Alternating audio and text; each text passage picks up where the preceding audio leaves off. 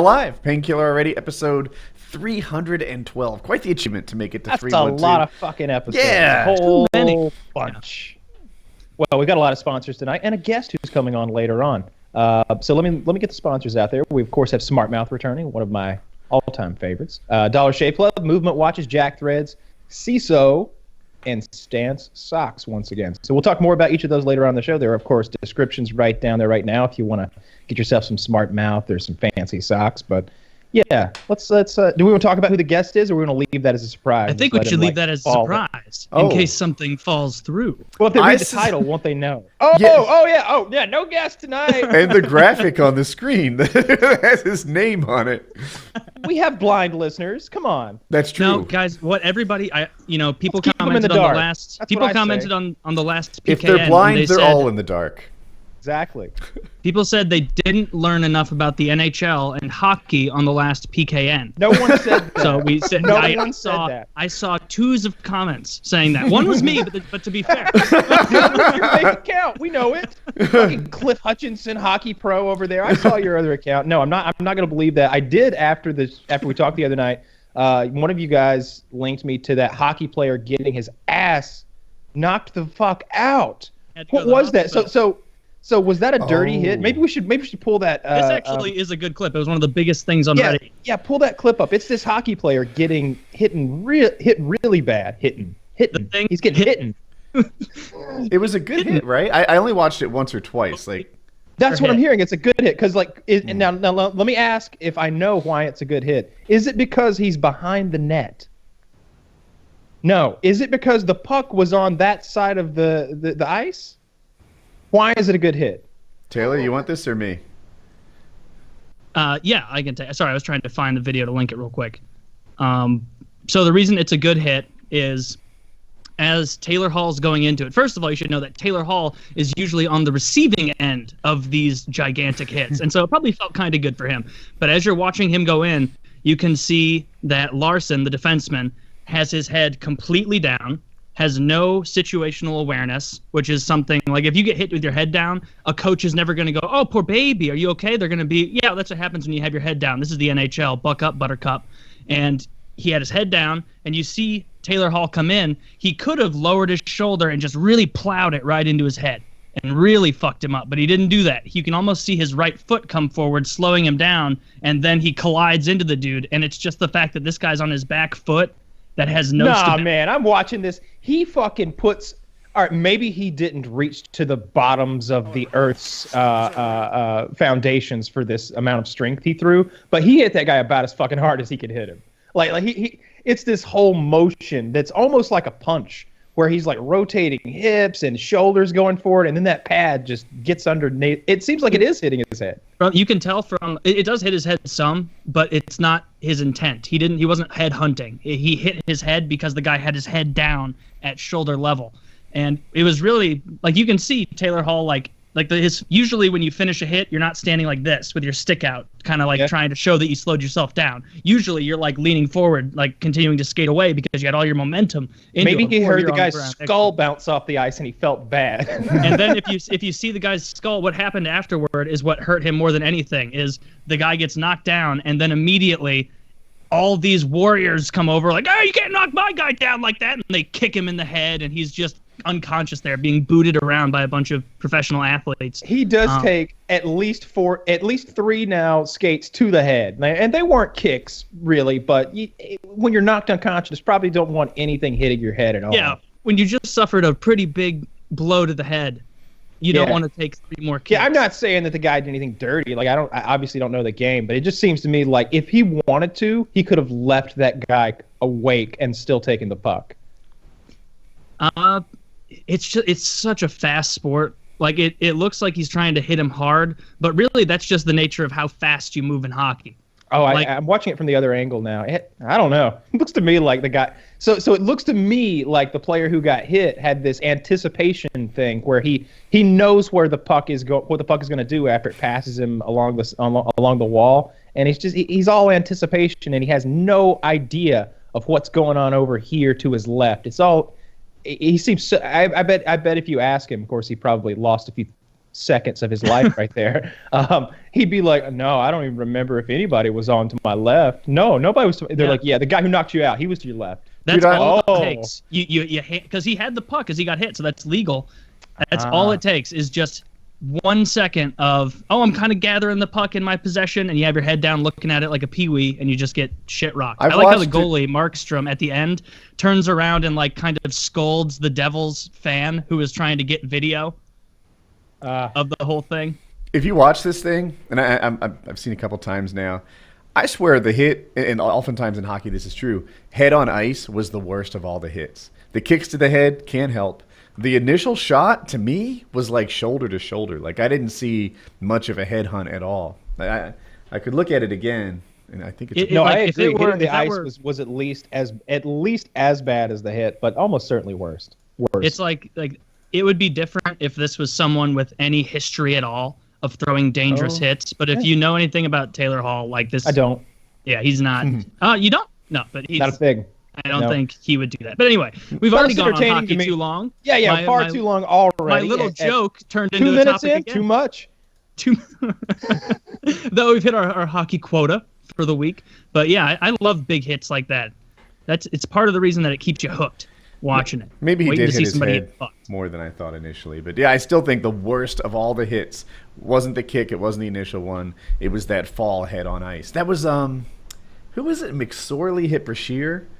Like, if Brashear had a Donald Brashear. Yeah, if Brashear had a proper helmet in that situation, or if he had his chin strap on, I know a lot of fighters don't, then there was another time where, like, McSorley was just trying to instigate a fight. He was trying to, I think earlier they had a scuffle, and he was like, dude, you're an enforcer, we're enforcers, we fight, give this to me. And Brashear was like, fuck you, I choose not to engage. So McSorley was like batting him with the stick or whatever. Somehow Brashear hit his head on the ice after he like hit him and messed with him. And that was where Brashear got really, really hurt. Again, head on ice. The ice is, I guess everyone's fallen on ice. It's curiously hard. Something about ice. Yes. It's the hardest thing. Have you ever slipped on just a small amount of ice and you hit your tailbone on it? Like if you're trying to walk across like a puddle that's frozen over or a pond or something, like it's shockingly painful because you're just like, hard as a rock. Fuck! Like it doesn't give at all. There's no give in ice. It's a rock. It's a fucking solid. The fact that it used to be water means nothing.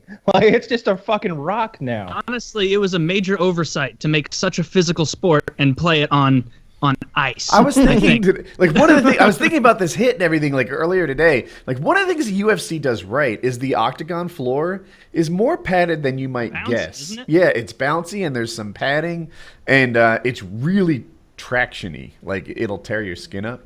But I don't like. So that's whenever I think that's one of the things that I know because I've been on it that most people don't realize. When I'm watching them grapple. And they're doing quick like moves on the ground where say your ankle has to slide across the mat or the part of your wrist that's really bony there on the end or your elbow. It's giving them super rug burn. It is sanding the flesh off their body, and they're often forced to do that sort of thing. They're often have like parts of them ground into it, or they're putting all of their weight plus someone else's weight on a joint that's getting slid around on it for traction. So awful. It sounds terrible because it is. But you don't even think about it because in the meantime, they're throwing elbows, fucking cutting each other's faces open and bashing each other so bad that the rug burn loses. But if you watch at the end of the fight, you'll see this really bad rug burn. They're all scraped up everywhere, yeah. But you need a lot of traction to do some of the stuff they're doing, all this takedowns and takedown defense and stuff. UFC has their floor right. Hockey, on the other hand, really didn't think it through. They did not. So I think it's just I have a topic. Kyle, you sounded like you had one too. We could do. Yeah, I want to talk about Conor McGregor being in. Video? I wanted to start with Conor McGregor being in Game of Thrones, and then sort of transition to some silly MMA, which is this guy's How to Defend a Chokehold video, which I just love. It seems that his natural accent is that of Kimmy J. Kimmy J, number one car commentator. Like, he's Kimmy J, but for real, and he's a martial artist, and he's going to teach you how to defend against a rear naked choke. But I read today that Conor McGregor was going to be in the next season of Game of Thrones. Hopefully some small, middling role, but the likes of which they gave. Have they revealed anything about what he will be? I don't think so. I haven't seen that either. I did see that he was going to be in it, and this is how fighters meet their downfall, right? This is trying to act. Which Rocky is it where like he's all, I guess the one with 3, right? With Clubber Lang, where he kicks off and he's like in his super mansion living like the Tyson peak lifestyle. Yep. Paulie's got a fucking robot for some reason that he's... Oh, no, that's 4... So I don't am I mixing them? I might be mixing them. I'm not sure. By 4, it's outrageous. By 4, it's outrageous because he's really showing the disparity between the capitalist American and the communist Russian. You really see, or the Soviet at the time. You really see the disparity there. He's got 2 Lamborghinis in his yard, a dog that, if you listen very carefully, Paulie is fucking that robot. Paulie is fucking that robot. He is. That is his fuckbot, and he clearly admits to it. We're living in the future. Yeah, so, but I think it's 3 that I'm thinking of, because that's the one where he's the paper champion. He's kind of gone soft, whereas Clubber Lang is really, busting his ass, and Rocky, whatever. So all them others was bums. They was bums, I'm telling you. This one's a real animal. He's gonna rip your head off. Anyway, I see that in Conor. And Conor sees that in Conor. I've seen him talk about this before, where he's like, man, I think I'm in Rocky 3, but I guess I'm still putting the work in. And, when he starts starring in Game of Thrones, he's not an actor. He just uses the same fucking canned lines. He's like 2 seasons late, too. You know who he would have been a great? No. The Red Viper, Oberyn Martell. No, dancing God, around with the mountain and there. You'll do nothing. Oh, you'll do nothing. Oh, you'll step up to me and you'll get a real taste of this Irish fucking like that kind of shit is what he would do. Oh, you raped my sister. Oh, and you're going to pay for it. Oh, I betcha. I got 2 belts not for nothing. I'm about to take a 3rd. Not even in my weight class. I wish I could do accents. But, yeah, he would have been great at that. That leads into my next topic almost. I really like the actor they did get for that. That guy... Yeah, that guy killed it. Yeah, he killed it. Yeah, he did great. I loved his character in the book. Like, he was one of the deaths that... You knew they were going to fight, but I didn't think that it was going to go down like that. That was the closest thing that I personally had to like the Red Wedding moment, because I don't think the Red Wedding was a surprise for me, or maybe it wasn't as surprising. I think that it was surprising how many people died. I thought maybe it was just going to be Rob, but when I saw Oberyn get his fucking skull crushed, that was like, whoa. Oh, yeah.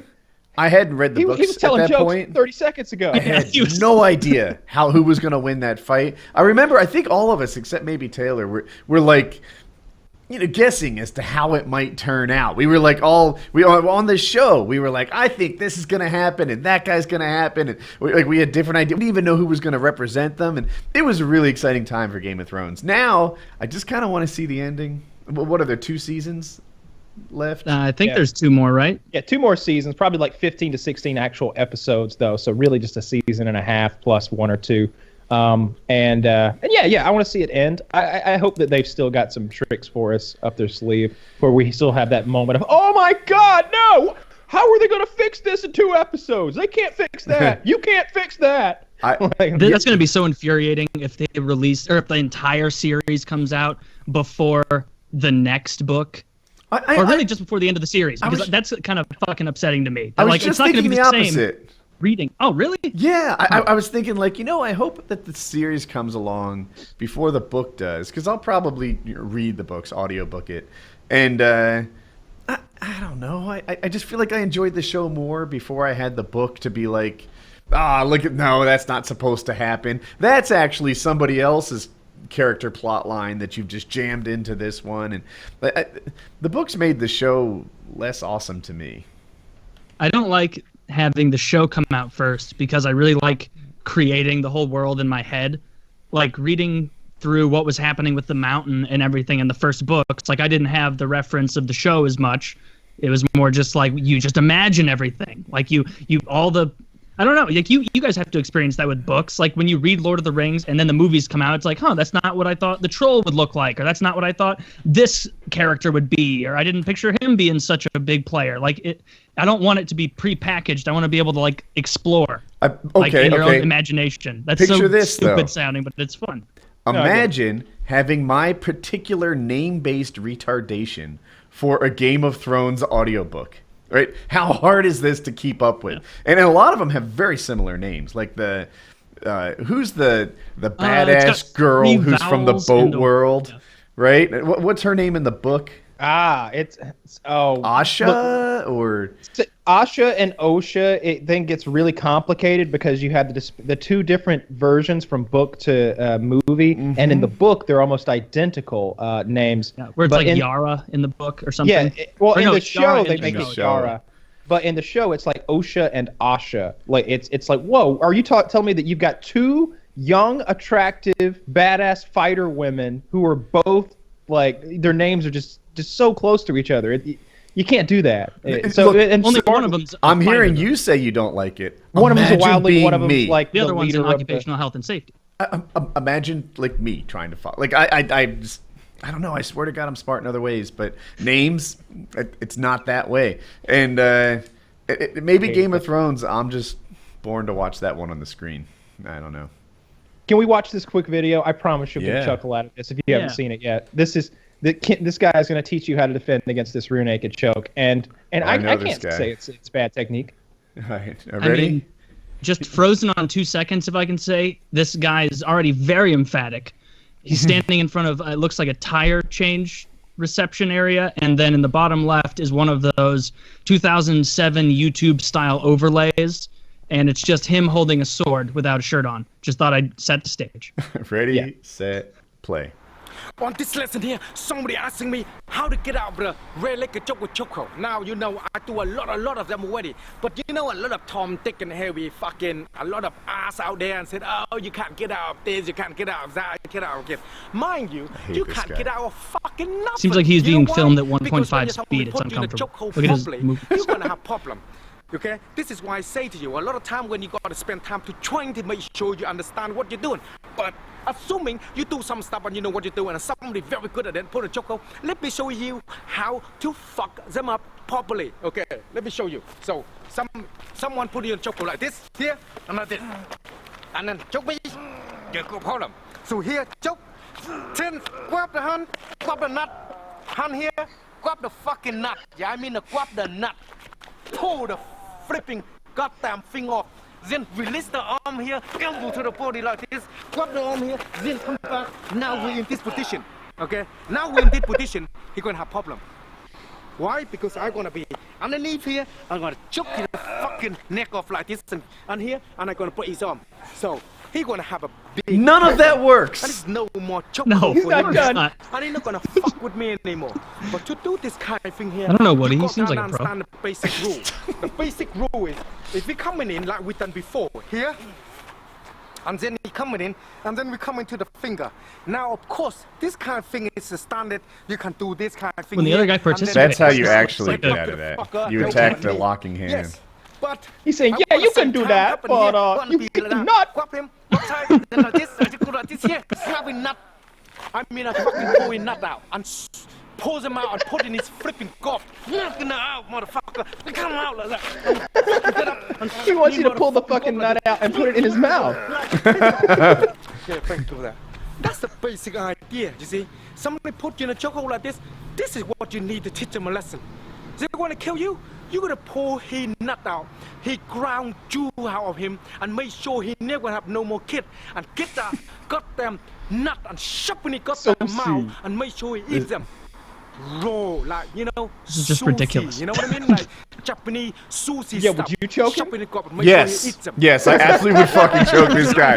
If this guy would let me go like Wings of Redemption and start off with the choke, Everything you need to know. I- Anything and everything. I would You just think he'll be mock attacked? him the whole fucking time. It wouldn't work. Like, You should call this guy out on Twitter right fucking now. And in the same style of broken English, although I think his is authentic, be like, you know, grab my crown jewel. You know, put in my mouth. I grab you. Choke your fucking neck off.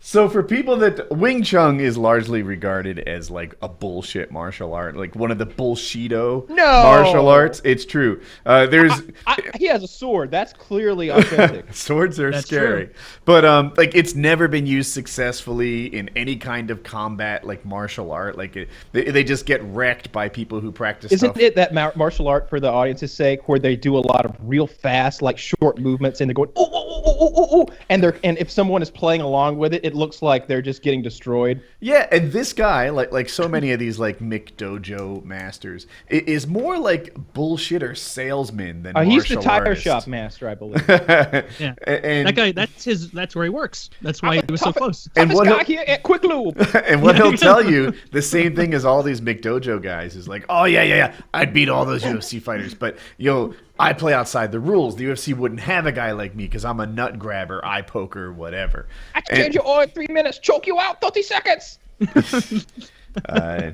Yeah, dude, that guy, he wasn't defending the choke properly. That won't work. No, it will not. Yeah, I mean, like everyone here, I can't see Taylor, but Kyle, we're wearing jeans. Do you really think that he could grab our nutsack and rip it off? One-handed while being choked.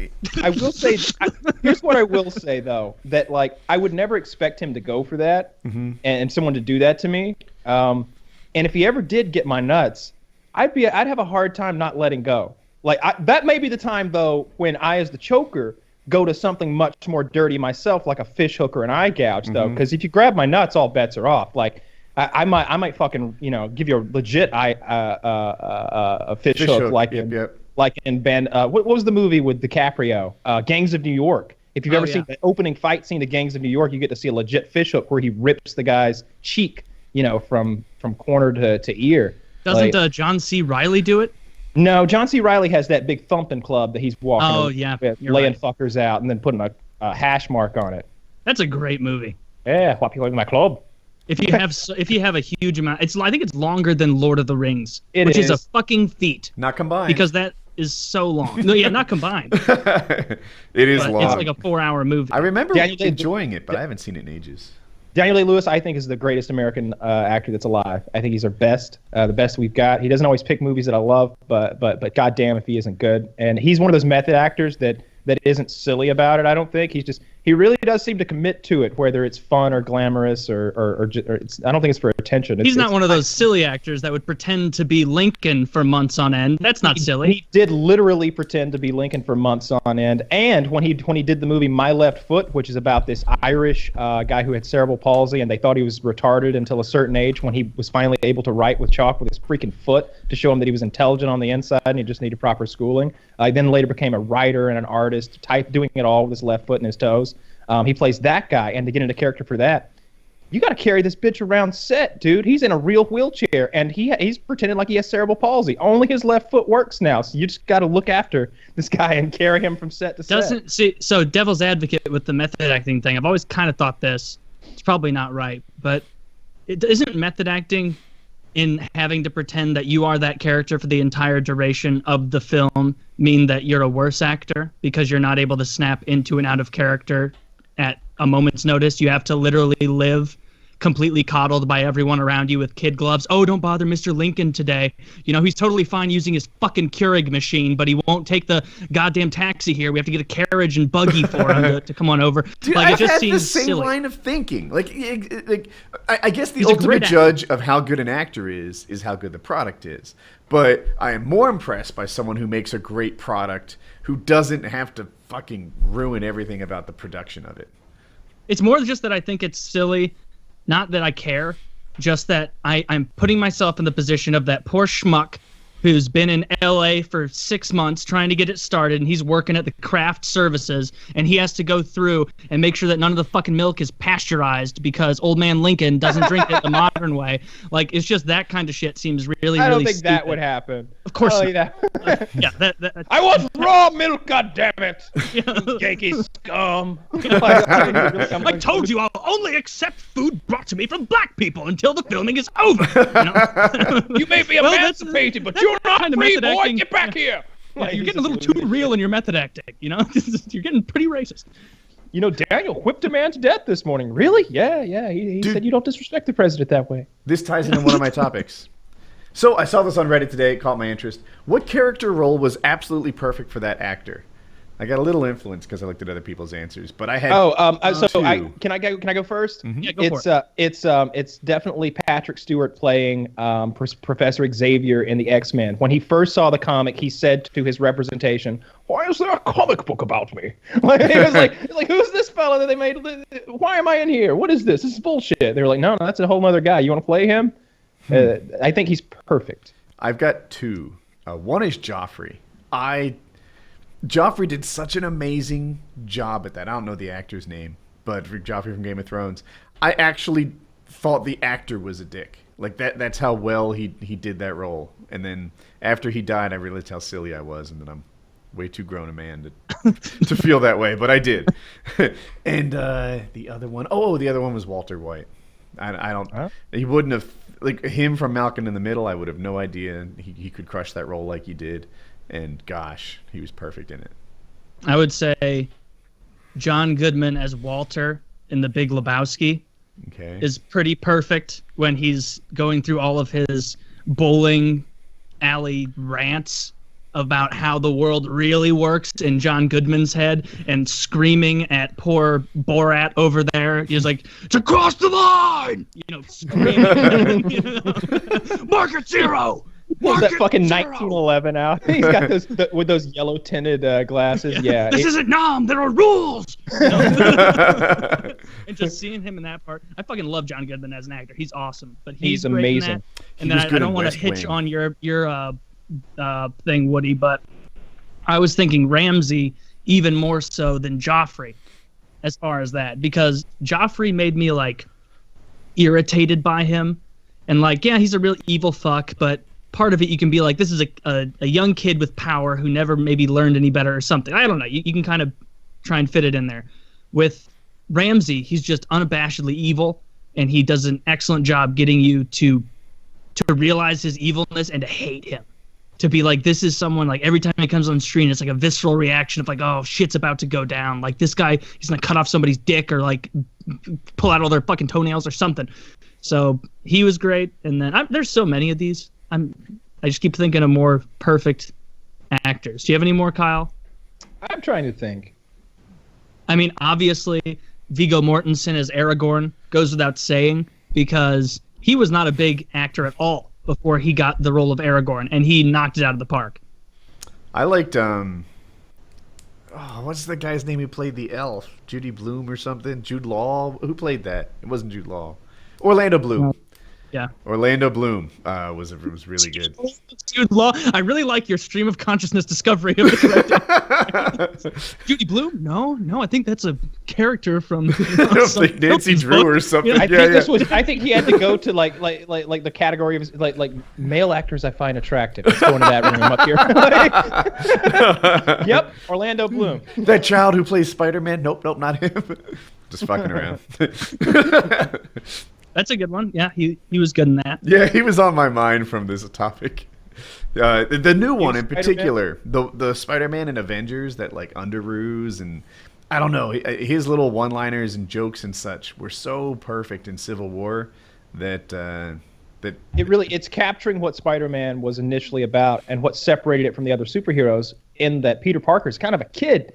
Like he's very immature. A lot of his problems are the problems of a teenager who's just come out of high school and has a girl that doesn't like him, and a job that's tough. Right? Like, you put him in this giant thing, and he's kind of honored to be in this group. And, they're like, normally there's not so much talking in the fighting. Like, oh, I'm really sorry about that. I don't mean to talk too much.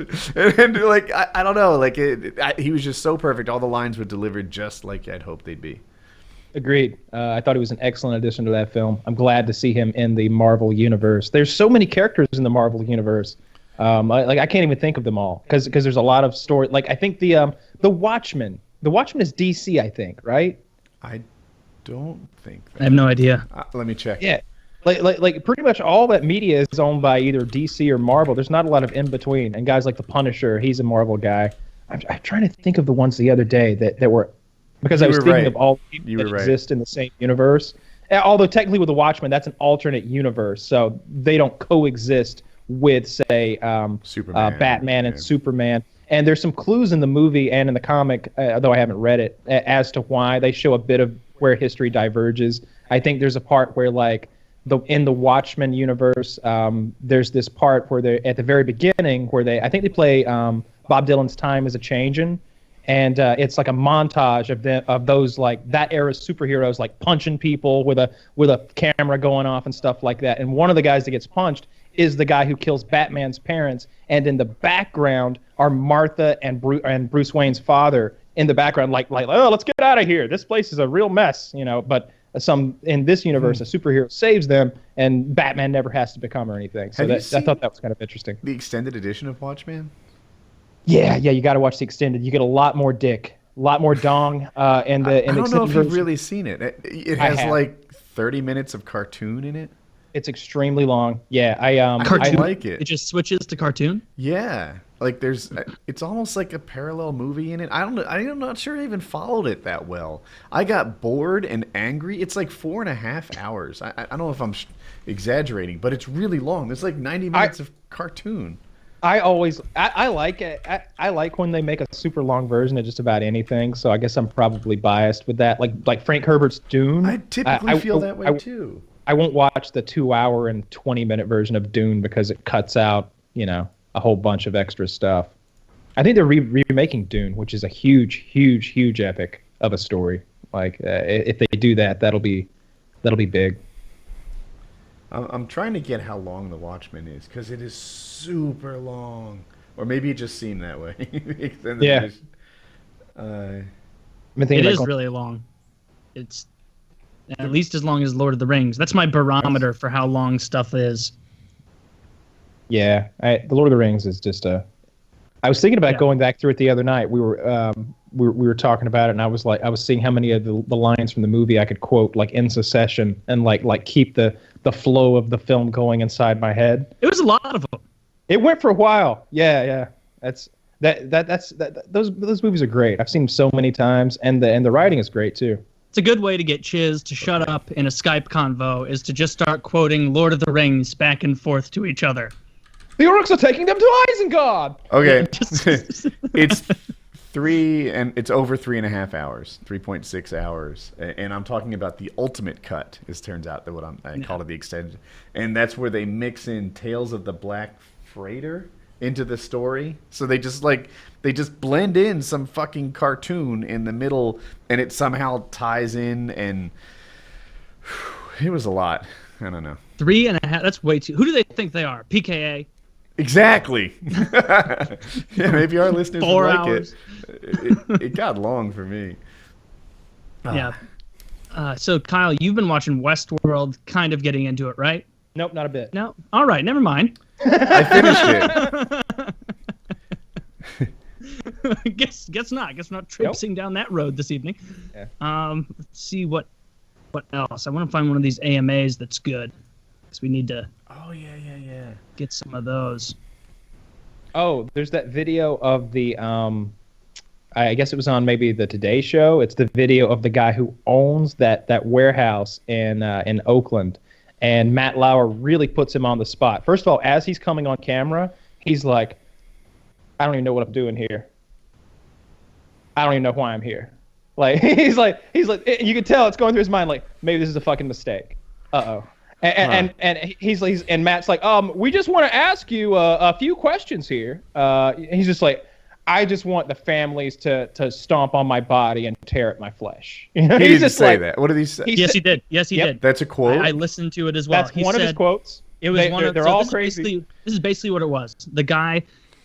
It started the interview, and his main point was like, I'm just a guy following a dream. I've got kids. We lived in this place, and we let other people live there and whatnot, and but we didn't know that it was dangerous or anything. And the guy the whole time I'm thinking this is just a manipulative piece of shit who is clearly a mini-me slumlord who is now not taking responsibility for putting people up in accommodations that were not legal and not safe. And he went through a whole thing of, oh, woe is me, my family. And they asked him, well, why weren't your kids there? Why weren't your family there at your house?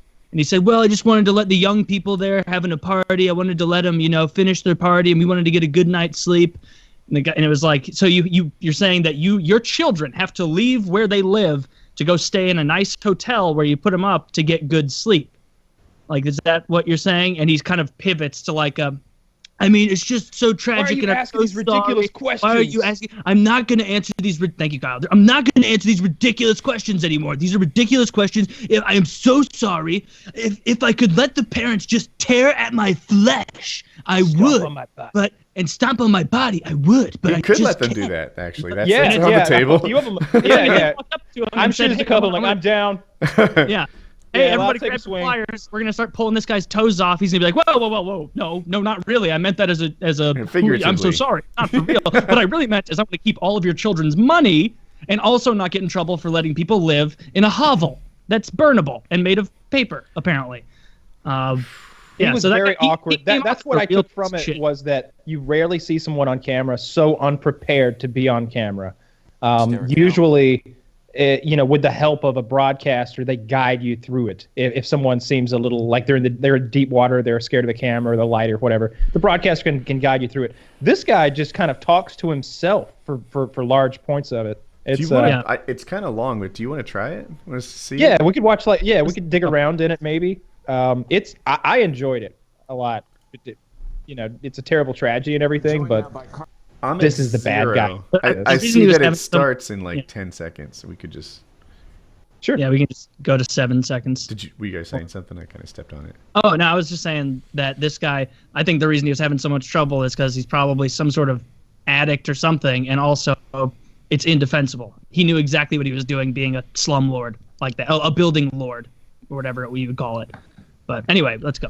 Ready, set, play. Almana is the man who ran the so-called ghost ship. He is at the scene of the fire this morning. They call it the ghost ship? And joining us now, Mr. Almana, good morning to you. Good morning. Yeah, 36. It's not a good morning.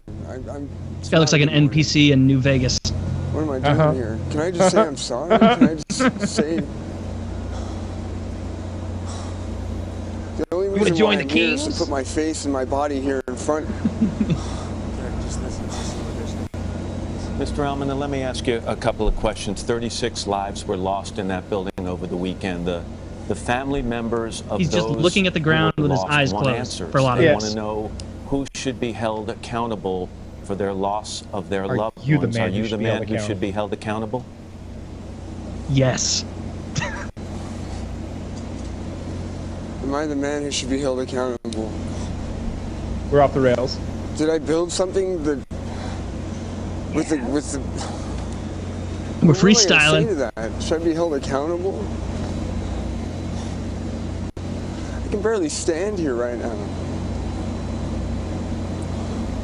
But it's a fair question, Mr. Almana. Obviously, there were some conditions in that building that may have led to a dangerous situation and led to what happened there. I laid my body down there every night. We laid our bodies down there. We put our children to bed there every night. We made music. We created art. We opened our home. What became our home, it didn't start off as our home. It started off as an initial dream, an idea that we would have a facility and a venue that would host everything from at-risk youth to the gay community to artists that couldn't perform anywhere to started off as a dream that I'd be a slumlord. Alternative arts. Yeah. And eventually, for starving Someday artists. you can't pay your rent exploit because people for when money. your dream is bigger than your pocketbook.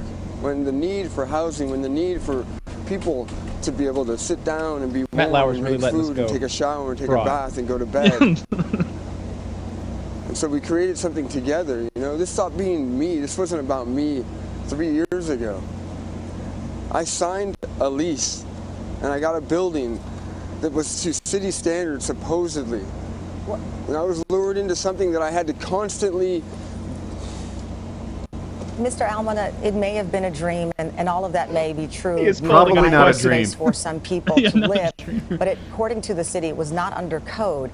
And we have someone who lived there, an artist who lived there for 2 years, Shelley Mack, and she said she rented a space from you, that you knew it was dangerous, that you profited from this and never spent a dime on anything but partying. What did you do to ensure this? I don't want to talk about it. I don't want to talk about me. I don't want to talk about profiting. This is profit. What can you tell me you care did to ensure the safety of those people who live there? I laid my 3 children down there every night. We understand profit. that. This is not profit. This is loss. This is a mass grave. The lawyer So for would the advise you not to families, be can saying you- that. I'm only here to say one thing, that I am incredibly sorry, and that everything that I did was to make this a stronger, more beautiful community. This is a bit out of my And to realm, bring but people together. People didn't walk through those doors because it was a horrible place. I once handled a case People where, didn't seek us where out 16 to perform, toddlers express drowned in a themselves Chuck E. because it was a Cheese when there was a horrible foot and a place. half of standing water hidden under the ball pit. They couldn't see. I'm it. 47 years Yeah. old. Very I'm the similar father of this situation. space. Mr. Amina, no one is saying it was a And on the horrible place, night- but on the people... I understand night much of it was fire, urine. On the night of the I got him fire, off.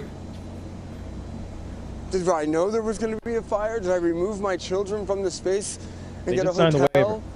Because I wanted to avoid this? Because I wanted to cast blame on other people? No, because I wanted to get a Crayon good night's stands up sleep with before my law. children. Mr. And I wanted Amina. to let the young people do what they needed to do. I'm not going to answer these questions the way that you're presenting them. What? Mr. Amina, I didn't obviously... do anything ever in my life that would lead me up to this moment. Can I ask you I'm if an you are... honorable man. I'm a proud man. No, I'm not going to answer these questions on this Are you level. worried that I you would will rather be get on the charged? floor and be trampled by the parents. I'd rather let them tear at my flesh than answer these ridiculous questions. Mr. I'm Amina, Matt. so sorry. I'm incredibly sorry. What do you want me to Gotta say? rein I'm this not back gonna in. answer these Yeah, questions. right? then we will call This is not a just telling 6-minute I am segment. Sorry. Yeah. Then we'll end the You interview have there, to hold Mr. my Amina. soul accountable. Why are you have to ending it, hold Matt? my This is soul gold. accountable for believing in You should something. just let this guy fucking hang Well, we himself. appreciate your And time this luring morning. in other I think this artists guy and knows other he's beautiful fucked. people I actually agree with you that there, also Woody. believe Like, with I feel me like for it And would have we been will easy to like, continue to follow like the story keep and that guy its going, and he developments. was going to say something that was Derek really going to get him in Mr. trouble in a Amina, minute. thanks for your time. You should have been like, It was. I paused it. It was about to get good. Howard Stern would have turned that into something amazing. yeah, he'd have been like, yeah, this isn't your fault. Yeah, what was the wiring like? Because that's on the city, I think. Yeah, right? He'd have been like, be honest with me, you fucking the other tenants, right? Did some of the tenants fuck you for rent? Yeah, well, yeah, I guess a couple of them. Like, I don't You know, here and there, we're all laying around in there. Yeah, they're artist Sure. types, you know. Yeah. Like, I don't know. They could have done something great with that. Instead, they're like, oh, I can see you're distressed. We'll cut that here. Ah, you dickwad. You had a great interview going. Yeah, that guy was having a real fucking meltdown there. But I don't believe that he, like, you kind of, part of you wants to feel bad for him because you see this position of, like, clearly I don't think this guy, like, obviously he didn't want 36 people to die in his establishment. He didn't want that. Like, I don't think he's a mean-spirited guy in that regard. But he's also clearly someone that didn't give a care enough to even get it checked out before he was allowing huge raves to happen in this warehouse where he was just, I guess, shuttling these kids around to other places to live. Like, that's bad parenting, and even worse, running of what is probably an illegal business. It is an illegal business. Yeah, it totally is. They didn't have permission for those shows and stuff. You don't think they're paying and- taxes? No. And if you look at, like, they've described the layout, and CBS did kind of a CGI thing to show you how it was all laid out. It was a fucking death trap anyway. Like, it Do you looks think like there was probably drug use in there? a ton of drug use. That's the scenario you have to envision so you understand how 30-something people are dead in a Taylor, warehouse. you think? That's how the fire got started. There's a lighter, a spoon, and a tinderbox somewhere. That's what it was. Some lazy Lauren trying to get her hit that night. Right, She right. drops her fucking thing. It and was too passes out and breezy everyone's dead. inside, so they set the walls on fire, made of straw, by the way, so they could melt the spoon. It was one guy on coke with a great idea. You know, like, we don't need the lights. If we light everything on fire, then it's all lights. You know? Yeah, right. Then everything's a light. The whole building's a light source. No, it's only dangerous if you're slow, but we're quick. We're quick. You know? It's only dangerous if you're slow, and I'm on cocaine, so fuck it. He's like saying that to his heroin buddies. Oh, hey. Speaking of assholes starting fires, it turned out that 2 teenagers started those Gatlinburg fires that killed 14 people. How did they find that out? Just like I'm not sure how, but they did, and they've arrested those kids. it's always so impressive when they figure out how a fire started. Like I don't. Yeah. I don't, Oh, yeah. no, it's all burned. I know. don't know how they do it. It's fucking magic. I look at my fireplace or fire pit, and I'm like, I don't know what the hell happened in there. It's all charred. You're like, it could have been anything. You could have thrown a handful of sparklers in there for all I fucking know. You could have been doused in motor oil. You could have started that with coal dust. Did I start that with gas? Did I start it with paper? Did I start it with... You don't know. There's all kinds of shit in there. And in Backdraft, it was easy enough because the melted incandescent light bulb pointed towards wherever the fire started. Like, that seems pretty straightforward. But in real life, it seems very complicated. I don't really know how. Yeah, when they say, like, oily rag was there, it's like, what? But it was covered in oil. If that started the fire, that would be the first thing gone, right? You would think, yeah. I don't know how it always works. I think maybe sometimes it has a lot to do with the fact that they're able to get right there and put it out, and then sort of see like that maybe electrical scorching up a wall or something like that, or maybe they can see, oh well, it clearly started in this corner, and by deduction, the coffee pot was plugged in right there. Maybe they do that sort of thing, and also chemical testing, of course, to like find what chemical compounds remain in the soot or the ash or whatever. I feel like with forest fires I might be able to do it, right? Like, imagine the wind blows in one direction, right? The fire's 6 hours old and it's all V-shaped, right? Like, there's just a big forest fire in the shape of a V, and I'm like, I think it started right here. In your backyard, Pete. What the fuck? It's just, big pile of like, it makes sense. Big pile of bottle rockets laying there in his backyard. Fall leaves, right? Is like the difficult one is like a whole house burned out. Because like you were saying, Kyle, like you can do it easily.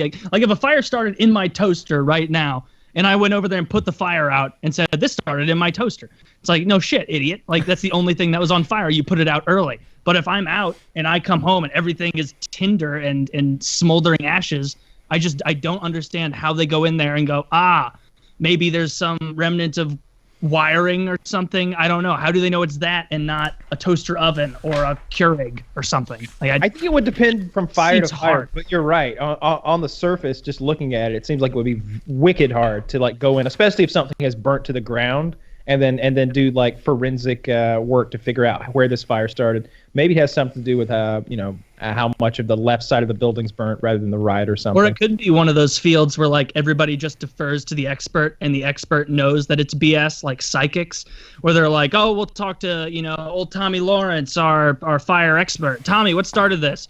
Faulty refrigerator wiring. They're gonna go, they're going to go, I don't think so. And he's going to go, you're going to question me? What experience do you have? And you go, you know what? He's probably right. It probably was the fridge. Let me tell everyone a bit about Smart Mouth, and then I think maybe our guest is around. This episode of Painkiller Already is being brought to you by Smart Mouth. 100% of people have bad breath or morning breath at some point in the day. Most people, especially young people, do not take enough precaution to prevent this embarrassing problem. Bad breath is something everyone notices and can sabotage your social life and turn off potential sexual partners. Smart Mouth's line of oral rinses are the only products on the market that are clinically proven to eliminate bad breath instantly and prevent it from coming back for 12 hours. That's because every bottle of Smart Mouth actually contains two different liquids, an activator and an oxidizer. The oxidizer instantly eliminates existing bad breath, while the activator releases billions of zinc ions that naturally bond to the bacteria in your mouth. The bonded zinc ions prevent bacteria from eating protein and producing sulfur gas, keeping bad breath away for 12 hours. But don't take our word for it. Go to smartmouth.com and read about the science and how it's able to deliver such an incredible result. Visit smartmouth.com by clicking the link in the description below and see if you're ready for 24 hours of clean, fresh breath. Once again, that's smartmouth.com, coupon code PAINKILLER for free shipping. Or pick it up at Walmart, Walgreens, CVS, Target, or your other favorite store. It's really great stuff.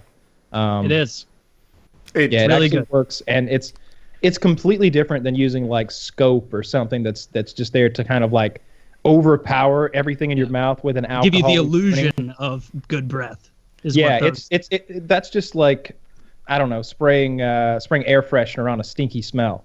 This is like Febreze for your mouth. It's going in there and actually chemically fixing the source of the chemically activating and getting rid of all the germs' abilities to produce sulfur, which is what makes your breath smell bad, sulfur. So you don't just want to get rid of the existing sulfur in your mouth. You want to get rid of the ability of the germs in your mouth to produce it for a long period of time.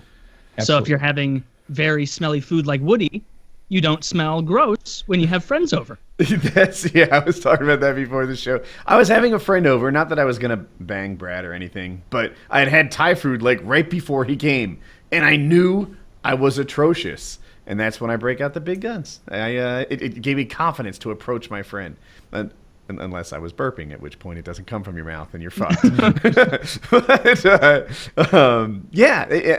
Smart mouth can tackle the big jobs. That's the takeaway there. You want to swallow a shot of it for those burps. Let me tell everyone about Dollar Shave Club. Don't do that. That's actually bad advice. Just switch it around. I don't know what happens if you do that. It can't be that bad.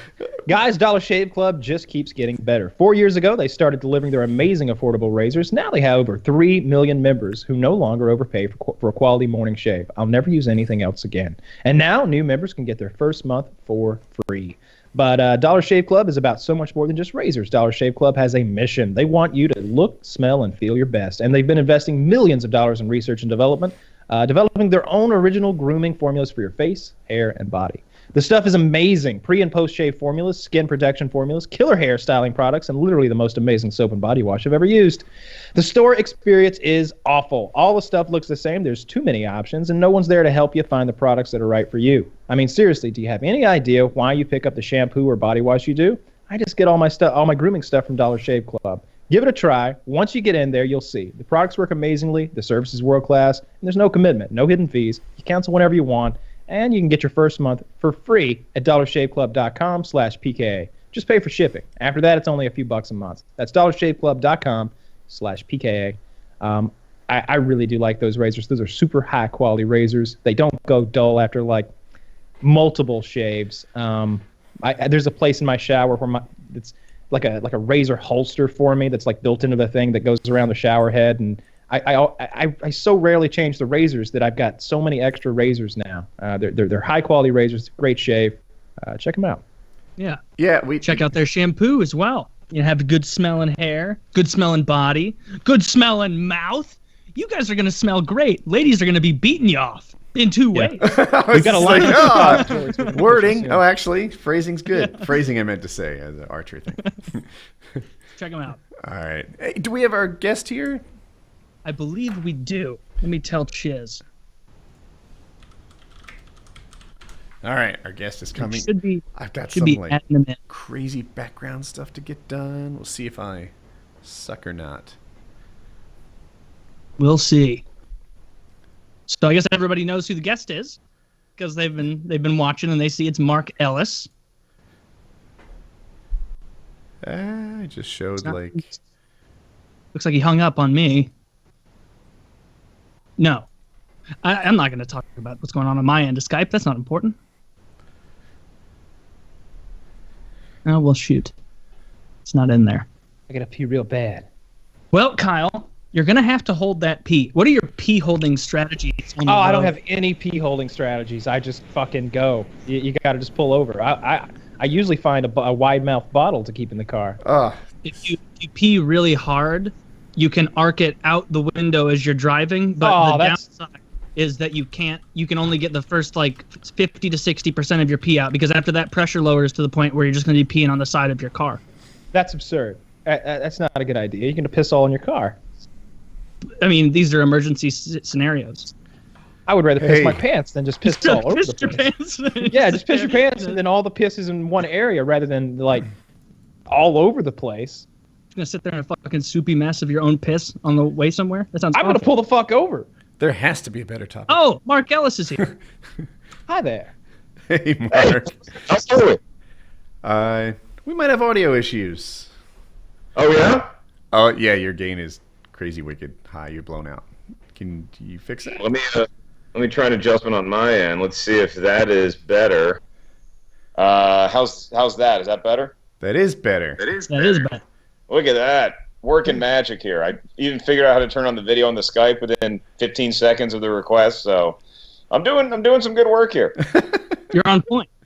I was listening to you guys talk about holding in your pee. I have a small bladder, I guess, and I see a lot of movies, so it really is a timing issue as to when I'm going to go take a leak during the movie. There's one time, and I'm not proud of it, but there's one time I was so engrossed in the film, I actually I had drank a large soda, and you know how big the cups are at a movie theater. Yep. So I drank the big large spender. soda. Something about what the way my body was, I was in college, the way I contorted my body is I had my knees up on the seat, and I put my shirt over the knees. I had the cup right there, and I just went. Back into the I don't cup blame from you which at it all. came. I've done that in cars, and if anything, less people are going to see in a movie theater. The lights are off. Everybody's looking forward. You think more people see in the Actually, car? you know what? As a matter of fact, And there's yeah, the because in the smell? car, if you're not driving a big SUV, people can look down into the car and see you. It's the same problem when you're trying to masturbate and drive. You know, preaching to the choir though. But like trying to pee in the theater though, it's also more considerate because you're not standing up and leaving in the middle of the theater. You're not standing up. Here's the issue: is that your pee is really loud. Like you don't realize how loud your pee sounds until you're in a quiet movie theater. And the movie that I was too engrossed in to get out and go to the bathroom was The Sixth Sense. And so there's a lot of scary moments in there, but there's also a lot of quiet. We're building suspense. So to hear like a little. So you weren't trying to like force out the pee at the loud bombing part of D-Day and Saving Private Ryan. And then you like pulled it back real quick when it gets silent and the guy's looking for his arm. And ever since then, Mark's been notifying his neighbors when he moves. That's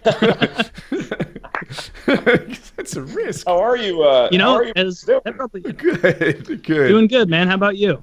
I'm great, man. Everything's great. I'm here at our since I last hung out with you guys. I was on the road last time I was on the show, but this is our newish studio at Collider in downtown Burbank. So this is the new place, and we've made ourselves quite a little home here. What is that behind you on the casting couch there? Are you a 2-time champion of something? That's actually the belt you get if you pee in a movie. Oh, you've done it twice. Yeah. And you can't fool me. I know that couch, that black leather couch. I've done my research. That's right. These belts are the movie trivia schmodown. These are the championship for the tag team belts. So we do this huge movie trivia show every Friday. Sometimes it's individuals, one-on-one. Other times it's 2-on-2. These are the championship belts that I used to, the schmoes used to own. Like, we bought them, but we don't own them anymore because we lost our championship match to Top 10. And they're going to be on the line again in a couple weeks at the Schmodown Spectacular, which is on December 23rd. So look out for that. How much does belts cost? These belts cost entirely too much, and it was not my decision to purchase them. I thought so. We bought these little belts because like I'm not a huge wrestling fan. I didn't grow up watching wrestling, but Christian, my partner in Schmoes, he loves wrestling, and we ordered these belts that were like they were like $30-$35, and they looked okay online. But when they arrived, they were so tiny. They were like the belt buckle was about as big as a cell phone, and that just isn't going to cut it. Like the fans were laughing at us and stuff online, so he went ape shit, and he got like $130 belts, which those are. 2 of them. So it cost the they would company a pretty penny, but I think it was worth it because they really do look good. Like when I owned it, I was like, I'm somebody just because I have. Yeah. Like I understand Texas now because they walk around with their huge belt buckles, and I'm like, you know what? That does make you feel like you belong somewhere. It does. And it's good business sense. Got to spend money to make money. That's right. Yeah, I'm not sure every business should spend their money on belts, but for ours, it ended up paying off okay. I had a substitute teacher in high school, and he was a huge wrestling fan, and he had a mullet, and we all thought that was just hilarious. And we acted like we thought it was real cool. We were always like, yeah, tell us about this and tell us about that, because he was always going on about, because he traveled around and went to the events. And one day he let it slip that he had a championship belt. And I was like, oh, yeah, you should wear that next time. You should bring that in. And sure enough, next day at school, he's got this fucking belt.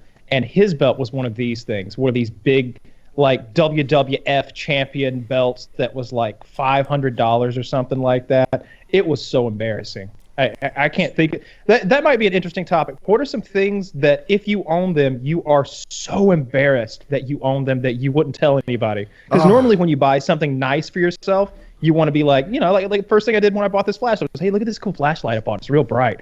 But what are some things that you have bought for yourself or maybe have been bought for you that you don't want people to know about? The most embarrassing thing I've ever heard of was this helmet. You know, something you might keep for ages from Game of Thrones. Or no, Lord of the Rings. And little brother. I was about to say that. The only thing I could think of was something that I was bragging about a couple episodes ago that I thought was dope. When I was 15 or 16, I guess I was 16, I got for my birthday or Christmas or something a full, gigantic, life-size, like made of metal cast Witch King helmet. It's huge. The Witch King of Agmar? The Witch King of Agmar. It was so heavy that it was uncomfortable to wear. And then my younger brother got into it when I was in college and fucked it up and ruined it. But Is he that's something that I wouldn't. I tell you guys, but I would never bring that up in female company. That's not my girlfriend because she kind of thinks it's neat too. Which is probably why we're together. It's kind of interesting because like it always seems to be some sort of like niche thing. It's never like something you need to survive. It's always like, hey, I'm super into this thing, and people who don't get it just simply aren't going to get it. First of all, I would love to see a percentage on how many substitute teachers would consider themselves huge fans of professional wrestling. 85%. You think those are very close Venn diagrams, like a lot of middle space there? I guess the closest purchase to what you're talking about, because we're basically talking about the purchase equivalent of when you're driving in a car by yourself and you're singing like the B-52's Love Shack at the top of your lungs, and like you have to roll the windows up so you don't want people to know it's you singing. But I was going to drop about $300 on eBay for a pair of vintage, which were not vintage, Eddie Van Halen replica Converse shoes. Because before they started marketing them themselves, you couldn't find them anywhere, and I lost it. I had the $300 there, and somebody outbid me at the last second. The other thing I got is I was a huge sports cards fan growing up, and now if you go on eBay, like it's ridiculous how affordable those packs, unopened packs of cards from my youth were. Like 86 Donruss, 89 Upper Deck. I order wax boxes of these things, and I give them out as gifts at Christmas. Really? They've lost all their value?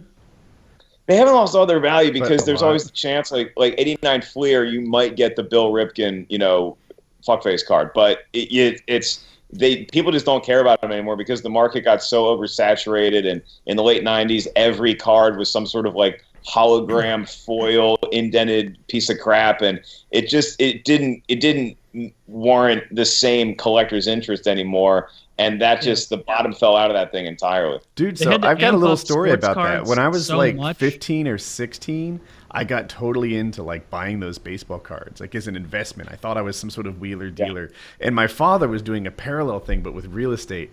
Anyway, I did well. And when I was 17, I made enough money to buy my first motorcycle by just liquidating my baseball card collection. That is the most discipline I've ever heard, because I've heard that tale often, and it usually ends with how mine ends, which is like I convinced my parents to let me have like $200 or something to invest in unopened Magic the Gathering cards, and I still have them unopened in my closet back at my mom's place in Virginia. Wait, what edition are they? Yeah.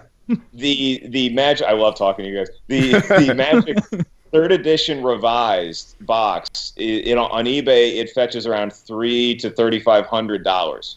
$3,000 to $3,500. So I'm a real novice here, but is there a possibility that it has one of those Black Lotus cards in there that's worth $15,000? No, that's not 3rd edition revised, I don't think.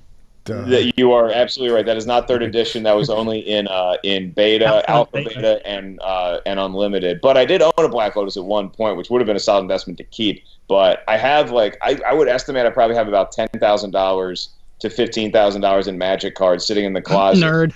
But here's the thing, dude. I'm kidding. I'm jealous. My sister's got $8 million worth of Beanie Babies. Just so you know. We're gonna cash them in one day. I have to do our podcast in a little bit. I will just let that thing sit by the wayside if we're talking dual lands for the next 3 hours. But, we'll talk about the hardest thing with Magic. Oh, go ahead.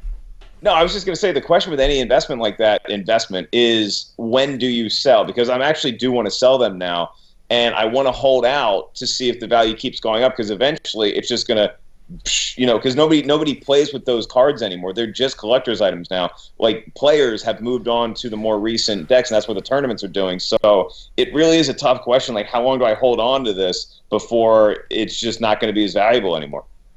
Yeah, and if you have like a to go into Magic for a bit, like I have a friend who's a fanatic. Like I have a lot of cards and I really like Magic, but he is dyed in the wool. Like he has the whole Power 9, all of it. He loves it.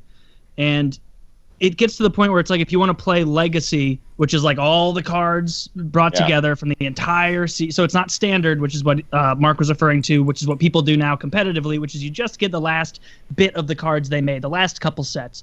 With Legacy, you have every card ever printed, which is basically pay to win. Because if I play against him with my bullshit Legacy deck with what I can make, he has so much powerful shit that it's like, well, God damn it, like playing these games, it's not even fun for me, like getting to use my little like token cards before they just get obliterated. Like it's Magic. It almost is better in standard or in modern, I guess. I started moving to modern a bit more.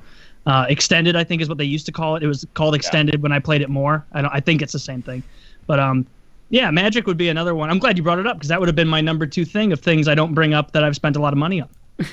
Magic and Lord of the Rings stuff. I've been on this podcast for about 10 minutes, and we already brought up pro wrestling and Magic the Gathering.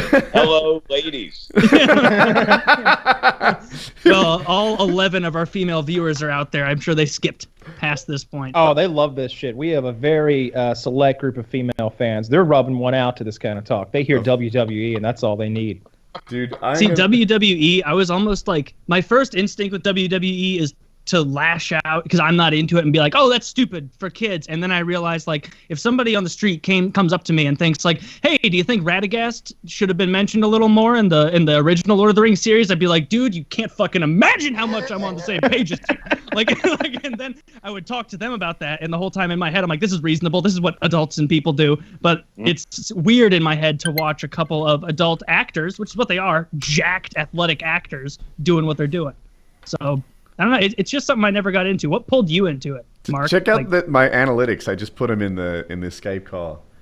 In terms of time watched, females make up 1.4%. They are literally the 1% on this channel. Well, at least 0.4 out of that 1 is lying. So 1% for sure. Yeah, you're right. Did you know that 1% of our audience controls 90% of the sex? Or more. No, you're false. 90% of the consensual sex. Is that where we're headed on this? No, we're not. We're not a conclave of rapists, Kyle. I didn't say we were. I just, just be specific. There could be some gay guys in there that, Yeah. Well, this went off the rails a little more. No, I was talking about rape. No, it was rape. I was talking about rape. So, Mark, you're a comedian. I wrote down 2 questions for a comedian. Sure. 1, so a lot of comedians know each other. They're at the thing. They're whatever. You see people hit it big, like the super big. Do you feel like the guys that hit it super big are like, is that direct related to their talent, to how funny they are? Or does it almost seem like random lightning strikes that are picking out from the crowd? I really think it's kind of a cop-out answer, but I think it's a little of both. I've definitely seen lightning strike, but the question is, like, if you hit it super big time, that means that you're not just a flash in a pan. Like, to hit it super big time, you can get a great break. And it's more so what you do with that break. So, like, you can skyrocket, but if you don't have the talent to sustain it or the discipline to maintain what's going on in your career, then it's not going to last long. So most people that you see that just had a, so-called rocket to being a huge megastar, they generally have the chops and they earned it. I mean, there's guys that I just worked with a guy a couple weeks ago at a club, Fahim Anwar, and he's done a lot of late night shows and he's starting to be in movies and stuff like that. And you watch him on stage and you can see why. And he's grounded enough and he's been doing it for long enough to where people are going to think he's an overnight sensation, but he's really not. Same thing with Gerard Carmichael. When I saw Gerard Carmichael, who has the Carmichael Show on NBC and he's in the new Transformers movie, which good luck with that. I saw him when he was pretty much fresh off the bus from North Carolina.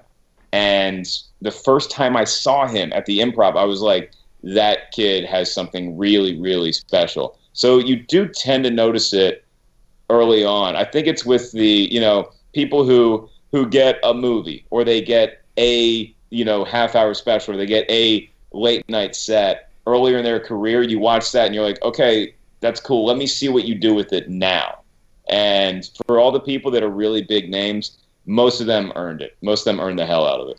It's interesting to hear their perspective from the huge guys too. Like I listen to Bill Burr's podcast quite a bit, the Monday Morning Podcast, and he seemed like one of those guys that like in the late 2000s was just like suddenly Bill Burr's here, like just tearing it up, getting actual big specials. And if you listen to his podcast for a while, you hear him go through his thought process of like, man, like 2004, 2005, whatever, I'm 36 years old sitting on a futon. Like I feel like a loser. Like I think I need to give this up. And like, you just don't think about that when you look at him now and you're like, oh, just a millionaire making jokes. You know, you don't see the whole horrible path that it took to get there and all the shit that he had to go through. And I'm sure that's the same for Louis and all the big name guys.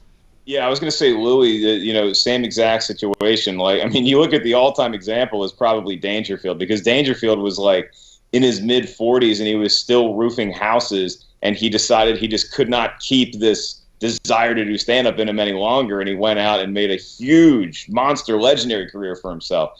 Sam Kinison was a preacher forever, and he just decided, I can't keep this in anymore. So you have guys like that. Then you also have somebody like Chris Rock is a great example of a guy who was literally on Saturday Night Live. He was a cast member on SNL and did not pop from that. Like, I remember watching Bring the Pain on HBO, which was his first hour special on HBO, and I think it's the gold standard in comedy specials to this day. I really do. But I remember watching that and thinking, this is the first time anybody's ever seen this guy. And it wasn't. He was on Saturday Night Live. He was in a couple movies. And he's Murphy just, was Gumby. it's just weird how people remember, comics. Yeah, you're right. Yeah, you're right. Something interesting with the comic community, like I listen, like most of the podcasts I listen to have to do with comedians, because usually they just do better podcasts because they're joking around and being entertaining. There seems to be, like, if you listen to athletes talk about other athletes, there's usually a good bit of like, fuck that guy, like I'm better than him, like I can beat him. It seems like within the comedian community, you cannot get a comedian to say anything critical of another comedian unless it's something over the top, like Joe Rogan saying like, oh, Carlos Mencia, you're a joke thief. And everybody's like, yeah, you know what? He stole a lot of jokes. Fuck that guy. But it just, like, is that something that you've noticed where it's like a good example, like Jim Norton, great comedian, really funny guy on the radio, but you ask him about like, hey, there's this new Bangladeshi comedian, he's done one set on a Saturday night, what do you think of him? I think he's great, he's got a lot of potential. And it's like, well, why can't you be honest about it? Like, is that something you notice a little bit? I mean, I think a lot of times we really are being honest. The one cardinal sin you cannot commit in stand-up is stealing jokes. And so that once you go over that line, then there is no going back, and it is going to be a free-for-all. But I think people, especially in the age of social media where everything is documented and everything lives on in perpetuity forever, regardless of where or how you say it, people are going to be a little more cautious. And I think a lot of times with athletes, that's actually a pro wrestling aspect of it. Like if you ask Josh Norman about Odell Beckham Jr., he might talk some trash about him and say, oh, no, he's not even in my top 5 wide receivers, but they know they're great. They know it. I think with comics, it's that we've worked a lot with each other. We see each other night after night at clubs, and nobody else really gets that perspective of it, to where you're hanging out. You actually get to know the person a little bit. You get to see their set and how it develops. So I think there is a lot of respect in communities. There's a few comics, and I've been really lucky because I try to be as nice a guy as possible. I think I come off that way, and so I have an easy rapport with most comedians I meet, with 98% of most comics I meet. There's maybe 2 or 3 that I have an actual issue with, and I don't need to bring their names up, but but you can if you desire. I appreciate the forum, and I might call you in a week and be like, hey, I need to come back on the show.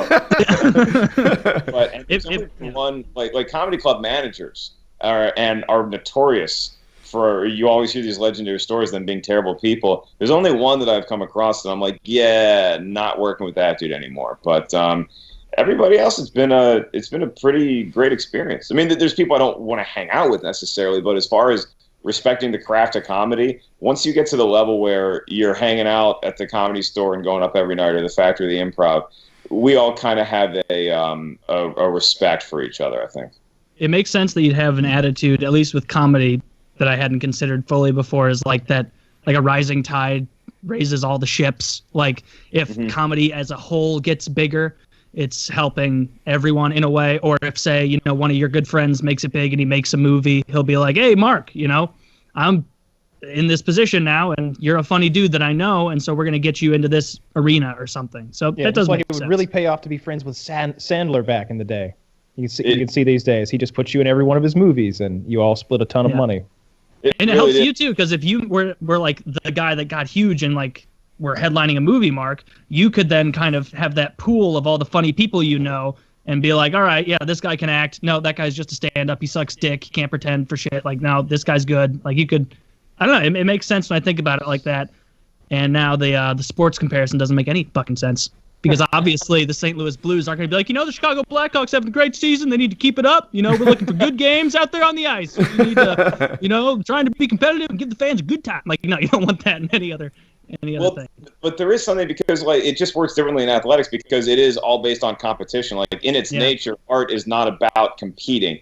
In athletics, it is. And so if there's more trash talk, that's going to garner more interest. Like more people are going to tune in to watch the Redskins-Giants game if they know that Josh Norman and Odell Beckham are going to be going at each other. Like that gets ratings. With stand-up, it's unless you have the oddest of odd events where you have like Rogan and Mencia on stage barking at each other at the same time, you don't really get that. But what's an interesting comparison with the sports analogy is that the Comedy Central roast battle has taken off, and that style of humor has really become into somewhat of prominence in the last few years, largely because people like watching the competition, whether it's forced or not.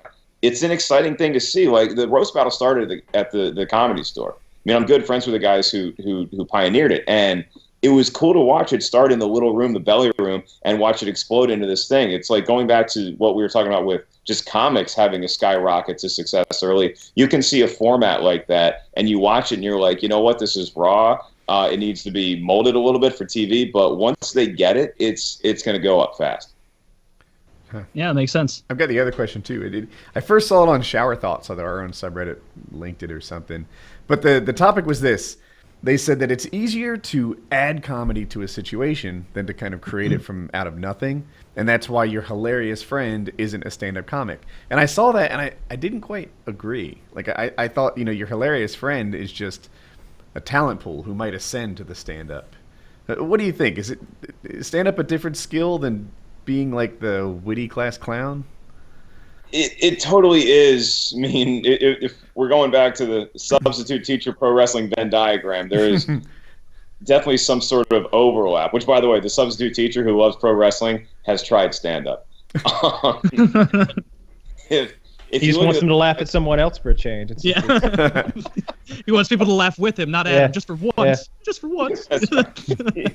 He just kept bombing, so he needed an audience of 10-year-olds he can tell to shut the hell up. Kyle, that story, honestly, it made me feel sad to think of this poor fucking guy who thought that, like, hey, these kids, I'm making a connection. You know, I'm a teacher now. They like me. They care about me. Hey, they're taking interest in something I like. Wow. I know that my interest is a little bit infantile and childlike, but I work with children, so of course they'll be drawn to it. Oh, they want me to bring my belt in.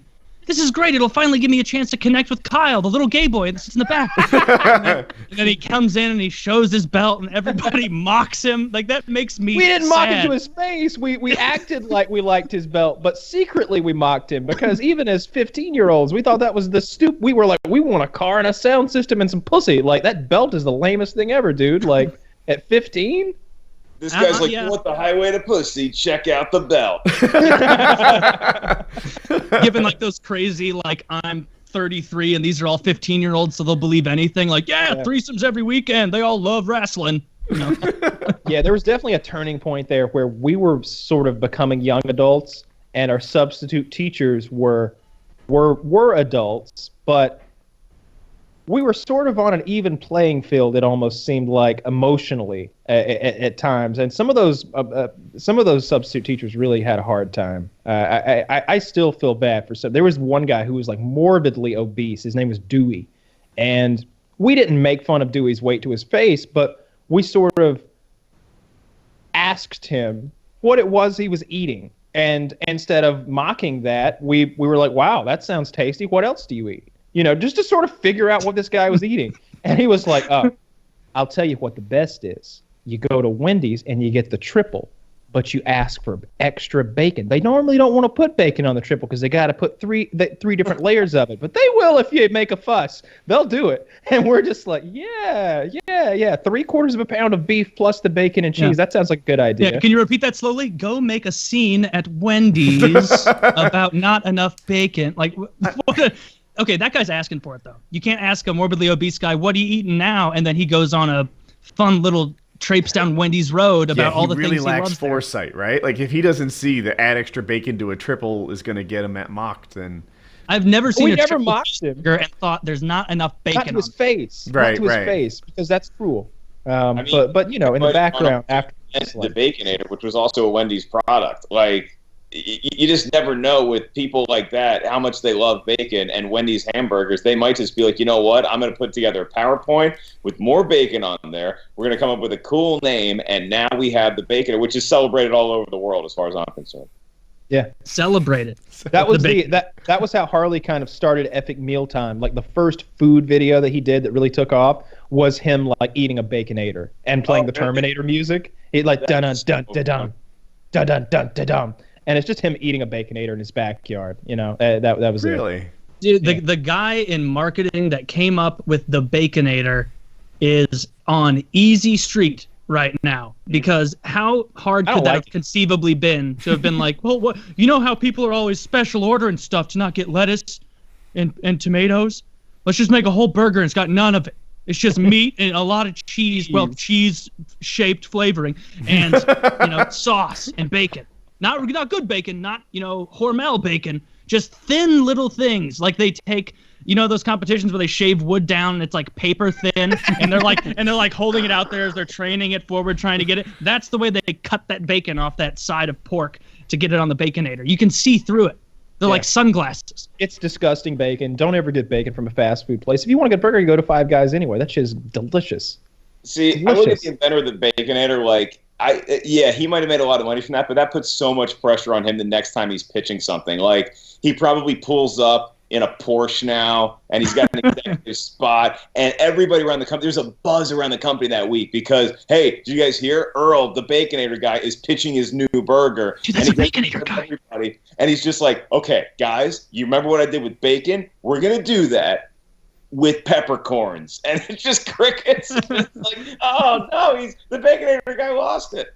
That's true, because they really invested too much in peppercorn in a lot of these places. I mean, Red Robin, settle the fuck down with your peppercorn burgers. You're relegating me to just the Whiskey River barbecue burger because you've got peppercorn sprinkled all over everything else. We're in the weeds. So we're talking about people, coming up with these ideas for fast food places. It's kind of interesting you bring that up. It's kind of topical, I guess, with Trump picking Andrew Puzder, the CEO of Hardee's and Carl's Jr., as his labor secretary.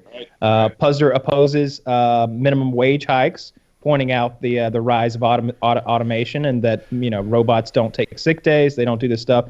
And I think he's more for you growing within the company. And he has this idea of these bottom tier jobs that are just to get you into the economy, not to support a family. He sort of looks at it that way, which we've talked about here a lot. That's the common sense approach of looking at it.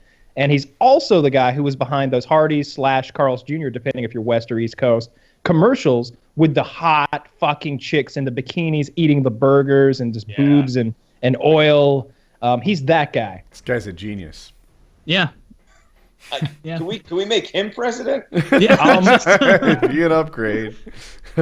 Get him as president, and then can you imagine his cabinet just awesome chicks like doing their various things? Like, this is an incredibly hot chick in a bikini, but like she's the Department of Education head, so she's got like those flat hats on, whatever the fuck they're called. And that would be smart to make your like the press secretary, or the guy who's like the mouthpiece for the White House. That guy, make that a hot chick with huge tits, so all the reporters are just very confused, and the questions are more about her than the Department of Defense. She's in a bikini with like a bandolier between her tits and like a rifle on her back, or just like go the Seinfeld route and appoint like a quiet talker. Someone gets up there and we'll go like, there's like, the press secretary is about to come out and address the unfolding situation in Aleppo. Just President Trump has been telling us a lot of things about what we need to be doing in Aleppo, and I think any questions for him? Madam Secretary, I want to ask about the combat situations on the moon right now. We understand that the Russians have moved into the moon base 1. No, I don't think Mr. Trump has said anything about that. I don't think that's correct. Will he send the space patrols in or not? No more questions. No more And questions. if so, will he use our battery of orbital missiles? Listen to some more questions, sir. Thank you so much. Thank you so much. No more questions. This is bullshit. He sneaks away. That would be so many people would be upset. That would be hilarious if he just got out there and just like mumbling Mary starts giving all these these terrible answers. Actually, no. People would be very upset. And then everything else is no more questions. I like a small business appointment. He picks Vince McMahon's wife's wife, who I believe was helping with the business end of the WWE. I bet she is probably a huge part. She helped him build it. Yeah, she helped Vince build it. $10 billion corporation, ground up. Sure, give her that position. I like that she's from the private sector. Love that she's a woman, of course, and she's also close with Trump, so surely they'll be able to work together seamlessly. I like that pick a lot. Yeah, I like that pick a lot, too, especially because I heard about that pick right after I heard about Pruitt as the head of the APA, and I'm like, anything that I hear next is going to be better than this decision. So I guess... A guy who hates the EPA running the EPA, a climate change denier running the EPA? Why would that be a problem? No, that means Hummers are coming back. Get ready. Remember 2008? I think Hummers went out more stylistically than anything else. No, they didn't. No.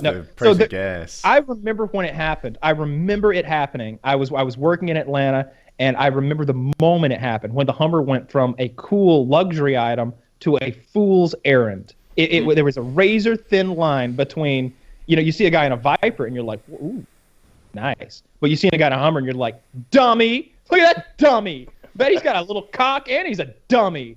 Because this thing's just bleeding your wallet dry every day for $5 a gallon, and it's getting like 8 miles per gallon. Those huge freaking engines, and they just had made them beefier and bigger and sport packages and off-road shit. And it started to go and look more like the actual H1.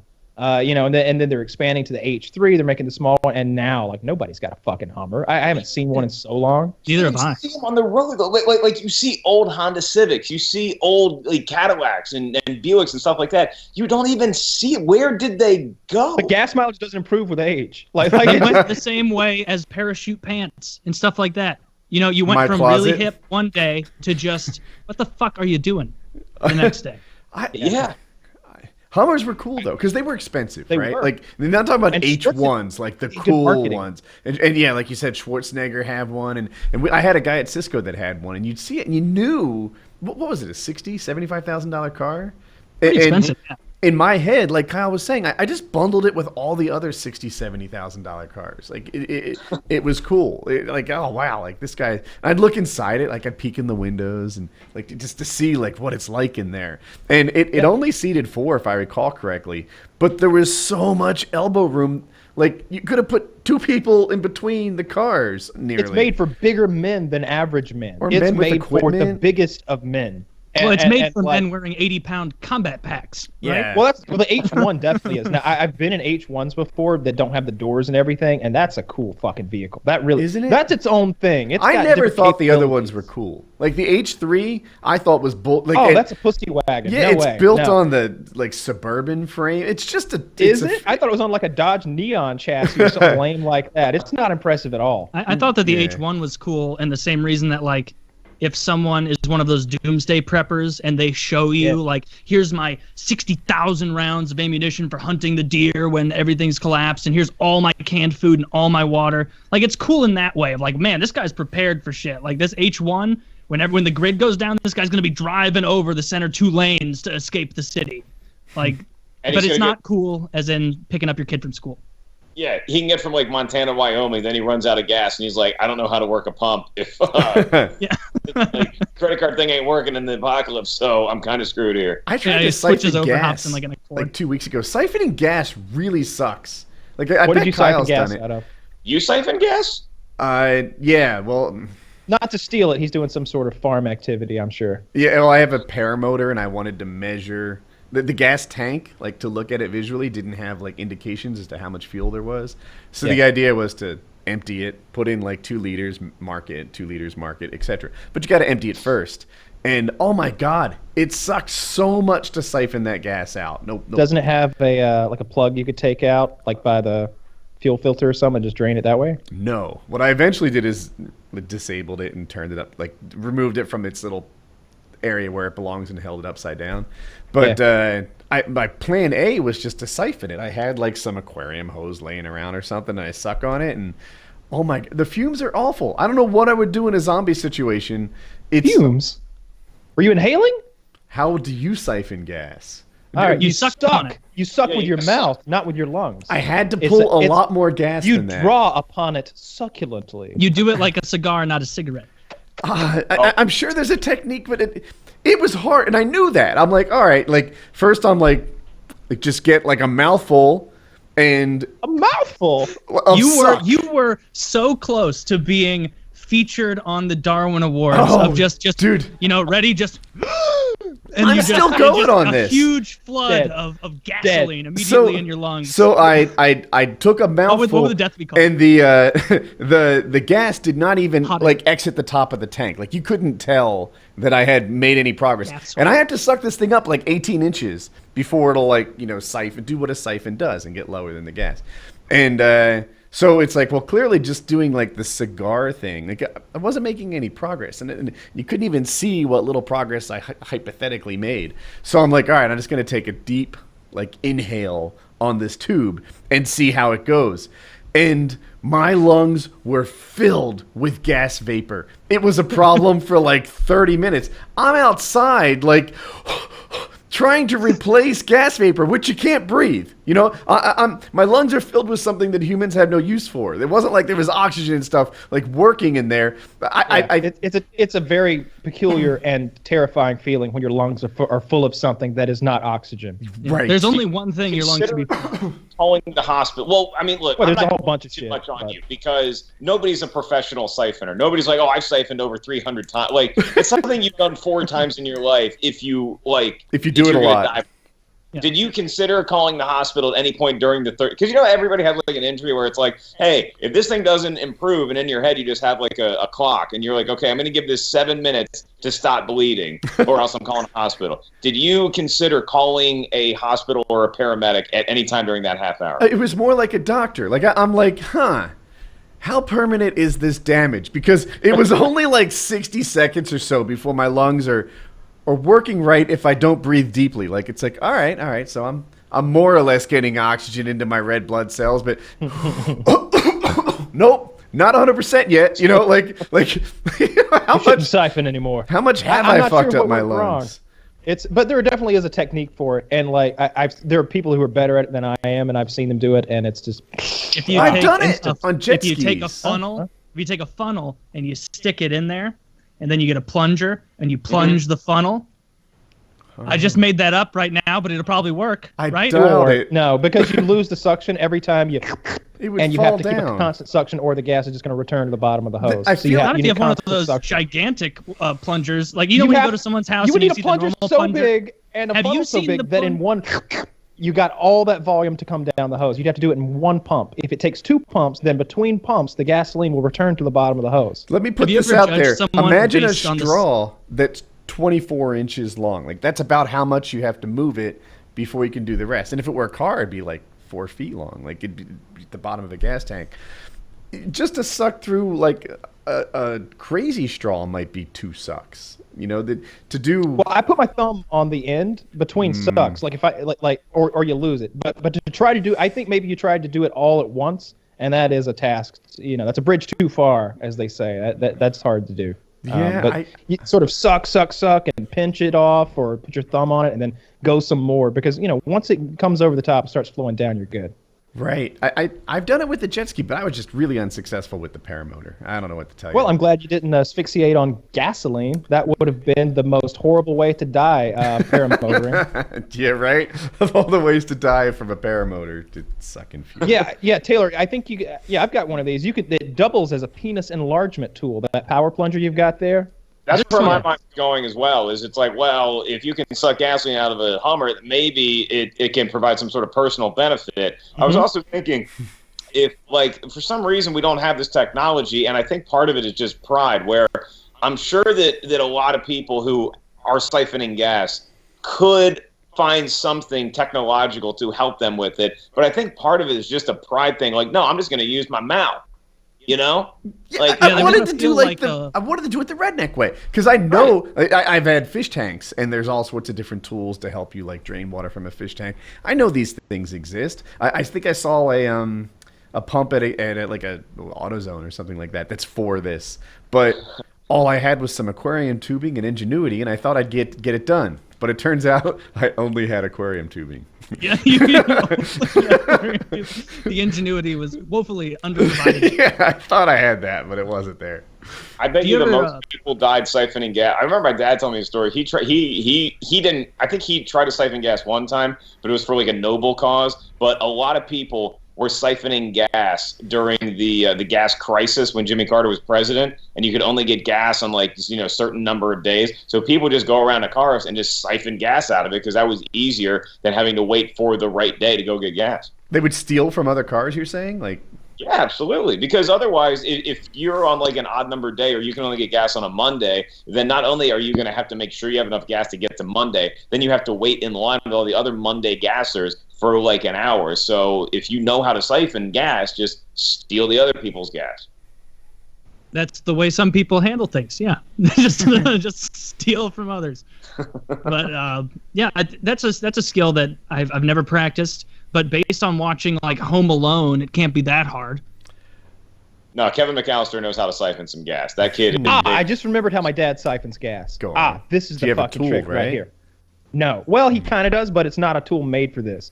So what you do, and it doesn't matter what you're getting the gas out of, whether it's a car or a gas can, you put your tube down into the container, take a rag or something, and get an airtight seal around the tube and the container's mouth, okay? It doesn't have to be like a vacuum, but it needs to keep most of the pressure. Then you take an air hose, like a air tool that sprays. You insert pressure into the container, instantly siphons itself. I had another idea that might work. So, and Kyle, by the way, that sounds like it would totally work. That's a great idea. Here's mine. I didn't think of it at the time. What if you put a lot of tube into the gas, right? So now, like, it's all filled up through the top. You put your thumb on it, and then you pull it out. And you should be pulling out tube with gas in it to where it might siphon. Right? So you just sort of sink, I'll call it 3 feet worth of tube in the gas, let it all fill up. Hopefully that works. You put it in right. And then you could just pull out with your thumb on it and let it drain. I see exactly what you're saying here. I'm wondering if the viscosity of gasoline differs enough from water to make that a problem. But I like the idea a lot, and I think it would work. Yeah. But I see exactly what you're saying.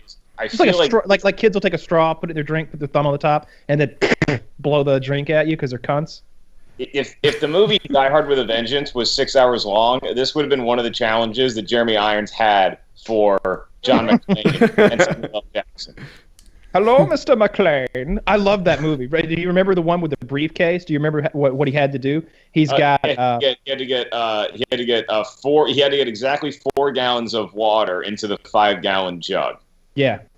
He had a 5-gallon jug and a 3-gallon jug. And every time I watch the movie, I almost get how they did it, but I'm never totally on board with it. I got this one down. You got your 5-gallon container on the scale there. What you're going to do, you fill up your 3-gallon container, dump it into the 5-gallon container, fill it up all the way again, dump it into the 5-gallon container. You now have exactly 1 gallon remaining in this 3-gallon container. You empty out your 5-gallon scale can, we'll call it. Pour that remaining 1 gallon into it. You now have acquired 1 gallon using a 3-gallon and a 5-gallon bucket. Now you just fill up the 3 again, pour it in there. 3 plus 1 is 4. You got 4 gallons of the 5-gallon thing. You put it on the scale, and the bomb doesn't go off. In my world, the bomb already went off. Die Hard with a Vengeance. Yeah, it's Samuel L. Jackson, and I like that one a lot. Die Hard 2 is fucking horseshit. How did he get 1 gallon to start with? You know what everybody would actually do under pressure is be like spilling a bunch of water at the top and being like, that looks about right. What's a gallon? Like this big. Oh fuck! Like you'd be if we have a 5-gallon measuring, couldn't we just fill it 80% and guesstimate it?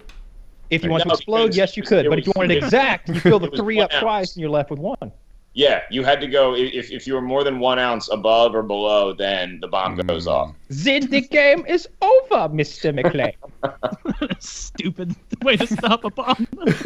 We'll see. Why would you give him the tools to do it? I'll tell you why. It's funny you ask. You might think, oh, what a stupid plot point. No, the whole thing is he's taking up John McClane's time so that he can't stop him from robbing the Fed.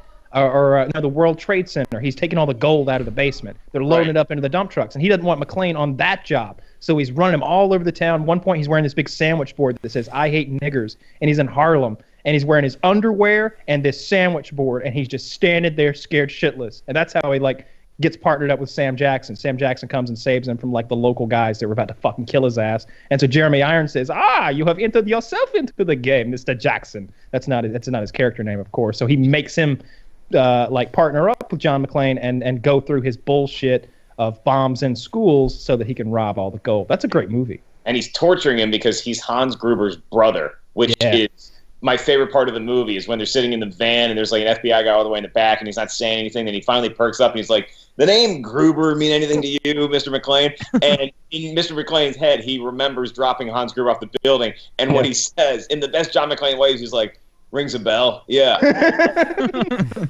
Yeah, that guy I threw up the top of the Nakatomi Tower a few years back. Yeah, I did that. Okay, yeah, kind of. So good.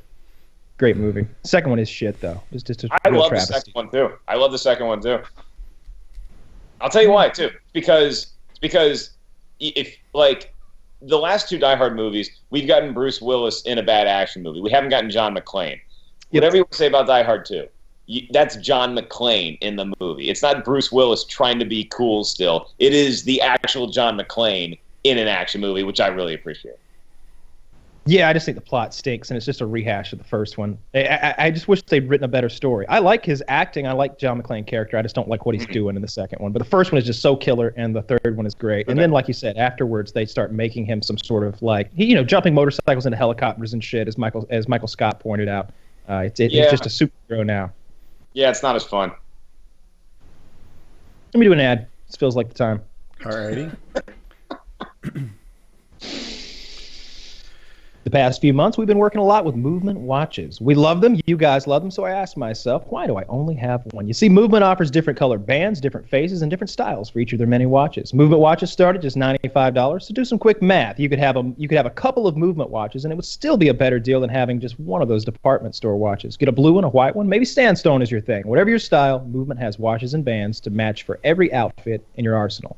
There's no hassles. Just order online with free shipping, free returns, and a 24-month warranty.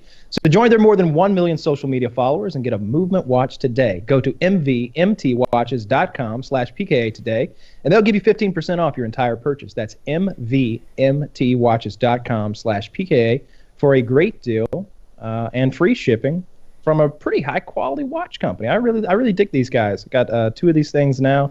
Gave one to my dad. Definitely a nice watch, especially for $95, like they say. So check them out.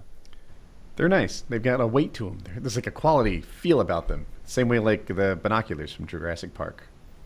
Yes, good reference. I like that. When was the last time you ordered clothing online and got to try them on before paying for them, that is? Never, right? Well, that's exactly what JackThreads.com does. You can try anything on at home for free. And you only pay for what you keep, whether it's a big name brand or the JackThreads in-house line, which I like very much.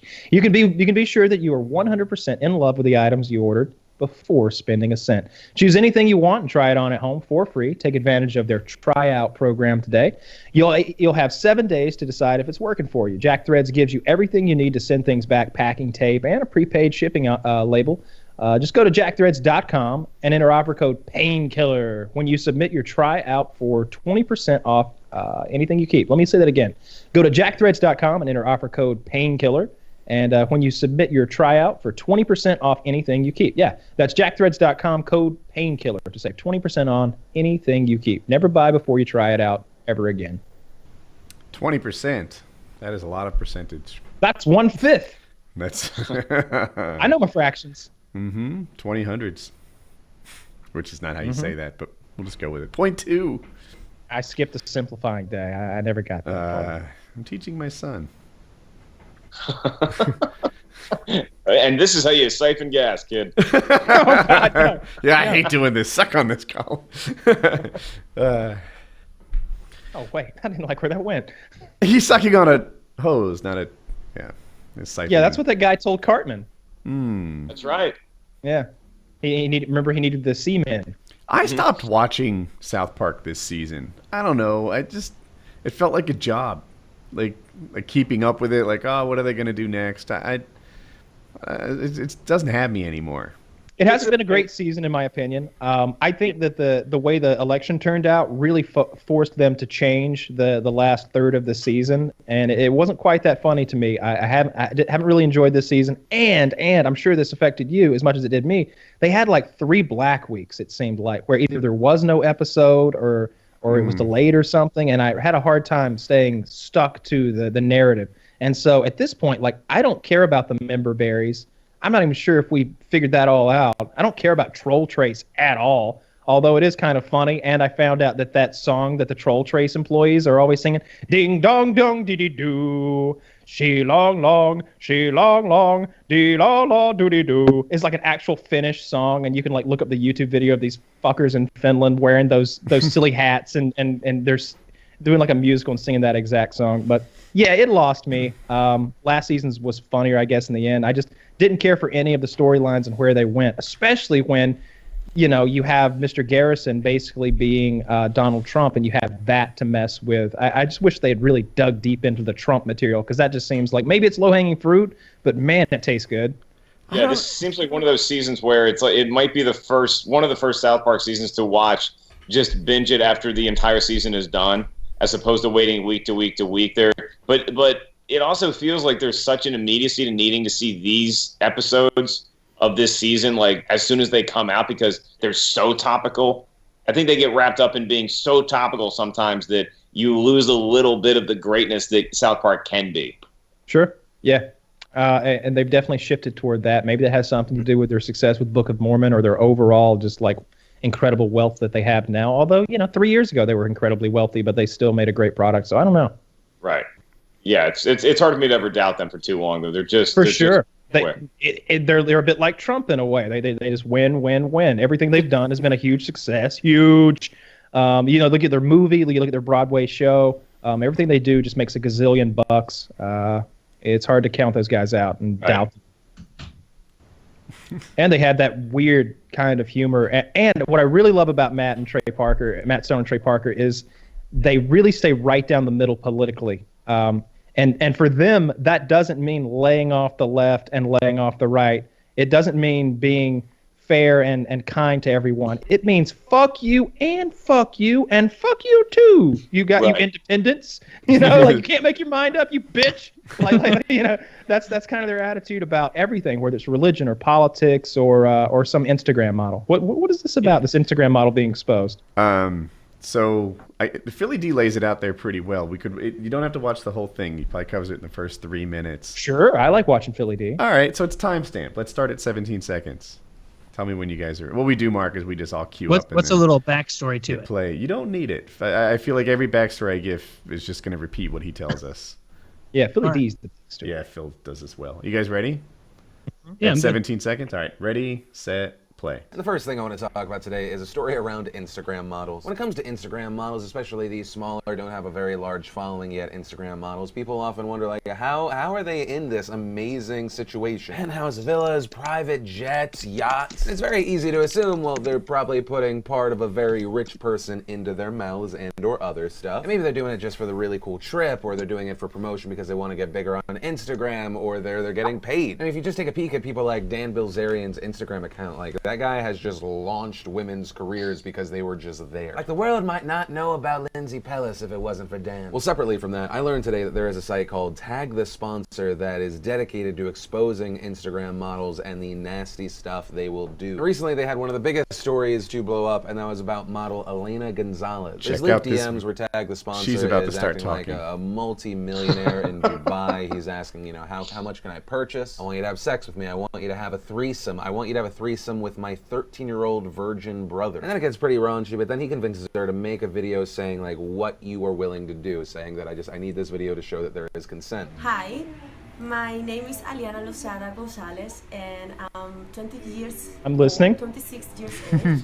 I'm willing to come to Dubai to Sultan Ali. We are having unprotected sex, and I will let Mr. Ali lick the humus of my feet.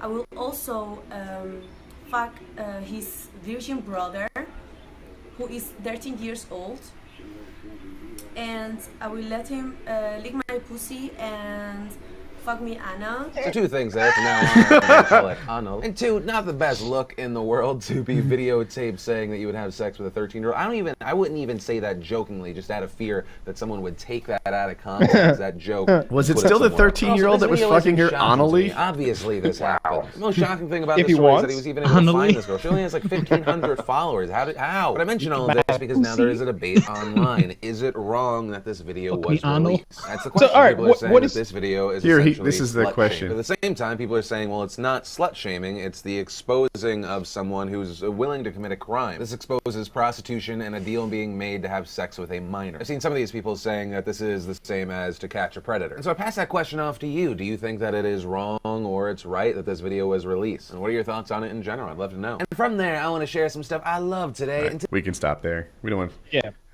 Mark, did you say you have to go? Yeah, I got to take off in a minute. After seeing that, it's like, I just need a nap and maybe some gas siphoning to get that. That's pretty crazy, man. Dude, so what was he passing off on to us? I'm sure this is custom made for us. Is it wrong to expose her private things, or are we like prostitution? And you know, I'm a terrible person. I'm awful, but I'll lay it out there. You know the South Park episode where the kid was having sex with like the sexy teacher, and everyone was like, nice. Yeah. Nice. Okay, I get it. The teacher was a pedophile, right? She's awful. She's hot. She's having sex with a kid. If the kid's a boy, come on. Right?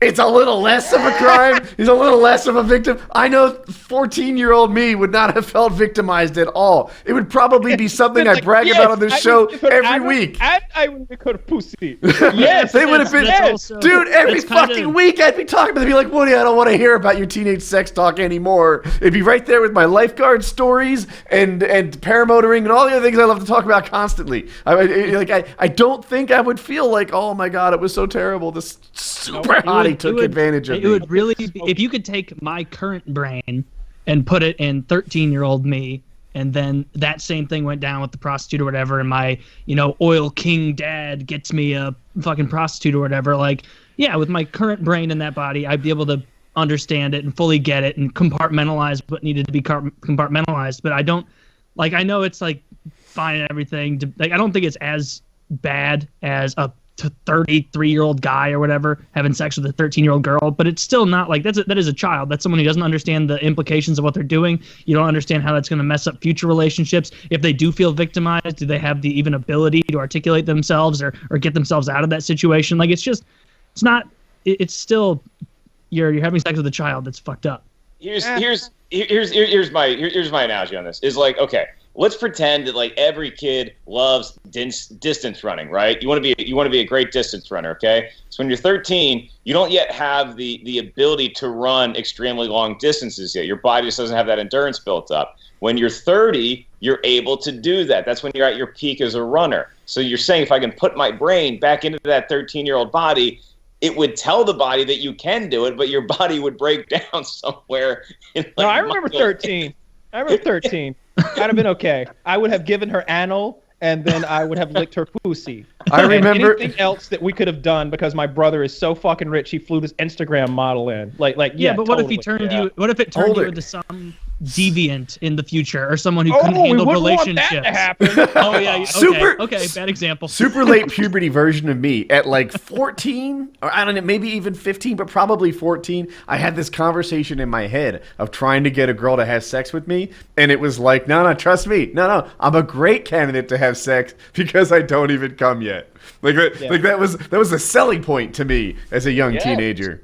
That's very. I mean, I would give myself. I'm going to give myself the credibility of saying if I was 16, I think I could have handled everything. I think if I was 16, I could have handled everything. At 16, I had a pair of friends. They weren't close friends, but I sat next to them in class and talked to them sometimes.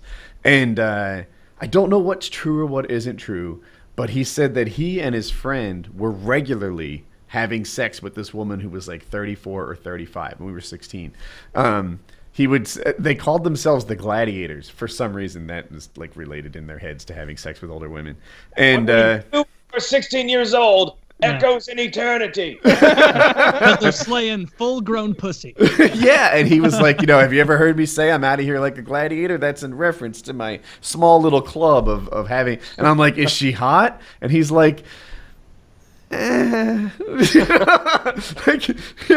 willing. Yes, right. I think that was her primary thing. Like she was willing, and she was just like, I think at that age, hot isn't even like a factor you're thinking of as much as like they're like, I just need a wet hole. Honestly, like that's all that I'm looking for. Like I'm 14, I'm about to explode, but I mean, maybe like at 14, maybe I would be able to handle it. I just watch that again. 13 seems young. I mean, I hate to jump off the broadcast at this point with you boys because we're really getting into some good stuff. But I'm going to do my live show, and so I'm going to do what I do before every live show, and that is rub one out to my 8th grade French teacher. Well, enjoy that. With. Where can everybody find you, Mark? You guys can follow me on Twitter at Mark Ellis Live, and hopefully when I'm back up at the Sacramento Punchline next year, more people can come out and make it to the show. We actually had a great crowd, but I'm waiting on one of you guys to make it too. So you guys are always a lot of fun, man. I love to come back soon, and I really appreciate what you guys do. So thanks so much for including me. Thanks for coming. For sure, man. Anytime. Thanks for coming on. Peace. All right, later, buddy. So yeah, I'm looking at this thing more. I'm trying to see like I'm seeing like I'll link you. Let me do that. It's an Insider article, and they're like screenshots I think of their DMs and stuff. So maybe that's the stuff that I like. That's what really tickles me. How can I please you? I can gift you 20,000 each. Any fetishes you won't do? Just don't. I don't try them and make you uncomfortable. Just not the live salmon. The live salmon? What? Wait, I don't mind. However, better for you. Is your sister okay? I don't even know what they're talking about. This may be a different girl. There's a bunch of screenshots down at the bottom too of all their texts. Yeah, I see that. Hello, my beautiful. This is great. Can we go over the details now for your trip? Hi. Okay, perfect. Oh, that one's not interesting. That's just planning. I love it. But I guess the more interesting parts were that this guy wants her to fuck his 13-year-old virgin brother while he's there, and he wanted to make sure that he was going to get the anal and the and be able to lick the pussy, and it's unprotected sex. She was very specific about that. I'm wondering how much money this cost. Like I mean, $20K not the brother each. or anything. Is that it? Is it because it costs $40,000 and the trip? $20K each, and they said, I like this price. Wow, that's pretty outrageous. If he's paying $40,000 plus the expense of bringing her there and entertaining her, I'm sure seems that like you could. Helps that it's all fake, right? Is this all fake? Well, it's from a website that's devoted to exposing Instagram whores, right? So I'm guessing the person behind it is kind of catfishing her. I suppose. Your front seat to showbiz. So it seems like a TMZ kind of thing, right? Yeah, I'm wondering though. Like clearly this goes on. Like this, it wasn't like it didn't seem like this was the first time she'd been propositioned. And the whole point of Philly D's thing is like, you ever wonder how these girls are getting access to yachts and private planes and stuff? Mm-hmm. And so I think that's what they're showing here is that there's these super hot chicks that'll fly there and do stuff for you for certain amounts of money. I wonder though, like Philly D maybe painted all these Instagram whores with a fairly broad brush, like I just did. And maybe a lot of them go there, like people are like, hey, do you want to go for a ride on my boat with me? In hopes that like when she gets there, they'll be charming and it'll work out and they'll get laid, and not so much arranging for unprotected sex with video. I like that. That's pretty great. She was down. She seemed like she'd be a lot of fun. Like she was like, yeah, the anal, yeah, get that in. The unprotected sex, yeah, sure, whatever. Dubai, jet, yacht, okay, all right, yeah, let's do this. Real businesswoman there. But I think you could go to like an actual prostitute and find some like smoking hot actual prostitute for like $2,000. So it In doesn't Saudi seem... Arabia? Oh, in Saudi Arabia for like $800 probably, right? No, not in Saudi Arabia. I don't know what the prostitute market is like in Saudi Arabia, but I think here in the good old US of A, you could find yourself a absolute 10 for a couple $1,000s a night. Are you familiar with the website 419 Eater? No. No. What is it? So 419 apparently means Nigeria somehow. I don't. Maybe it's their area code or something. And you guys, of course, are familiar with the Nigerian letters, the spam that you might get that say, "Hey, I'm this prince. If you would just hold my $6 million, we'll split it on the other side. Pay a $500 like transfer fee up front, and that'll be that." Anyway, there's people whose hobby is to expose these Nigerian scammers. And like the ultimate thing, I think is, I might have this wrong. I think they want them to pose with a fish on their head or a fish in the picture, and that's like the best thing they can do. But they get them to do all kinds of embarrassing things, like, "Hey, just so that I know this isn't some stock photograph you grabbed off the web, would you take a picture of of yourself with the shoe on your head and a fish in your hand and a sign that says like whatever, I licked the." I asked the girl to do that one time. You know what she told me? She didn't own any shoes. I don't think that was a real girl. It was not. I was like, Yeah, "You're a fucking liar." There's not a girl on the planet that doesn't own any shoes. Like this right here, I see one of the pictures where they clearly, like what he was saying, be like, "Oh yeah, we're all in for your thing. Just to make sure you're real, send a picture of yourself holding a fish or with a shoe on your head." And this guy is holding a sign that says, he's got a big smile and he's pointing at it. Yeah, and it just says, "Mr. OBL Ivius, pone.ed." Signed Stephen Kumalo, and this guy's smiling like, "I've got him." It's the top one on the left, or the second to top one on the left column, because it's just hilarious. On that homepage. I see it. Yeah, Mr. OBL obvious. Mr. Oblivious designation pwned. That's good. Yeah, that's good. So when I saw this girl. When I saw this girl and they had got her to make a video saying she was willing to do all this stuff, I was like, this is like 419 Eater.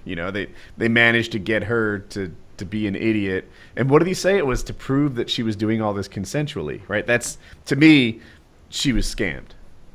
Yeah. So I think that's what went on. Oh my God! So I can't tell which ones of these are real and which ones aren't, because there's no way that all of these people are just writing these ridiculous things on pieces of paper and holding them up. Coke rules. It's just what this one says. It's got very interesting. I wanted to see because that if that woman is really charging $40,000 each, like that was her idea of this sounds about right. I have to go to the Cathouse here and see like what actual prices would be. The Cathouse? Is that the new back pages? No, it's the the whorehouse in Nevada. Oh, okay. This guy there's wrote, a bunch of them. I'm actually on the Mustang Ranch right now. This guy wrote, "I practice bestiality" on a piece of paper, and it's taped to his chest. He's standing next to a goat, and he has a white piece of paper in front of his face, looking through the eye holes, like looks like a Klansman almost. This I see that. Make any sense? It's the second column. Top right, you can right? see it in the thumbnail. Yep, top right. This is. That one looked photoshopped to me, though. It was why I wasn't excited about it. All of these look photoshopped to me. Okay. What is this? What are we looking at here? 419 Eater. It was a really big deal in like 2004. Back when people fell for Nigerian scams. This looks like a 2004 website. Yeah. It does. Yeah. I'm with you entirely. It doesn't feel like that. Like 2004 doesn't seem like super long ago, but it's like when you look at internet pages from back then, it's like it's mind-blowingly different when you see like those stupid, like, remember when like stars and moons and like active things were always blinking and flickering under and like construction all that signs with the shovel and the I've actually put one of those on a web page professionally back when it was not a total embarrassment in like 99. So you went in there and you were like, "All right, it is under construction. I will add the under construction." I want people to know that this is going to get better. That they should hold out hope and keep their expectations high, because someday this website will be done. That's really funny.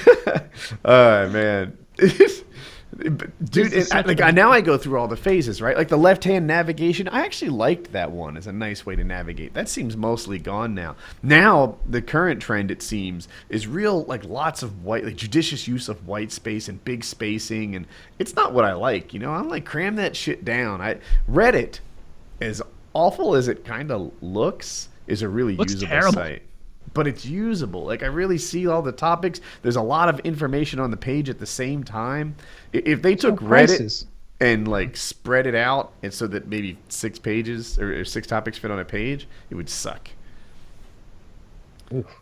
Kyle, is it too expensive at the Cathouse? They don't have any prices on here. I was just looking at this girl's pictures, and I don't know. It was just not a good angle for her. Wouldn't it be illegal if they put prices? That's porn. Don't click that. Don't show that to the people. Okay, thank you for that. Yeah, it snapped in me and like instantly. I was like, wait, I was just looking at titties. But they're I see. Is the one that's a bad angle when she's doing this? Her boobs look bad. Like there's some loose skin there. They look they don't look firm. But the way she's lying. Yeah, and she has an inverted nipple, I think. No, I didn't catch. I didn't do a real exam here. Let me go back. I wish I could. Oh wait, I can help you. Picture She's number 6.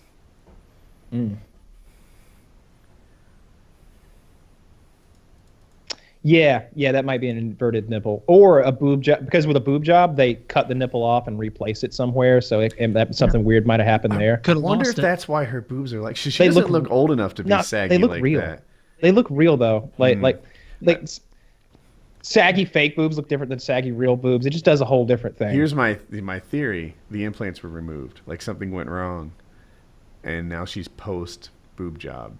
My theory is this is a tactically placed left arm hiding a C-section scar. Well, if you want to see the full lineup here, that's this link. And I was just looking like I don't see a lot of tens in the mix, but I think they have like special weeks where porn stars come in, and maybe you could get one of those. Tens don't actually have to be prostitutes. They just go fuck one guy who with a lot of money usually. Well, the Ivanka strategy. The Ivanka. Well, she doesn't even have to have that strategy because she's already got money. Yeah. But yeah, this the Ivana strategy. The Melania strategy. Take your pick, Ivana really. He's first, right? Got like yeah, 3. really, any of these. He said that they were saying today that Ivanka, the daughter, right, is going to fulfill the role of first lady. She's going to be doing that job, like all those, all that hosting and all that social stuff and policy stuff. They're going to let her do that. You know what? I don't have any objections to that. I love it. She I love seems it. capable and smart. Yeah, she's hot. You want to see her nipple? Well, okay, yeah, you know that I do. but yeah, like my initial thing was like, what? That's sick. Actually, no. It's a job that gets done, and I think she'd be good at it, based on what little I know of her. So my mind is open. I don't like his EPA choice. He has a climate denier in charge of the EPA. That's ridiculous. Sorry, that's a bit low quality. I'll keep looking. This, I feel like walking into this place would be really depressing. Like it wouldn't be at all as upbeat as this website would have you believe on the Bunny Ranch. Like I feel like it would not. I think it's the opposite. So all right. So first of all, I think because you and I are a little smarter than the average bear, we would the whole facade. They put FBE in there sometimes describing their skills. It'll be like, oh, I give great blowjobs, really fantastic anal, and a wonderful FBE. That's the full boyfriend experience. That's where they pretend like they're your boyfriend and they love you. And I think that you and I would both be like, this just makes me feel dirty. You're a bad actress. You're a bad actress. Just suck my dick. Let's just keep this a business transaction. I don't like the way this feels. It feels dirty, and it feels like you're insulting my intelligence and I'm insulting your intelligence by playing along. It feels like we're both playing make believe, but neither one of us want to. It's the same way. Bad. It would feel the same as if, like, it's like if I go up to a little. Like one of my nephews, I guess, was at not a nephew, some cousin, little cousin, was at a Thanksgiving thing, and I was down, like really playing with them, like, oh, you like this toy? I wonder what's gonna happen if it gets grabbed by this toy. Oh, it's gonna go away, and you like patronize them a little bit. That's exactly what the full boyfriend experience is. She's going, oh, you're so great. Oh man, I love your dick. I also love how you're so kind to me and friendly, and we just have the best relationship. And just grab a rub around the jar. Can you just snuggle for just a couple more minutes before you head off to work, sweet? Oh, your time's up. 20 more minutes. You know, they say that. I've heard them $100, say that some guys just want to cuddle for like long periods of time and stuff. It's a real sad thing, the whorehouse. And that's why prostitution should be legal. Like, we think that, like, I bet it's a bunch of dirty old men going in there and just railing young girls and they hate it. That's not the case. That's not what's happening. You have a lot of real lonely, sad people who are going there for some emotional contact. And there may be sex, but to them, 80-90% of those guys going in there are really looking for love and for physical touch and physical comfort and physical love, and it gets lost in the dirty jizz and tits of it all, because that's what guys have to do to cover up their deep down painful feelings that they're not allowed to express necessarily. So they're just going in there looking for some medication. You know, marijuana is now looked at as a medication. Someday, I guarantee you, in this fine country, there will be medicinal pussy. All right, it'll be prescribed to you by your doctor, and Trump Care will cover it. I guarantee. Trump Care. Trump Care. Yeah, it's pre-existing conditions. If you're 26, you get to get on your parents' policy and pussy. All right, that's the new foundation of our healthcare system right there. But pre-existing conditions. 26-year-olds are covered, and pussy. It only covers horniness, male or female, ages 0 to 100. But that's it. It's only prostitutes that Trump Care covers. All the rest is buy your own fucking insurance. It's not my job to get you any fucking insurance. I'll get you laid. I'll get you laid. I'll be the president that helps get you laid if that's what needs to happen. But I'm not going to be the one who puts the bill for you to eat your fucking ass off with a bunch of fat foods, drink your Diet Coke, and then expect the American people to be behind you. That's not going to happen. I will get you laid. Thank you. That kind of shit. I like that. Kind of nonsense. Trump's going to lecture us on obesity. It's great. Yeah, exactly. He would lecture the American people.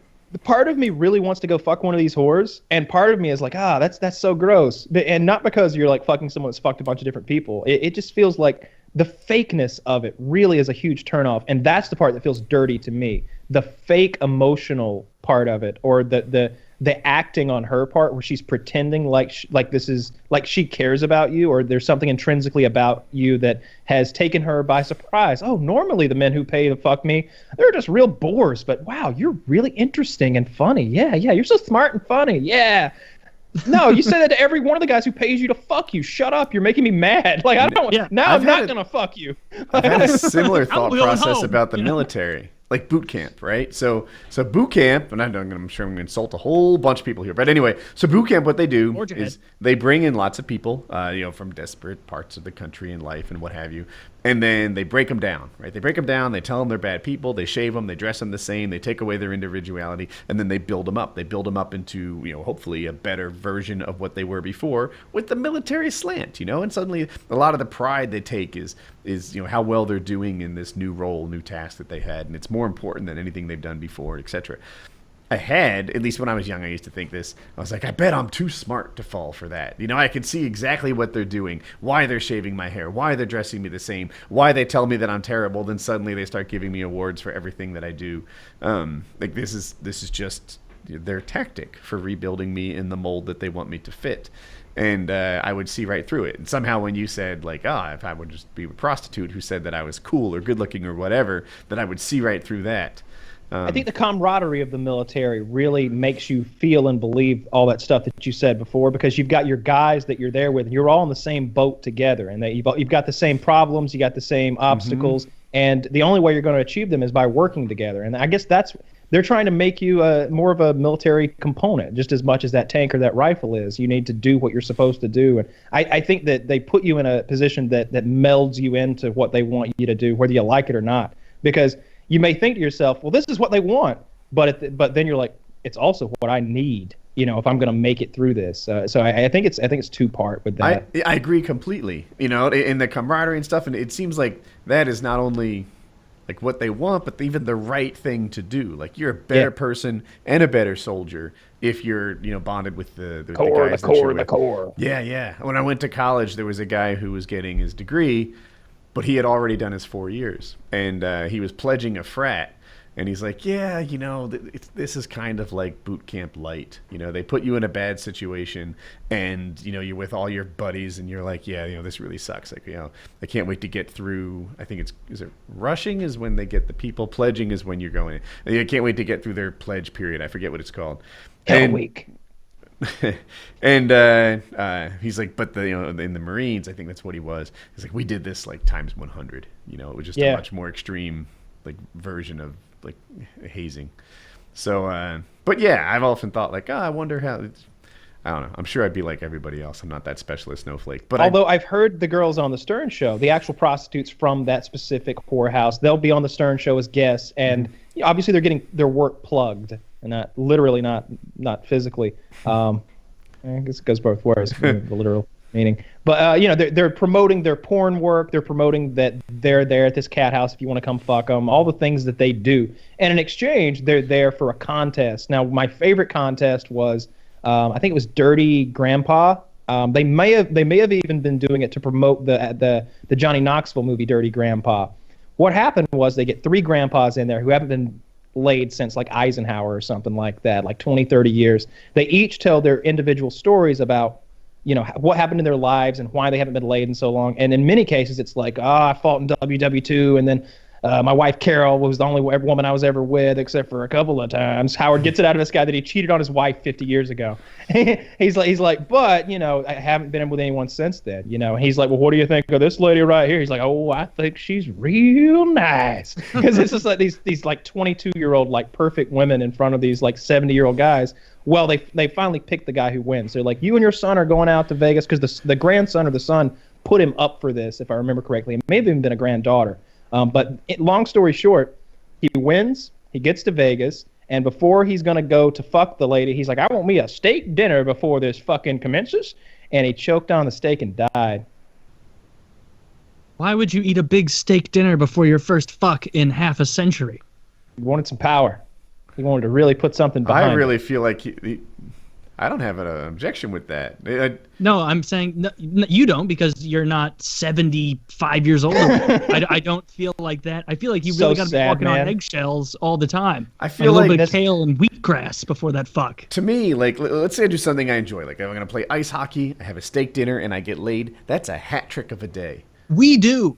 If you're 75, that's dancing on death's door, hoping he doesn't answer. You're mocking the devil at that point, flipping him off through those little narrow, misshapen windows that people have for decoration on the side of their door. Like that's what you're doing. You got to be careful. So I think, honestly, who in God's green earth would not get laid for half a century, get to where you're going to get laid, and then go, I'm a little hungry first. He didn't deserve it. Because if he wanted it, he would have soared in there and got it. He could have had a couple crackers on the plane. You're fine. Like, I don't know. There's something about prostitution that's so dirty, though. And it's definitely not the pay for sex. It's not that part. That part doesn't gross me out. It doesn't gross me out at all. Like that seems like a real nice business transaction. Is it how many partners she's had? Is that No, I don't care about that either. It's more about the fake emotional thing.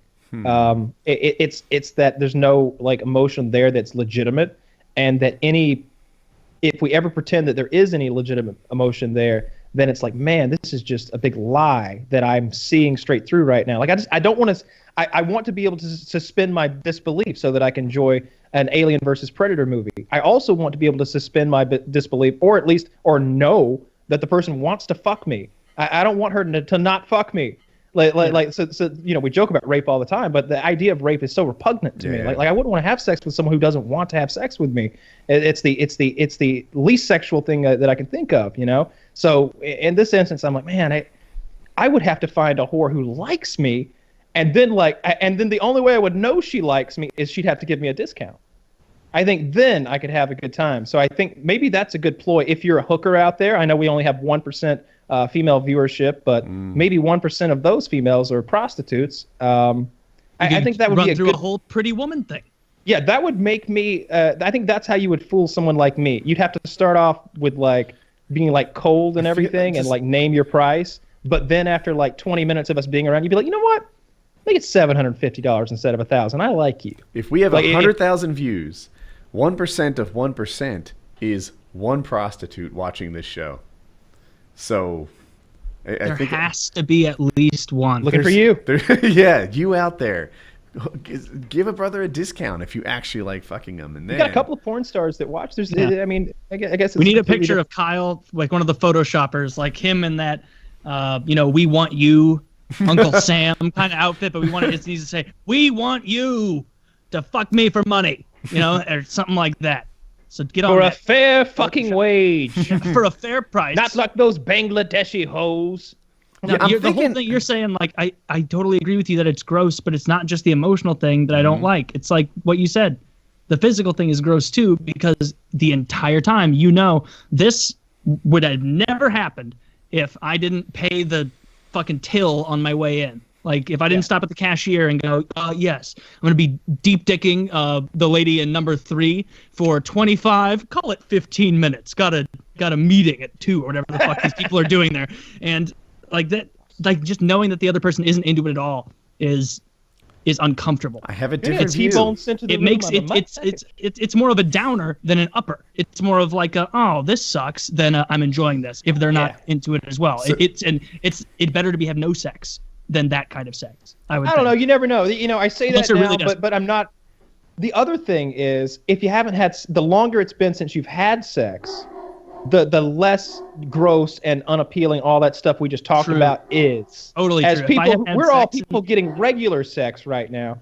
Although I've been in positions where I haven't been getting regular sex, and I suppose a prostitute would seem just fine in those moments. So I guess it's all relative, So I want to jump in on this. You guys, okay. So in a relationship sex, being wanted is like the sexiest thing that a girl can do, right? The idea that she's hot for me is a huge turn on. However, like hypothetical prostitute sex, I feel like the whole point there is you're paying for her to leave, right? The old Charlie Sheen thing, right? I'm not paying for sex. I can get sex. I'm paying for her to leave. I feel like you go into that knowing it's just a service that she's performing, and the yuckiest thing for me is the fact that this is a woman who's been around the block. Like that's not my cup of tea, If I know that she's had 7,000 partners before me, then I'm not. Well, 7,000 is a lot. She's a pro. How right? many's too many? I'm not sure, but the thought on that was you are. I don't know. It's like I'm not going here for her to love me. I'm going for her to like expertly get me off, and that's what we're doing here. And we both know what the score you is don't want before that it either. started. They'll try to get cheap on you. I did hear Jim Norton talk about that. Yeah, he's like, they put that vibrator on my ass while I'm fucking her, and like I can't go 4 minutes. And he is the most degenerate person when he talks about his sex, in that like he regularly just refers to himself like, or he used to, I don't know if he does it anymore as much, but he'd be like, just last night I went home after doing the show and I was just edging for like 7 hours, and it's like that's what he does. He just goes home and he just masturbates and edges for hours, and then he was expressing his discontent when he's like, and when you're trying to jack off and like you almost like pre-shoot it and then it almost goes back in, and so the load you're gonna shoot isn't as good as the one you were anticipating, and then the whole process is ruined and you like have to start over. And it was like looking into the peephole of like, that's what like true sex addiction must be like. Like this guy can't stop edging. I can relate to some of that stuff, but the stuff that's ridiculous is when he talks about like how much Craigslist stuff he does and how many like they call it a four-handed massage. That's when you got 2 chicks to give you a rub down. He told this story about ordering himself up a 4-handed massage on the old Craigslist, and these 2 ladies are giving him the massage, and he didn't realize it until like it was over, but he recognizes one of these chicks as like she works on a show that he's also working on. He said so he thinks she recognized him at the beginning of the massage and was like, no sex to her buddy, like oh no happy in it, because we get to the end and he's like, that's it, and they're like, yep, that's it, and he's like, fuck. Like what the hell, you just paid $80 for some four-handed massage, and there's no happy ending at the end. He talked about that's about what a massage cost, I think. And that's a regular massage. Well, a massage when you go into a reputable establishment, not when 2 chicks show up at a hotel room and rub you down on the couch. Yeah, I don't know what Jackie and I went to massage. Like, I think I've talked about this before, but she was like, we should get massages. And I'm like, you know what? That does sound kind of cool. Like, I guess I'm kind of down. And I thought about it, and I was like, I really want my masseuse to be a chick. And I really want your masseuse to be a chick as well. Like that makes me more comfortable with this whole situation. And she was okay with that. And I think it was $65 each. We went to this place and they had like everybody is more comfortable being touched by female strangers. I don't know. So I had a massage by a woman, and her hands were so strong that I just didn't feel like I could use any more strength. So I'm going to double back on where I was about to go. I was about to say that maybe a man has more strength in his hands. He could give you a more proper massage. But I've had 2 ladies massage me that were each too strong. I had to tell both of them, like, the one lady was like, you've got a lot of, I don't know what she said, something about the back of my neck. There was a lot of something built up. She's like, I'm going to have to break that up. And she's like, it's gonna be painful. And she's like, do you want me to go? And I was like, yeah, do it. And she's just fucking like and it was incredibly painful. And if she'd been any stronger, I'd be paralyzed. This Russian masseuse at a strip club once, she was completely clothed in like an evening gown, like completely classy, but she was a professional masseuse in the strip club, and she would, for like $10 a half hour maybe, she would rub your shoulders. I don't remember, maybe $20 a half hour. It could have been that, or maybe it was 15 minutes for like 20. That sounds more right. Probably $20 for 15 minutes plus tip. And that was great because you're like looking at the actual naked lady who's dancing, but you're getting, which really, puts a strain on your neck after a while. And then you had Olga, the Russian masseuse, behind you, like working out all those kinks. So, in the .com age, back when engineers were like crazy valued, Cisco would bring in masseuses and like massage us, and then we just like go back to work. I did it one time, right? How great is it? Like, I wish I could be valued like that again someday. It's like, you are so incredible. How do we get you to stay here? Massages, ping pong tables, like whatever it fucking takes. Anyway, like the trouble was the after effect. Like you'd be like, oh, this is so nice. The last thing in the world I want to do is return to a cube. Like it was like, oh, my fucking like. Oh, I thought you were getting a massage while reality. You typed away. Like you're in the cube and there's a guy behind you, like she putting his elbows in. She had a professional massage table or chair, your pick. I chose chair, and you just lean over with this like horseshoe shaped thing that held your forehead, and she'd massage you, and then you'd go back to work, and it'd just be like, I'm so happy and relaxed. I don't really feel like work. And what was I doing again? That was the impact it had on me. Remember when Jerry Seinfeld had the girlfriend who was the masseuse and she wouldn't rub his back? I remember that. Yeah. He kept trying. He's like, I got a little something right here. He'd put her hand on his shoulder and she just go about what she was doing. That was good. Best good show ever. Seinfeld applies to everything. Have you seen the modern Seinfeld things? The tweets? They're pretty funny. Mine was a collection of images, and it would just like sort of lay out like the new problems, like modern things, like I saw one. Jerry has a girlfriend, and her Wi-Fi picks up on Newman's like thing, and now he wonders about her past. Like that would be a modern Seinfeld episode. Oh yeah. I saw funny. Or one like George signs up for Grindr thinking that it's Tinder, and is having no luck, or like it's the one I saw was just like tweets saying what new episodes would be. It's funny because anything could be, it's unlimited material because anything could be a Seinfeld episode. Kramer's dating a transsexual and doesn't know it. It's his old friend Bob Sacramento. No, my good friend Bob Sacramento told me. Oh, that's funny. George is pissed when he shows his GF a funny pic on his phone and she begins swiping through his photos. George, she swiped. George, you can't swipe. Kramer rents out his apartment every night on Airbnb and lives in the hallway. I'm making cash hand over fist, Jerry. You're homeless. Elaine's autocorrect makes her look racist in front of her new boss. Why would they even program that in? I'm sure they didn't, Jerry replies. Elaine is furious when her coworker calls her basic. Jerry, that's ridiculous. Elaine, thank you. Jerry, if anything, you're too complicated. That's fucking terrible 90s joke. Oh, these are good. I'm not gonna read all of them though, because I like this one. After her fuck buddy texts her that she should come over to watch Netflix, Elaine is pissed when he actually wants to watch Netflix. That'd be funny. She's always complaining about the long things they've watched. Yeah. George rejects a House Tinder of girl. Cards. George rejects a Tinder girl when all her photos feature multiple girls. Elaine, what if she's the pretty one? George? Oh, I love that. Elaine, you know.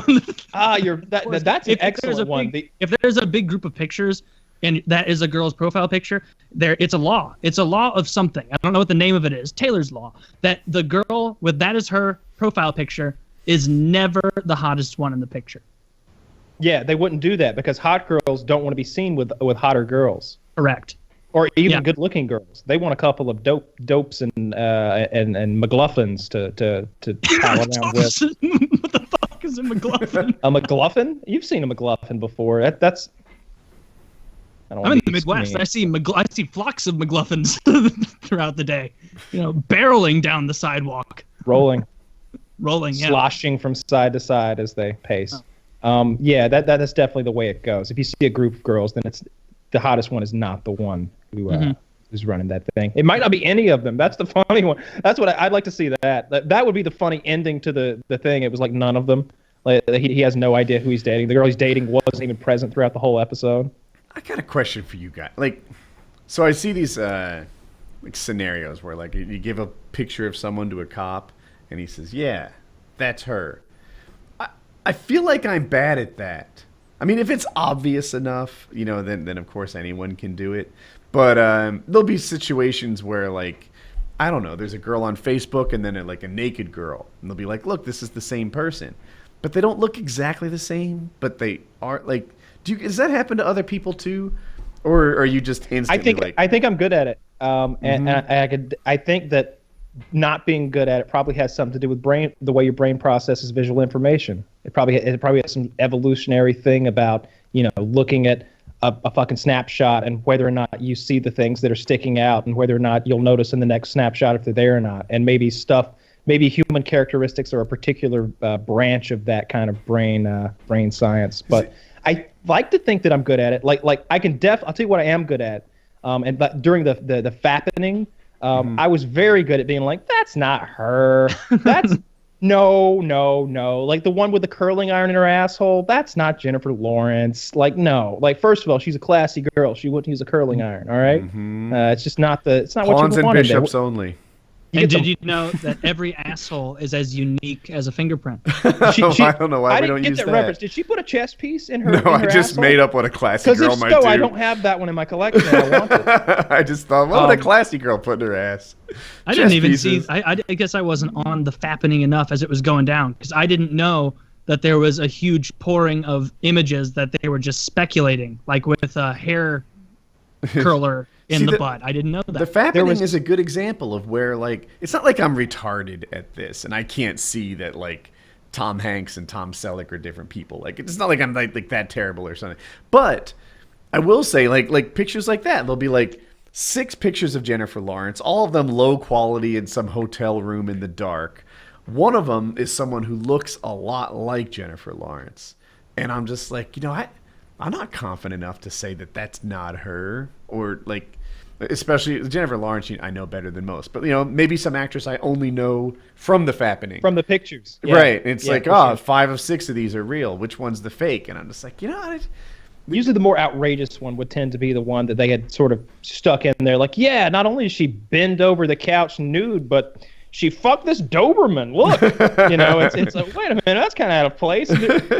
Look at that wall socket. Is that 8 plugs? Where are they? No, I don't think the Hunger Games girl's fucking dogs in her spare time. There's a Soviet flag on the wall. This.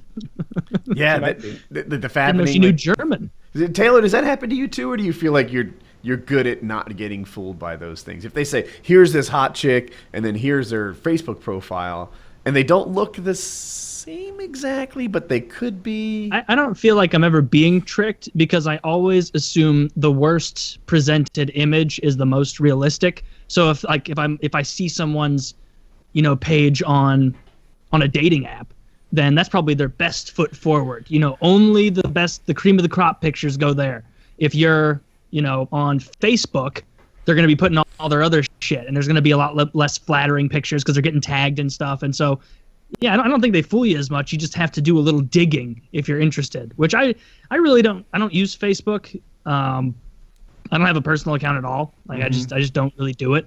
And yeah, so I don't do the creeping as much, but it seems like, yeah, it's safer with always the ugliest picture you can find of an individual is the most accurate.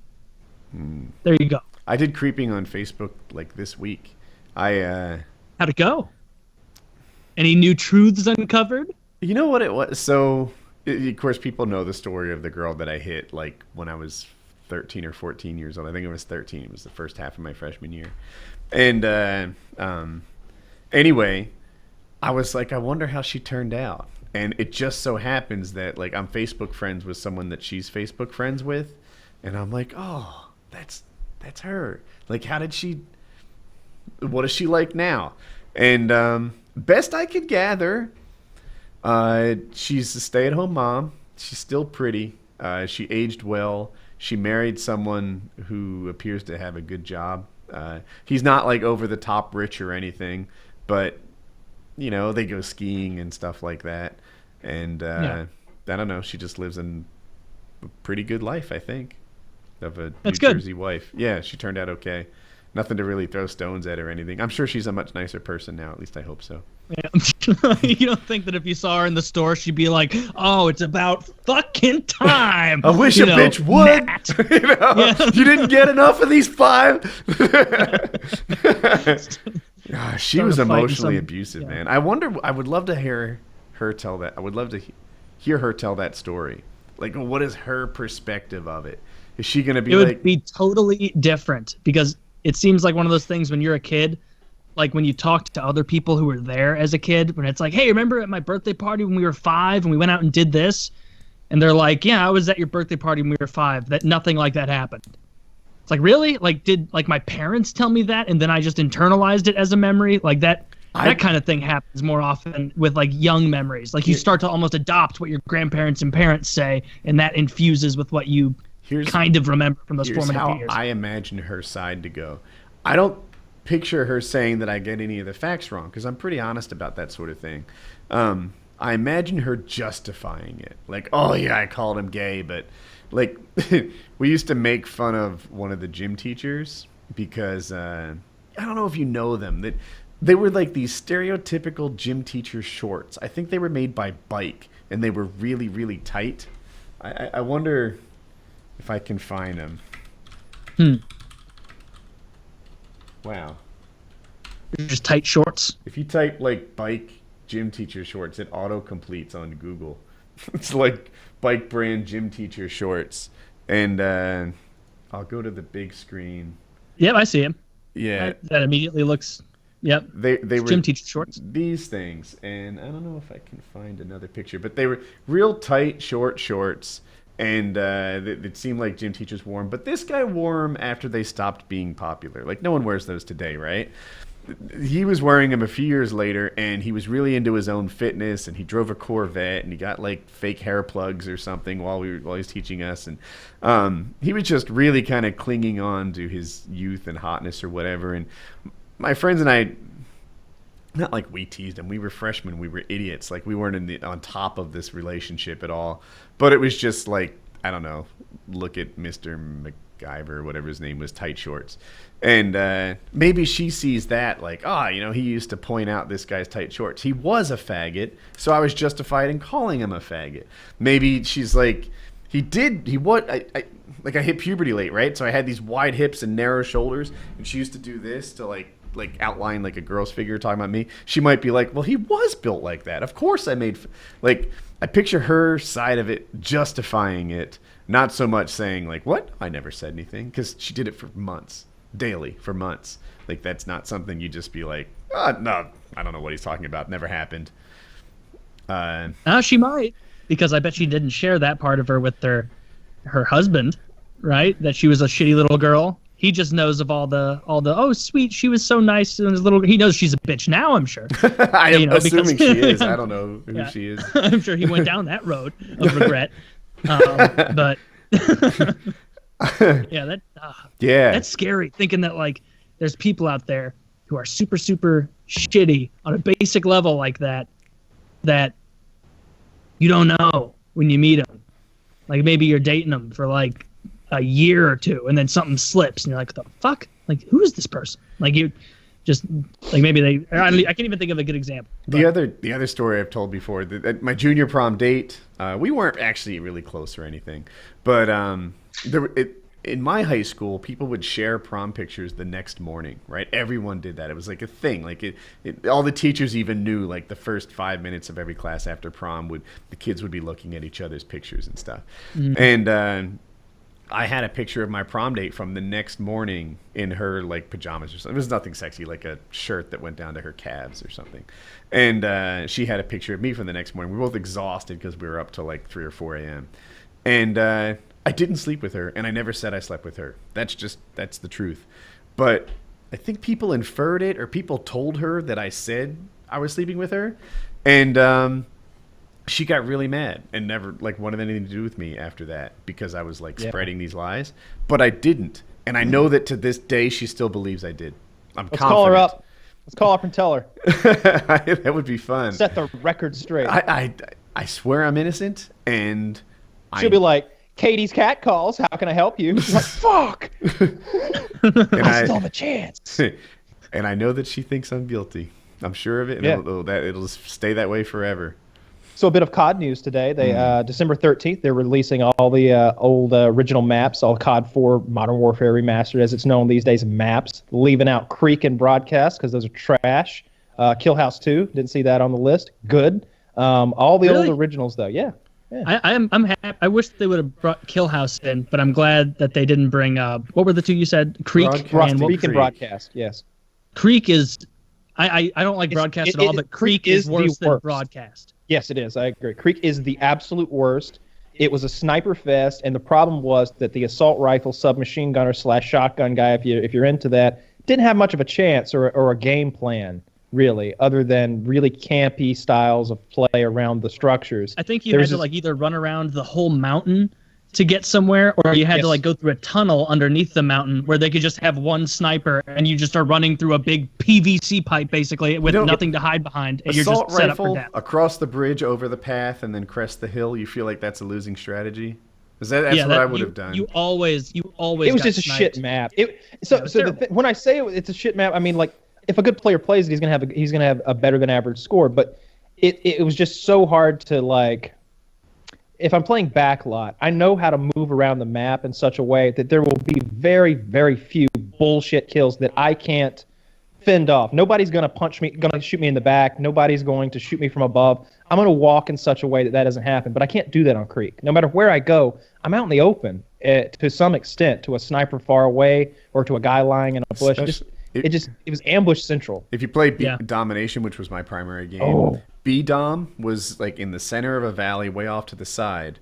And like if you're like lone trying to push waterfall. It, like by the waterfall. If you're the only guy on your team trying to like get 2 objectives, then like it's rough to just run to that all the time. Because there was the flag in that corner, and then the flag was in the corner of the map. So there was a big almost semicircle wall of mountain and rock that was like if you got on the flag you were backed up against rock, and so you could just heave grenades over there when you saw like losing B, and it would just tink off the side of any one of those sides and fall towards B. Like it was terrible, and it was one of those maps where you can't differentiate.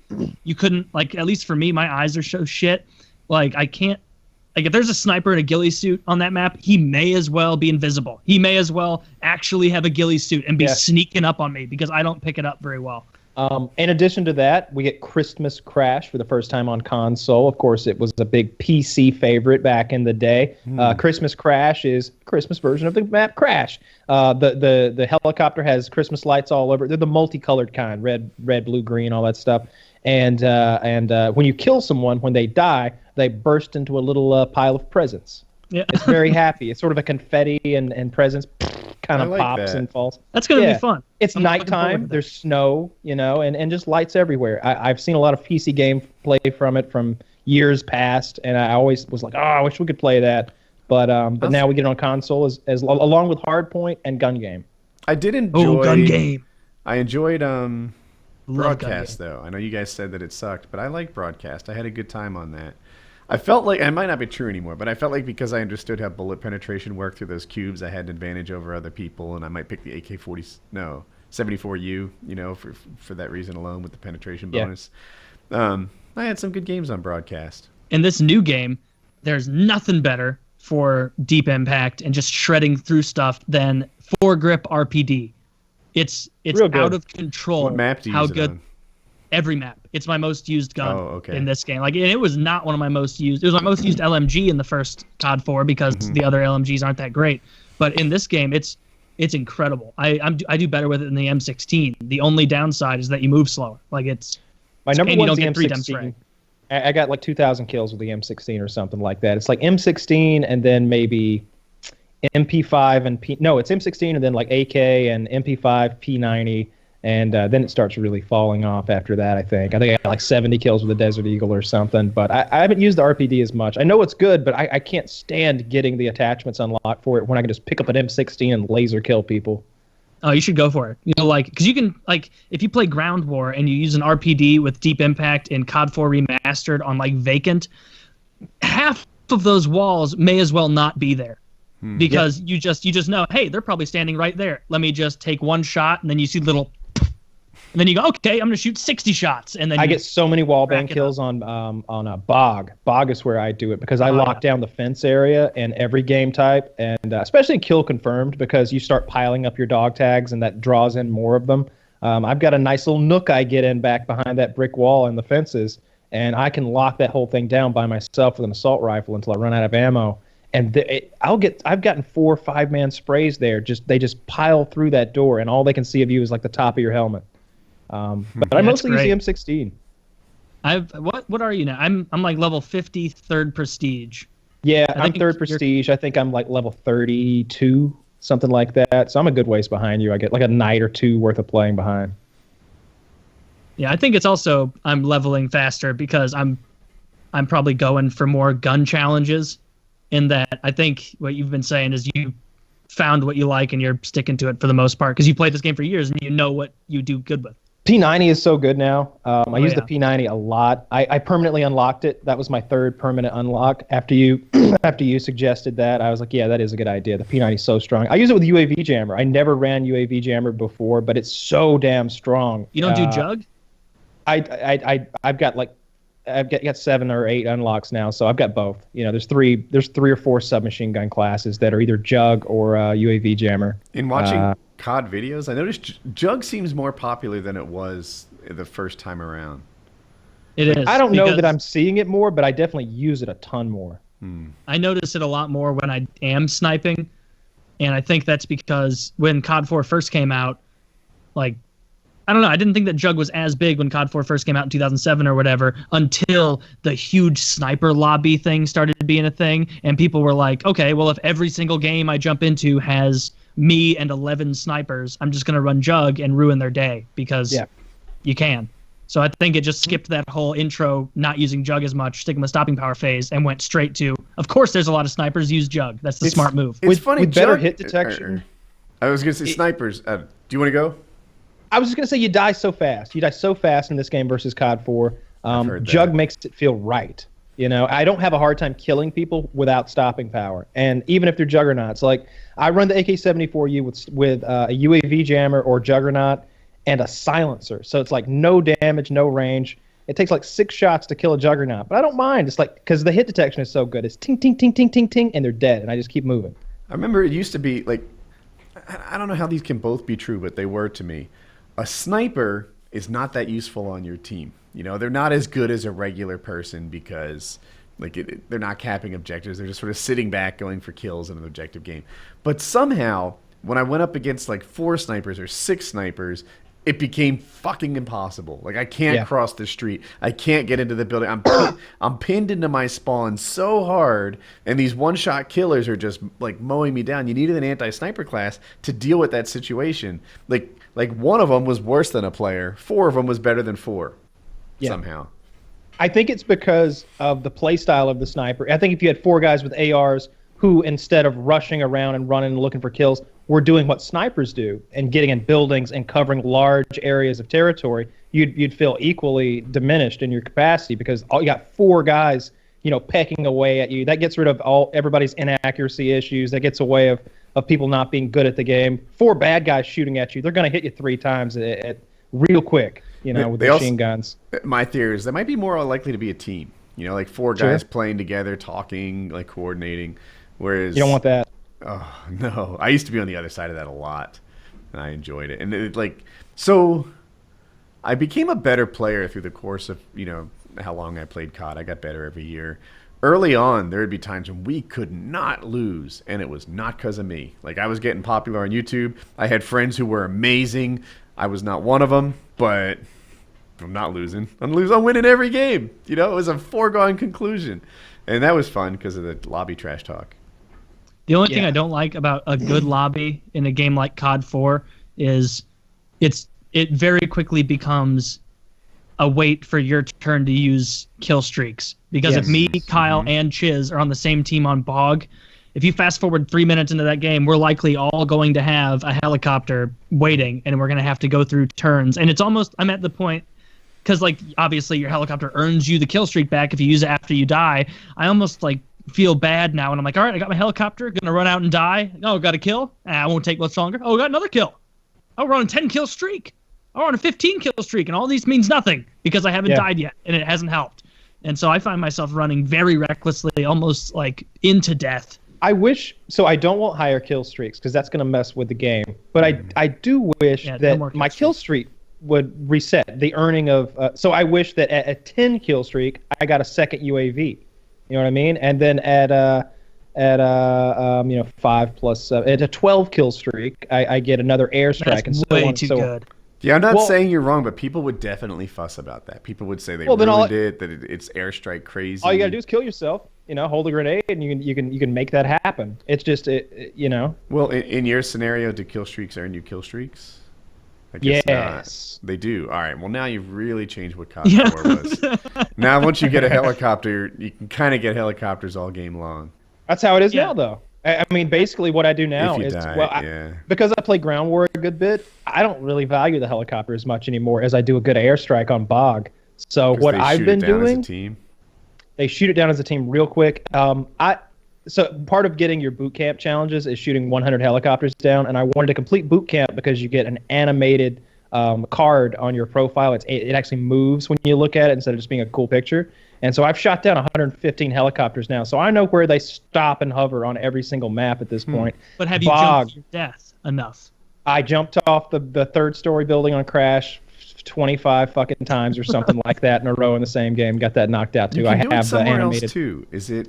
You can do it on District down in the well. You can do it. That's what I'm talking about. Oh, that's been great. If you're on CDOM, this happened to me twice last night, where I was, those little culvert cutout windows in the stone where you can see across where the well is into that building with the windows on the other side, and then down to the left on the lower level by the stairs is that cutout where they'll be coming from that other corridor. And I must have got a 6-kill streak, almost a helicopter off of it, just aiming at that doorway over the course of a minute, waiting for the same 2 or 3 idiots who were all trying to complete this challenge, sprint.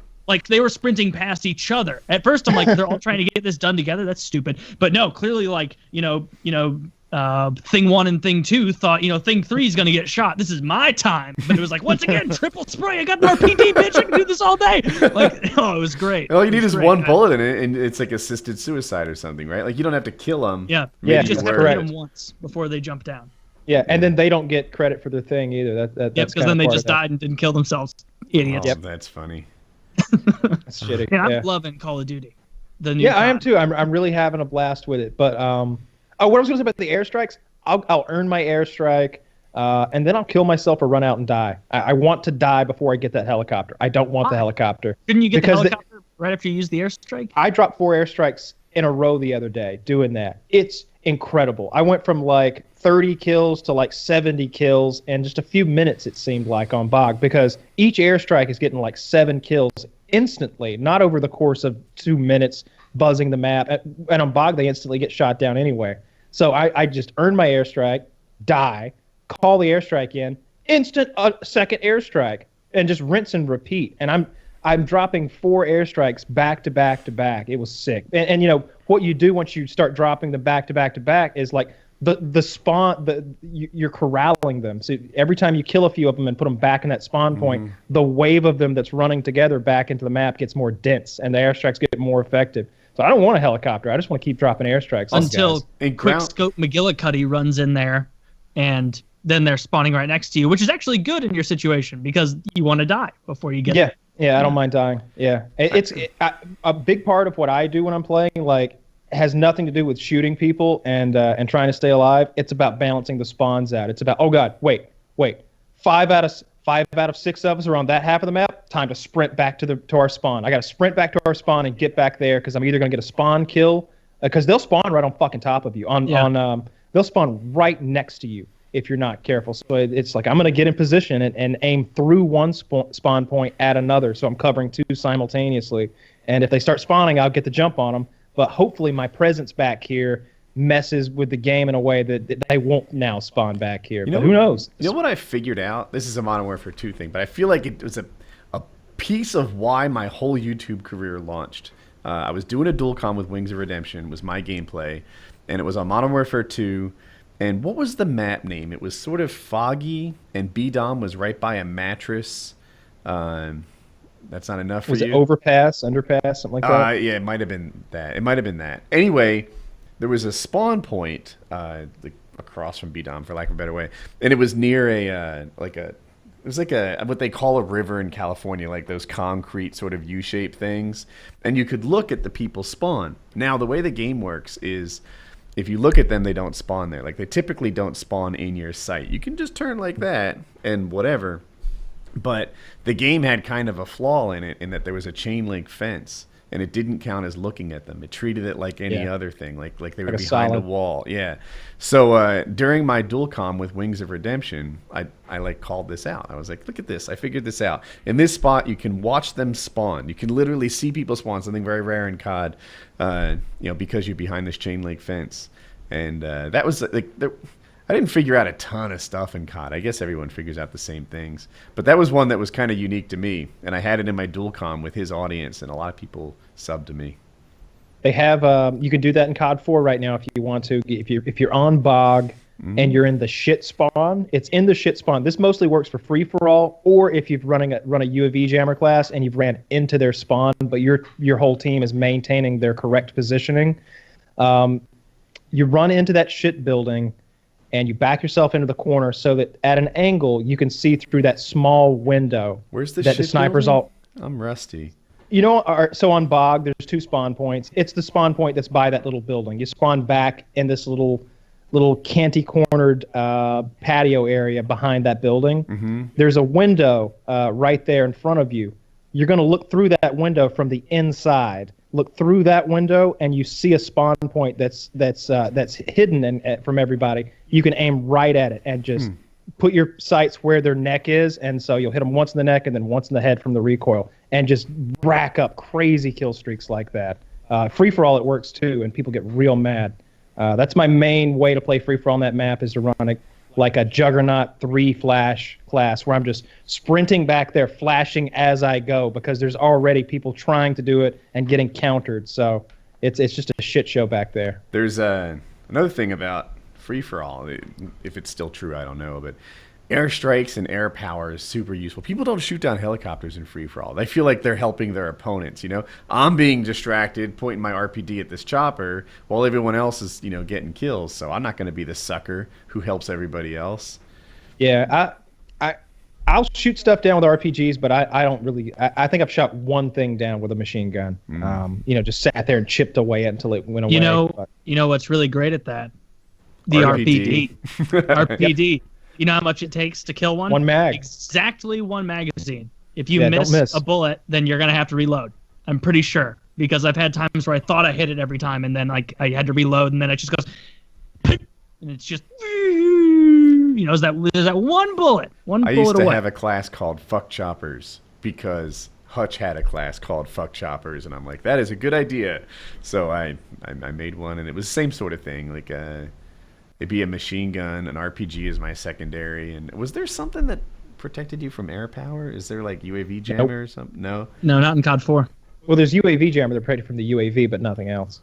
Yeah, you'll still get helicoptered and Well, I don't know. airstruck. I don't remember what was special about it aside from the fact that it was RPGs and machine gun assault.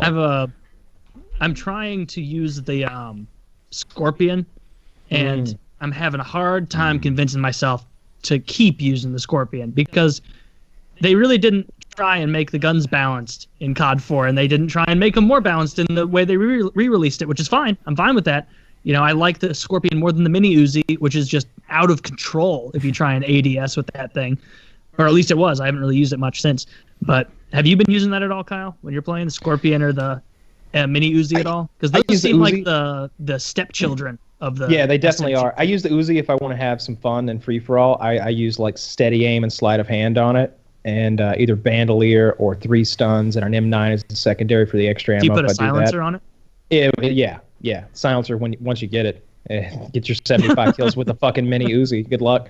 But with the Scorpion, that's a real like situational kind of gun. But again, I would use it with sleight of hand. You got to keep that thing loaded because it does that thing where it loads and then it charges. And it's easy to like sprint or do whatever you do to cancel your reload animations and not get that like part where he actually charges the weapon. And I've had so many times where I like sprint and go to shoot, and he like starts loading again. 20 rounds instead of 30, right? So yeah. I always, with 20 rounds, in my hands anyway. Like I was never guaranteed to get that second kill. Like it's nice to reload after every kill, and you'd think like, oh my God, Woody, it's taking you more than 10 rounds to get a kill. Sometimes, it's a Scorpion, dude. It's, yeah. So, but yeah, and you don't always stop shooting the second they die. Mm-hmm. You put another couple bullets in just to be sure. And COD 4 was my first COD, but I used to bring up the Scorpion always, because once you got a couple CODs in, they're like, oh my gosh, the whatever gun isn't balanced. They don't have every gun perfectly balanced. I should have a reason to run all like 30 different guns in this game. And I thought COD 4 didn't do that. Like there was never like, it doesn't matter, Scorpion, whatever. They're all as good as one another. No, man, Scorpion, you kind of use it like a shotgun, if you run up close, shoot from the hip, and deal with things inside. Because I don't know if people know, it does 50 points of damage up close. Like that's a lot. But then that drops off very quickly. Like it does. It does the that other for, side like, of the the first room. 12 feet. Yeah. It takes 2 bullets if you are close enough to touch them. If you're bad breath range, it's almost like a shotgun. If you're using it in any other way, it's very tough. If you're using a Scorpion trying to get kills in Call of Duty, you need smart mouth. Because they're going to smell your breath from a mile away before you get close enough to plug those 2 bullets into them and then frantically reload. That's what you need. Yeah, but I like the Uzi. I just the Scorpion really is trash unless you're playing against real bad people. But I mean, against bad people, you can use a pistol or something. If they're one-dimensional players where like they can't use both sticks simultaneously, they're like. Those are my favorite players. Does the pistol not have auto aim? It has auto aim. My aim was always worse with the pistol. I saw this was hard to use. I watched an X-Jaws video recently. He had a Deagle, and throughout the game he had good aim, but with the Deagle, I could see they're hard to use, man. I thought maybe it didn't have auto aim. I don't know why. Got bad sights. The way the auto aim works might be different. Maybe it doesn't engage at longer ranges. You know what I mean? Because it's a shorter range weapon. I don't fucking know how that part works with the auto aim, but I think I like the USP better. I think I like running a suppressed USP better because there's so many times where the Deagle's good if you got one guy to kill and you can like spam it from the hip in a hallway. That's great. It insta kills him because it's doing 50 points of damage a bullet too, and it's got lots of penetration. But a silenced USP, when I'm run out of ammo and I'm pressing Y to go to my secondary, I'm in some shit. Yeah. Like I'm in the shit right now. I'm usually in their spawn with 2 more of them to kill. And if I can pull out a silenced gun and go chink, chink, chink, chink, chink, chink, chink, chink, chink, chink, and still have 4 bullets left, that's pretty sweet. So I've been using the USP. I just much prefer the whole like, oh fuck, bang, bang, bang, bang, bang, bang, bang, bang, and then just usually you get at least 1 because it takes like 1.5 bullets. You hit them once anywhere and then once just close to them, and it's usually enough. But yeah, I think the Deagle's You really like the USP more than the Deagle. It depends for what style of play. If I'm running an M16, I think I'd rather have the Deagle. But if I'm running a submachine gun, especially a loud submachine gun, I'd much rather have a silenced pistol. If I'm running a louder, like if I'm running a naked AK with extreme conditioning and I'm trying to like get around their spawn with Juggernaut, I want a silenced pistol that I can go to and go sneaky mode if I need to. Like if there's that one asshole who's not paying attention, I can just execute him real quick and go on about my day. The only class I don't use a Deagle on is MP5, and that's just because you need ammo with the M9. And usually, if you've burned through all that MP5 ammo, it's a very having a good time fun thing to switch to that M9 and realize that it is also empty. That M9 is the worst piece of shit, especially with the silencer on it. It's like choo choo choo choo choo choo choo choo choo choo choo. God, I hit him every time. He's still coming. Like it's doing like 8 damage a bullet or something. Yeah, it's like a slingshot. It really is poor in that game. Let me do an ad read here. I think it's about time. I think so too. Tell everyone a bit about SeeSo. Well, tell them. Go ahead. I'm getting to it. God damn it! Yeah, Jesus, Taylor, you fuckhead. I'm sorry. I'm eager to hear about SeeSo. SeeSo is the place for comedy. They won't tell you how amazing they are, but we will. SeeSo is amazing. It's comedy for comedy nerds by comedy nerds. SeeSo is spelled SEESO, and it is the new ad-free streaming service bringing you hilarious original series, hand-picked classics, weeks of stand-up specials, and more. Bingeable comedy, anytime, anywhere. SeeSo. Every episode of Saturday Night Live ever, including these new skits with Donald Trump, which he is tweeting about and are very hilarious, including new episodes the day after they air, The Tonight Show starring Jimmy Fallon, and The Late Show with Seth Meyers. They air after the day after they air. And they even have classics like 30 Rock, Parks and Rec, and Saved by the Bell. Even British comedies like The Original Office with Ricky Gervais, the entire Monty Python catalog, which I love, the IT Crowd, and Steve Coogan as Alan Partridge, whatever that is. Critically acclaimed originals and exclusive content like Harmon Quest and Funny as Hell. If you're serious about comedy, you have got to try SeeSo. Stream it anytime, anywhere, on virtually any device. SeeSo is ad-free and just costs $3.99 per month. That's less than you paid for that latte or artesian cold brewed coffee you're holding right now. And right now, our listeners can try SeeSo for free for 2 months when you use our promo code PKA at checkout. Just go to SeeSo.com, that's SEESO, and sign up for 2 months for free with promo code PKA at checkout. That's SeeSo.com, promo code PKA. If you don't use our code, you only get 1 month for free. So double your free months of SeeSo, get access to all of that comedy catalog for free right now. Check it out. Check out SeeSo. I use SeeSo a lot. I really do. I like all that British comedy stuff. I like all the Monty Python stuff. And I haven't gotten into Harmon Quest yet. I'm really looking forward to Rick and Morty. Good I want that service. to happen. It's hard to find good comedy on a lot of services. It's good to have one just for that. And at this late hour, let me tell everyone a bit about Stance sockwear. These things are great. Stance has turned one of the world's most boring accessories, socks, into its most exciting by turning them into a canvas for self-expression, by underpinning its creative tools with relentless focus on technical innovation. Stance has redefined what socks should feel like and the role they play in our personal life. Stance is headquartered in San Clemente in Southern California and was founded in 2009. It's now sold in over 40 countries. Stance has had amazing cultural influencers like Dwayne Wade, Rihanna, and Willow Smith drawn to their brand, and they're also the official sock of the NBA and Major League Baseball. Check out their insanely popular Star Wars collection as well as their holiday socks that just recently dropped. Those are all fun and festive, very cool stuff. And go explore the newest and best-selling collections for truly amazing gifts that will make your loved ones smile. Or shop yourself at Stance.com, STANCE.com. Stance, the uncommon thread. Yeah, I'm a big fan of my Stance socks. I'm not wearing them again tonight, because they're always in the wash. But I've got 4 pair. I keep meaning to wear them on the show. I've been getting great reviews from you, but Chiz has yet to send me my socks. You know, I'm beginning to think that he's pilfering my footwear. He might. He might be. He told me he had quite a few extras. He said something about. Did he really say that, or am I being gullible? I think he said he had so many that he made sock puppets out of them. He was like, "What am I going to do with them all?" So he's Son of a sock puppet, bitch. Sock puppet. I said it wrong. That's all right. I was just thinking how sad it would be to jerk yourself off with a sock puppet. Like, You know, that seems like it takes all of the potential advantage. you think of it's jerking. if you think it's shameful to pretend that a prostitute's in love with you, wait till you try pretending that the sock puppet loves you. Oh, I'd like tacos and burritos. Yeah. Like, Jennifer Lopez. Jennifer Lopez. Yeah, that was a good episode. And then later, and she gives the hand job. Eric gives a hand job to Ben Affleck. To Ben Affleck, yeah, in that episode. Yeah, Eric's Which been show are we fucked by a talking lot of about? adults. Eric. Cartman. Yes, Cartman. He made Jennifer Lopez be his sock puppet or his hand puppet like this. He just drew on a face. Just little drew on a legs. face, and we go, "Oh, Jennifer Lopez! Oh, Eric, you are so funny!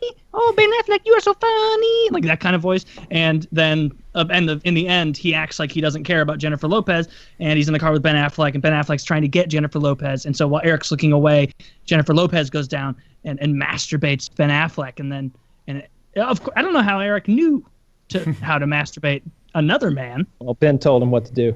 I bought something cool on the internet the other day. It's a book by a wonderful author. Let me go get this book. It's kind of funny, and I'll read a bit from it. What's it called? Save it if you doesn't matter. Yeah. I don't know where this is going. What book could he have possibly bought? That's cool. I was surprised when he said I ordered a book on Amazon. I thought that was the news, where it's like it's good getting into reading. And, What's like, the last thing you reading. bought on Amazon? Go ahead, look up your order history, unless you know it. Oh, I definitely know. Oh, I know what it is. It was a Colton Parayko Blues jersey. It looks like my most recent thing was a USB charger. You plug it in the wall, you get 3 ports. Not that exciting. It's useful, not exciting though. No, You're right. It's the third one I bought. We have so many chargeable things. Like in between my paramotor flights, I don't even know how many things I have to charge. There's like 2 heated gloves, a heated coat, a camera, the microphone is like noise canceling, and probably some shit I'm forgetting. The radio. So you just got 60 cords. Oh, that must be stressful to go out. But when you're going, like, all right, do I have my electric hat? Do I have both of my electric gloves? This one's only at 60%. When I'm at that altitude, I'm gonna need that fucking 80%. And you got to keep plugged in or whatever you do. It's a bit of a pain. Like I you know, that like paramotor talk. But one of the joys of it is how easy it is to just go flying, right? I can walk to a part of my yard and fly away. But then you add like YouTube to it, and like adding YouTube to anything, it like suddenly it's a production. Yeah. So what does Kyle have? We should take a guess on his book. I'm thinking. I bet it's from a YouTuber he's back. or something. I'm guessing like we know the author. Maybe we've met the author. Well, we don't have to guess anymore. What do you got, He's Kyle? back. Winners aren't losers. by Donald Trump. Is it by Donald Trump? Oh, we're going to read Winners Aren't Losers. Winners aren't losers. They're winners like me. A loser's a loser. Which one will you be? Can you angle it so we can kind of see the pictures there, if it's possible? I want to get the full experience. Winners aren't winners. They're winners like me. A loser's a loser. Which one will you be? Winners do deals and winners get rich, while sad little losers just sit there and bitch.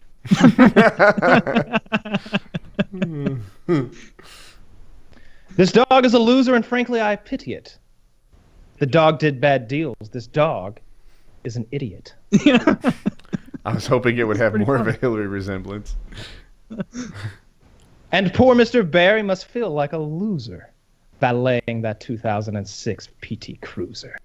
Now he's making fun of old cars. Come on. Yeah. This lobster's a loser. Throw him in the pot. I like a lobster who doesn't get caught. Yeah. Those losers are failures who get nothing done. Just do what I do and you'll be number one.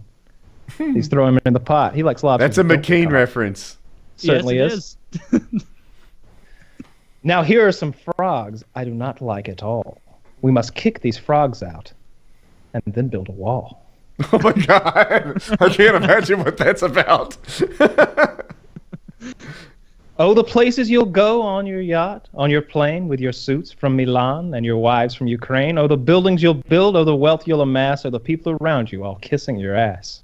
It's very uplifting. Absolutely. There are two kinds of people. Which one will you be, a loser like them or a winner like me? Yeah, and that is "Winners Aren't Losers" by Donald Trump. And I just absolutely had to purchase the sequel. Hilarious. I'm gonna. I had to purchase the sequel. "Winners Still Aren't Losers" by Donald Trump.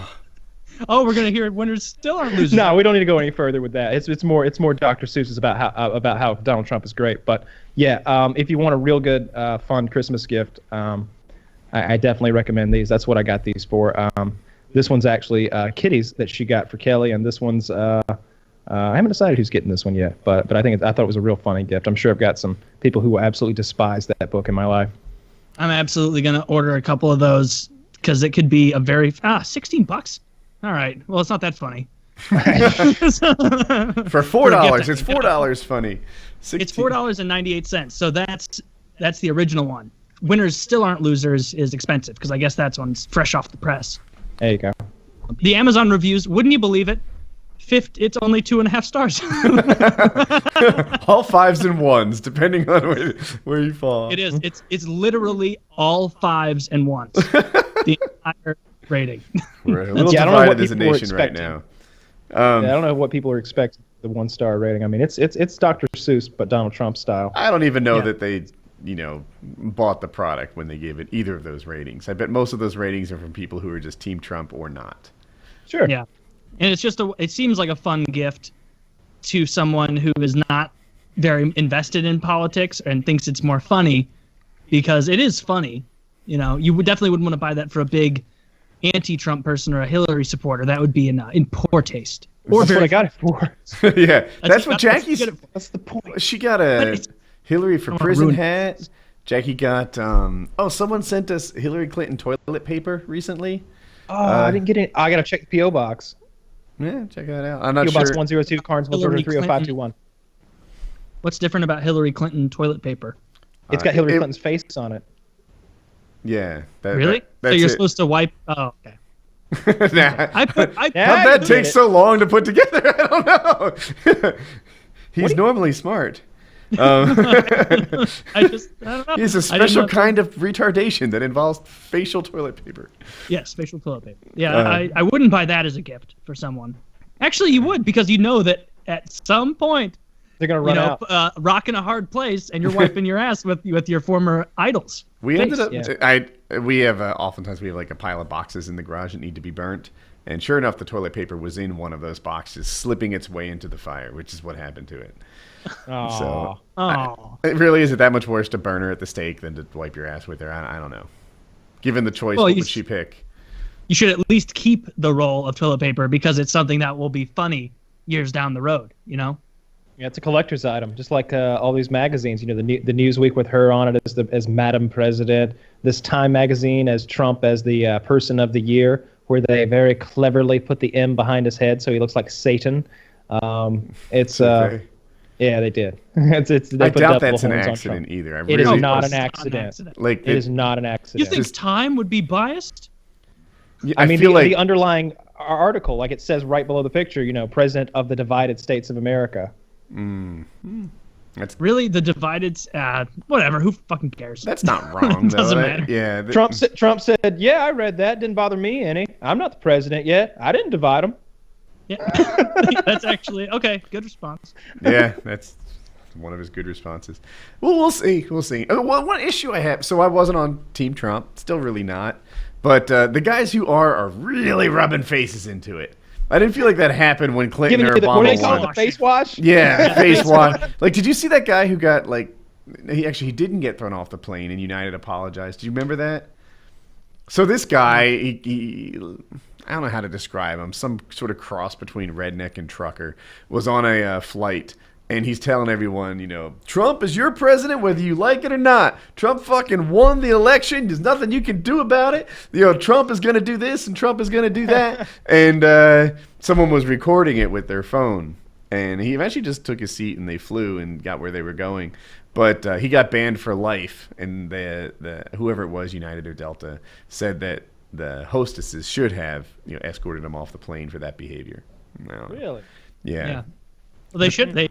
It's a vicious cycle of, because it didn't happen in 2008 online, at least I don't think, because it wasn't as developed. social media wasn't as huge as it is. It wasn't as big a player. It wasn't. And so there wasn't as big of a huge swell of people who were like, Obama, damn you! Like, it just wasn't there for people to play off of. Now in 2016, you can find outrage anywhere you want. And people who want to gloat about it have the most fun gloating with people who hate it and are offended by it and they're upset by it. And then those people get offended and upset. And those people who poked at them are like, that was fun. I want to keep doing that. And these people are going, I'm so indignant and upset and I won't let it go. I refuse to let it go. And they go, well, then we're going to keep coming after you with saying a bunch of bullshit. And it's a cyclone of escalation. And the best part is, like, one side is the side with the ammunition and the other side is just the side who's going to keep taking punches.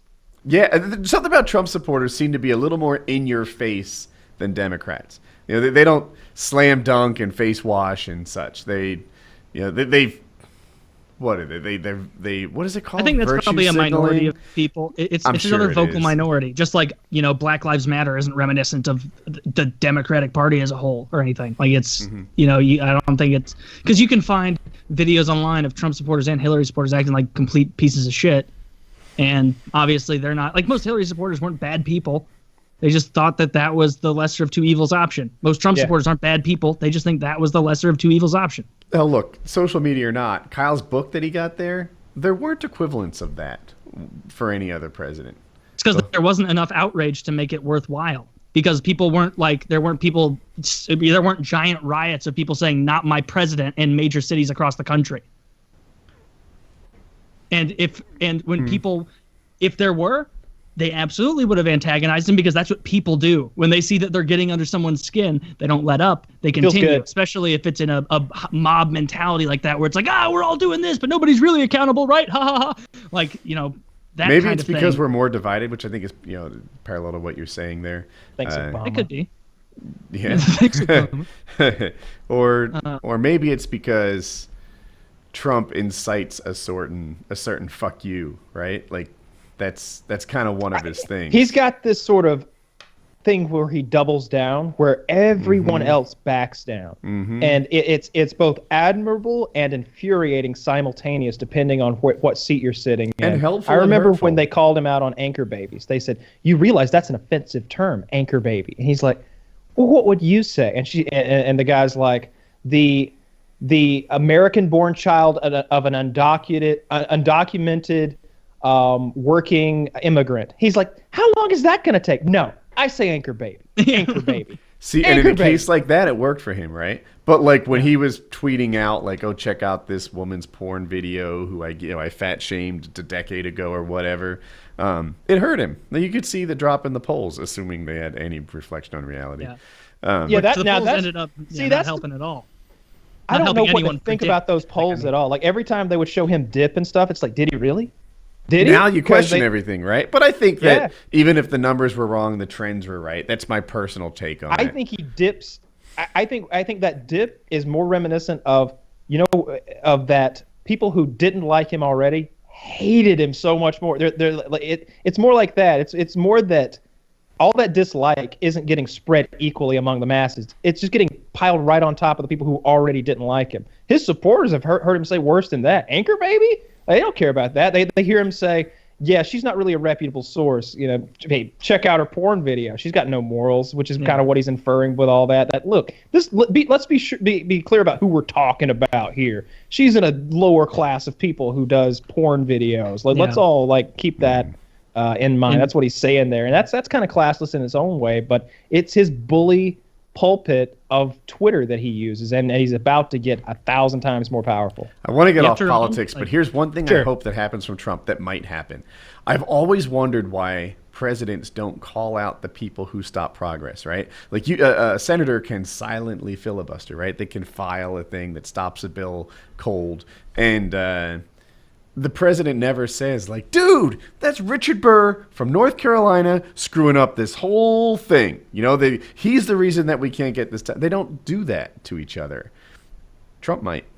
Trump might. If Trump sees bad behavior like that, I think he might be like, he might list a whole band of them. He's like, we got 8 Democrats right now in this country. He's like, you may think this country is divided, but we got 8 guys that are holding everything back. Here are their names. You know, like, I bet everybody in that whole world of politics, like you were saying, how they don't call them out. I never really thought about it, but I bet it's because, like, you know, Obama calls out, because they're all politicians. They've all done dirty shit. There's all stuff on them that if it got out, they would be very displeased. And so I bet if Obama's like, you know, oh, you know, Burr, you're the worst, you know, Burr might fire back and be like, oh, well, look at what we stumbled upon now that this honor code of politicians has been breached. Like, who knows if that's a thing?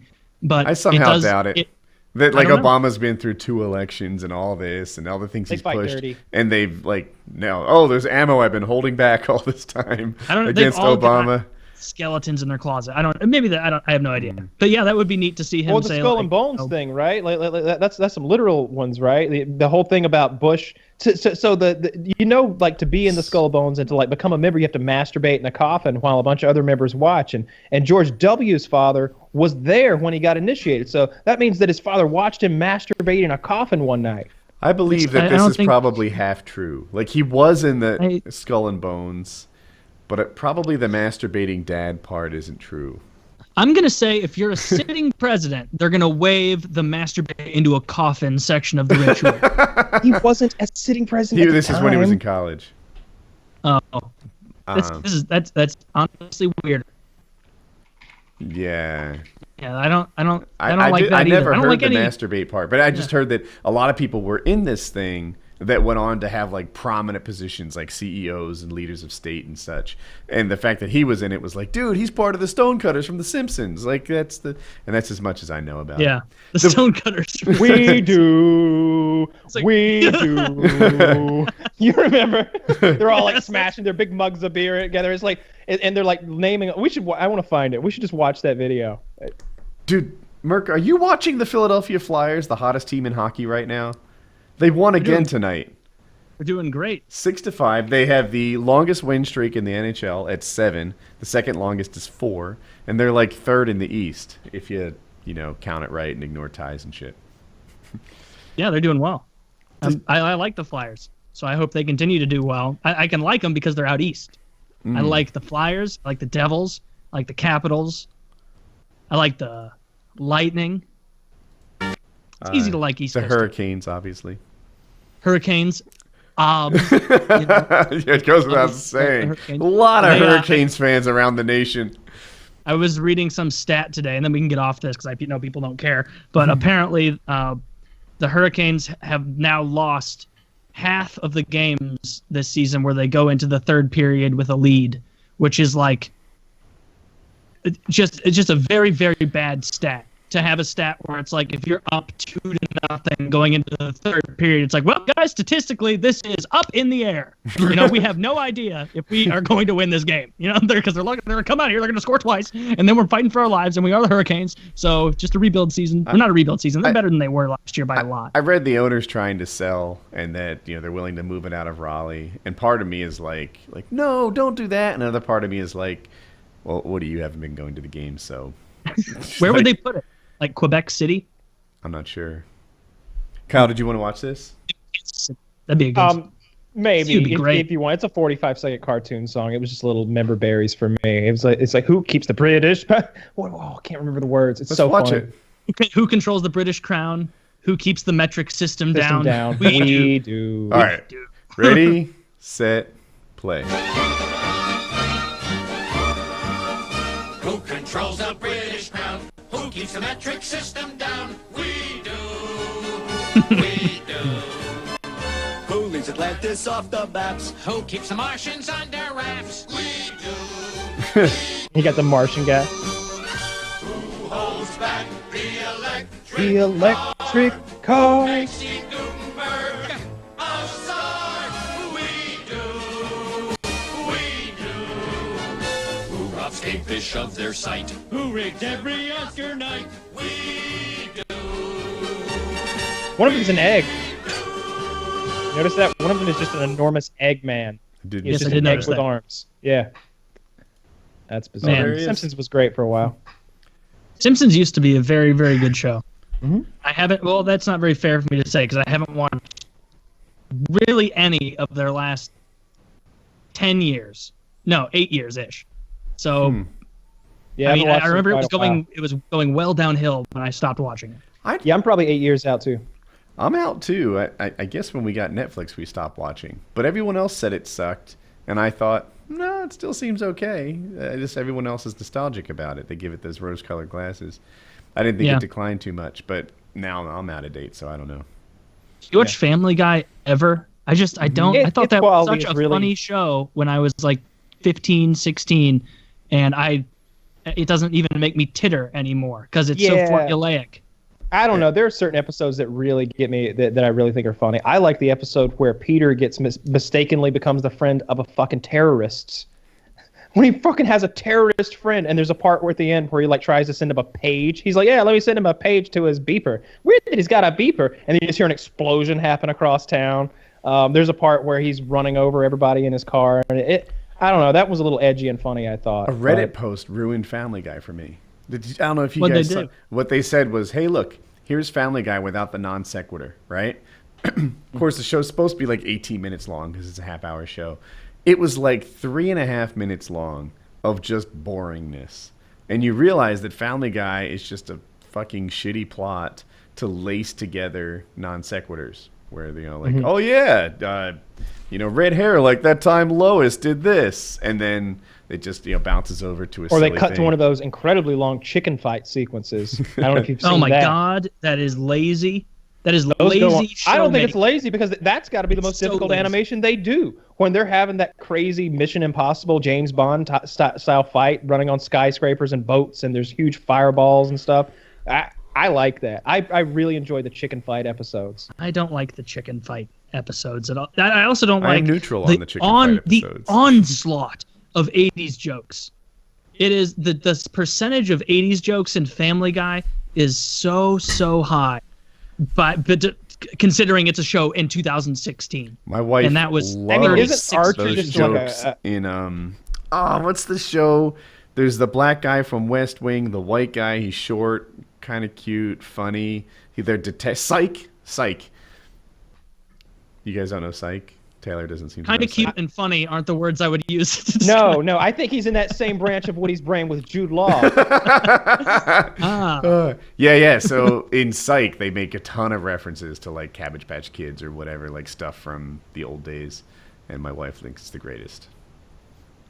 Yeah, I wasn't old enough to remember Maybe all that's those the 80s issues. things. Yeah. So that's the issue. Archer is like a cut for cut like remake of like those Tom Selleck movies though, right? Or not Tom Selleck, but what's his name? The actor that he likes too much. They played Gator, Burt Reynolds. Oh yeah. Burt Reynolds. Have you ever seen like the side by side comparisons of like all the Archer scenes and the Burt Reynolds scenes from his movies? It's like the same exact copied shit. It's so funny. And they did the most recent season where they were Private Eyes was a Tom Selleck ripoff. Like, didn't even drive the same car and stuff. Burt Reynolds. I had no idea Burt I think Reynolds was 80 years old. Jesus. Did he drive a Ferrari or a Trans Am? I don't recall. I don't recall. In Archer, he drives a Trans Am. Oh, right? well, then it would be Burt Reynolds. Well, they have Burt Reynolds on the show to like make fun of that fact. Like they have Burt Reynolds on the show. He's dating Archer's mother that episode, and then he like drives the car and saves the day and everything. Yeah, there are a lot of episodes that are just and they really go to a lot. It's harder to do what they're doing than to not. Like when I say it's like a cut for cut like copy, like that makes it harder to do their job. So I don't feel like it's a bad thing. I like what they do, and it was a really cool thing to find after having already watched all those episodes to find that out after the fact. Archer's a great show. Have you seen its Australian knockoff on Netflix? They got this show on Netflix called like Pacific Thunder. I'm gonna get the exact name, but it's called like Pacific Thunder or something, and it's just a complete ripoff of Archer. Is it good? Yeah, Netflix animated Pacific. Yeah, Pacific Heat. It's called Pacific Heat, and yeah, it feels like they're like Private Eyes or something like that. It feels like a complete ripoff of Archer. Even the animation here, I'll link you to a little clip from it. I haven't seen this clip before, but you'll see immediately by looking at the animation even that they're going that route. And the plot seemed kind of similar.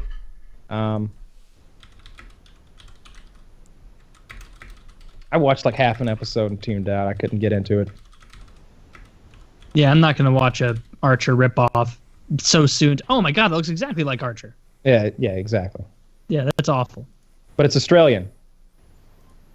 And I have no interest.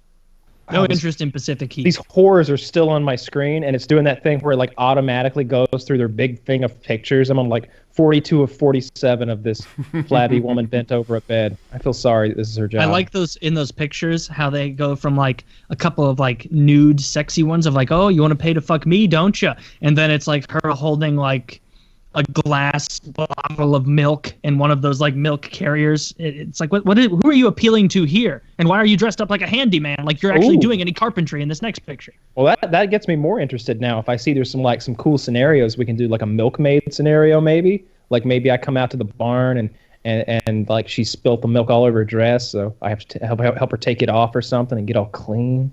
And we go out by the spigot. By the spigot. By the spigot. You guys want to do an AMA question? Yeah, I'm looking through these right now. There's one here just for me. After doing the Paramotor Mail Monday vlog, I felt a tingle of hope. Will you ever consider starting up your Mail Monday series again as part of your vlog, perhaps? It was never about the gameplay. It's something I used to say. Yeah, I have been thinking about it. The challenge with paramotor vlogging is that it's a fair weather thing, and I wanted to do one on Monday, but the weather was bad. So I actually recorded one yesterday, which is Wednesday as I say this, and I'll probably put it up on Monday or something. I don't know if I can do it regularly because the weather's got to be right, but that's the try. You know, I'd love to do 2 a week or something like that, a Mail Monday and then just a vlog. But it's fair weather, and sometimes I got things to do like today. I can't fly.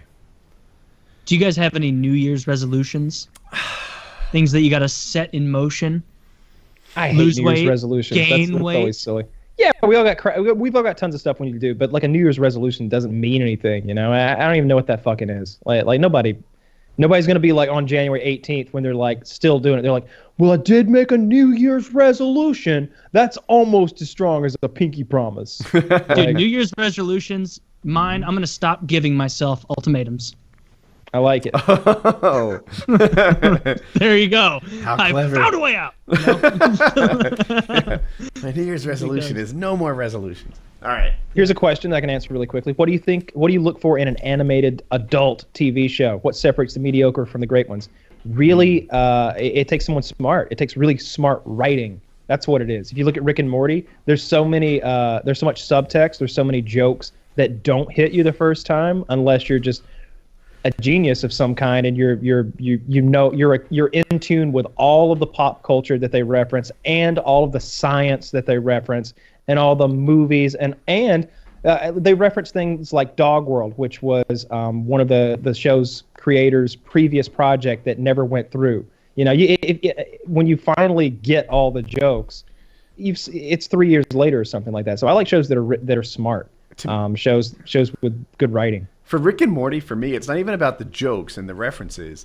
It's about the, like, hinted at plot lines. That's the stuff that I miss, that I, like, go online and see that other people caught. You know, like, you know what? I think they switched the Garys when they put him in daycare with something else. And did you notice the ticket in his hand didn't match some other thing? And that they're not from the same universe? And yeah. Like stuff like that. I didn't catch those things on my own, and I probably even messed it up. But there are these very subtle like hints to the way that the multi-dimensional stuff works that like if that's actually put in there, because sometimes when fans notice these obscure things, they're just wrong. You know, they grasped at straws that weren't there, and sometimes they're amazing. And yeah, when they do that stuff, when they put really clever little hints in and run with it, I'm very impressed. That's smart writing.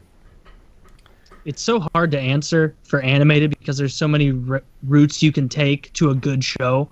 Like Archer and South Park are tremendously different, but they're both very good shows. Mm-hmm. Like Archer has more of a, like, part of what is endearing about Archer is how much they stick to that continuity. Like in season 7, they will make throwbacks to jokes from season 1, and it's the quality the same of the animation. Yeah, and the quality of the animation, it's very good quality animation. Like that's good about Archer.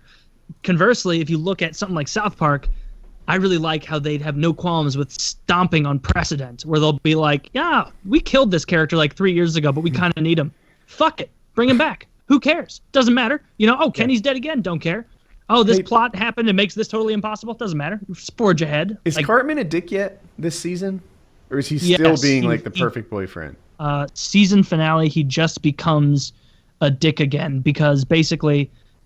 This isn't even spoiling the season finale, because it was like leading up to that for like 3 episodes, where it's basically him convincing himself like, my girlfriend is smart and funny. She is smart and funny. And then in the end, it starts to crumble around him of like, what if she's not actually smart or funny?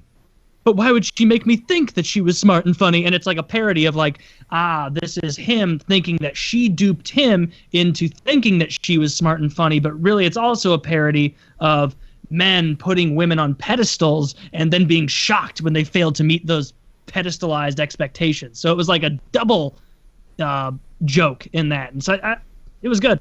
I liked it. The whole memberberry thing went off the rails as soon as Trump won the election, because you can tell that they had the story planned out for the most part. And when Trump won, it really threw a wrench into their plans. And so a couple of the storylines really started to they started sucking. They weren't good. They were big time. They were bad. Yeah. They were planning on a Hillary win, and then the plot was going there somehow. You even saw Hillary in the Troll Trace episode, or one of the Troll Trace episodes. You know, she was part of that, and then she just completely dissolves from the story.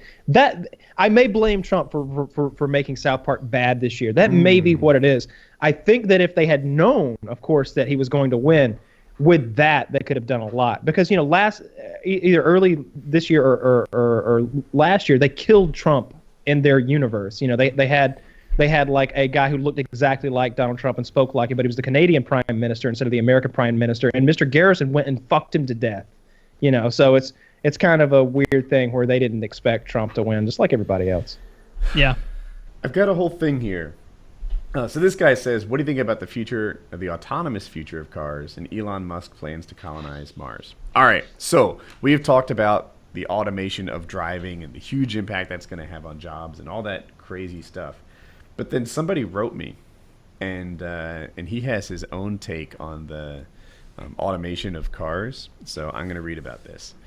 The job of truck driver isn't going away, but it will improve for the better. To completely eliminate the job of commercial driver would require a 100% infrastructure change, not only to highways and residential streets, but modification of the delivery aspects of everything from big box stores to the mom and pop grocery store in rural Appalachia. Instead of the job of driver, it will change the title of operator. Commercial vehicles require 180-point federally mandated inspections daily, covering everything from tread depth and pressure on tires, the seal in the fuel tank, the cap not being worn, and also the fact that in order to maximize profits with fewer vehicles, companies will always try to obtain the longest length of haul possible, and trucks have to be fueled every 500 to 1,500 miles. He goes on, but basically he says for a while that trucks have to be monitored a ton. I could give you 100 other examples, but let's talk about how the job improves. Trucks will be automated on major highways. This will reduce driver error and allow drivers to better monitor equipment with built-in diagnostics, as well as cameras and all angles, giving the newly titled operator a better view of issues in his vicinity. The truck still has to be backed into docks. All of them are different. He goes on for a while, but basically says what's going to happen with truck drivers is they're going to be like commercial airline pilots, where there's an autopilot that keeps it between the lines, right? Right now, a big part of their job is just keeping the truck in between the lines. Transfer to the future, and it's going to be, more about maintenance and making sure the aircraft is doing what it's supposed to do. They'll be monitoring or operating it. I don't know. Trump's about to spend $1 trillion on infrastructure, though, so maybe we get those fancy roads that will accommodate our self-driving vehicles. Or maybe Trump will take a stand against the machines. That's how the only way you're going to avoid that future where we get to the universal income for everyone is if we take a stand against the machines somehow. Like he's got to do something like that, because if we keep replacing everyone with machines, there's just not going to be any jobs left. Then we're going to have to fight some sort of war against the machines. We'll just let the machines fight the war.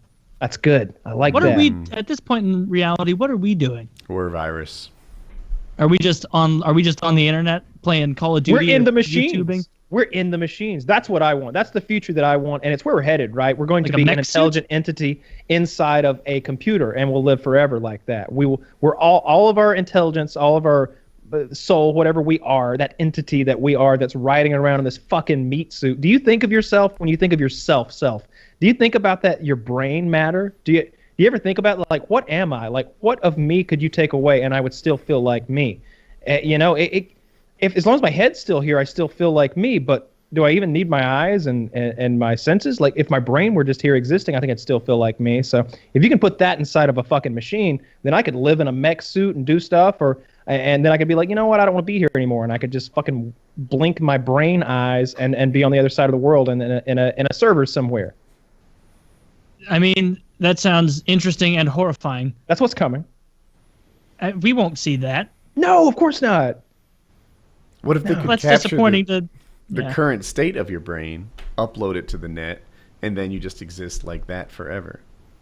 Exactly. But it wouldn't be you. Well, the thing is, in your description, I felt like you were saying you were going to take your brain, not the state of it, right? Like, let's get rid of all the biomatter, right? They're just going to... Yeah, no more biomatter, really. We need some sort of interface that would allow you to, come out of here and go into there. Like, whatever this is that I'm struggling for a word for it, of what we are, your soul, your entity, your consciousness, your intelligence, whatever that is you. Your essence. Your essence. If you could get that into something else, then you're immortal at that point, I think. That's the goal. Like, will we ever get to the point where we capture the state of a thing? Like everything in my world anyway is just a series of like biological reactions, right? We're a big chemistry experiment that just reacts in a certain way to certain things. It gets programmed, right? Your chemistry alters, your synapses connect, but basically, like, it's almost not free will the way you respond to stuff because it's just a bunch of chemical reactions. That's one thought process.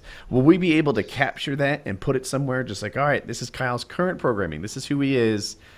Boom. Now we have a thing that will act just like Kyle, assuming it's exposed to the same stimuli from now going forward. That'd be neat. I used to think of that with weather. Like if we could predict weather perfectly. Now that's not true because we have like things that impacted the butterfly off Africa. But if we could capture the state of all air mass on Earth, and we knew how it was going to react to, like, say, mountains on Earth and the other air masses it bumps into, we could like reasonably predict it going forward. Sure. Yeah. I think that all those things are possible. Like, I don't think there's anything out of the realm of our grasp. Anything you can imagine, I think we could achieve, but I think we'll kill ourselves long before that'll happen, or something else will happen to us. Just over the course of enough time, something big hits this planet, and we all die. Over the course of enough time, a big radioactive wave fucking hits us, or a pulsar blasts us with radiation or something. Like, over a long enough course of time, we're dead. That's why getting on Mars is important. Not because, right now it's sort of a fledgling thing, and it really does seem like a costly bullshit endeavor. Mm-hmm. But if you're going for this long-term 10,000-year empire that we're going to need to get to the point where we're folding space and conquering the entire galaxy, then you got to get on another rock. I wish I could see what other civilizations did, right? And not talking about humans, right? Like, they say, the dinosaurs ruled the Earth, and then they got wiped out. I don't think anything ruled the Earth quite like we do. I don't think anything's inhabiting all 7 continents, all over the Earth. Like, what humans have done... A T-Rex didn't look at another T-Rex in another field and be like, we run this place. Like, no, it's just they were dumb idiots with no forebrains or midbrains just acting off impulse. Yeah.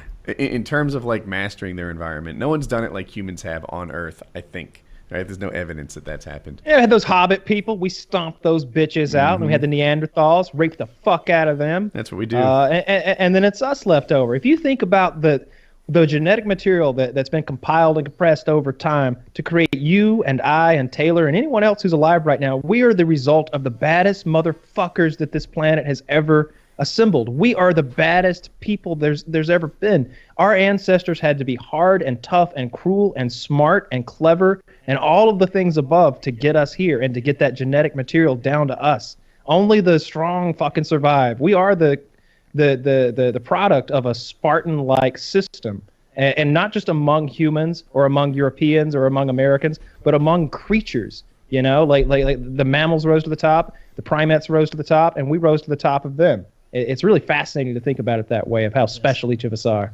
and yet meaningless at the same time. First place in all of the apes and mammals, and because those are the best of this planet. I feel like you set the chimps against the Dolphins, Chips win every time. Yeah, well, it depends on who gets home field advantage. Yeah. Well, the Chips win in a lot of ways. Yeah. If you throw a bunch of monkeys in the ocean, those dolphins are going to have their way with them. Yeah, They're gonna rape them. yeah, they They're gonna will rape them first They're gonna rape them. That's what and dolphins last. do. The Dolphins show no mercy. No, they do not. I've been watching a lot of monkey videos and seeing because I'm really fascinated by the intelligent monkeys that use tools and stuff, and the singing monkeys in the jungles and stuff. Been watching a lot of monkey videos. I know Taylor likes that. Let's talk about this poster that Chiz made. Now that we're in like the last 5 minutes of the show or whatever, do you have it there? He made this Christmas poster. Oh, I didn't even see anything. No, Oh man, I can't I can't change I'll Skype help. conversations, so no, that was not set up for this. okay, yeah, it's man, he's got notes here and everything. Notes on the Christmas poster. I'm gonna read his thing here. I guess we should have gotten to this, but it really fell through the wayside because of the ads. He says we've had this awesome drawn from scratch poster made to celebrate Christmas this year, and all of you can get and put it on your walls. We're selling these. You can go to this. I'm gonna link you to what I'm reading, Woody.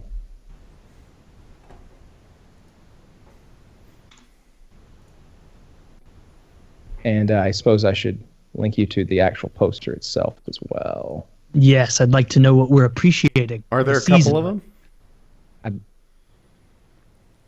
We don't know. We don't seem to know anything about this.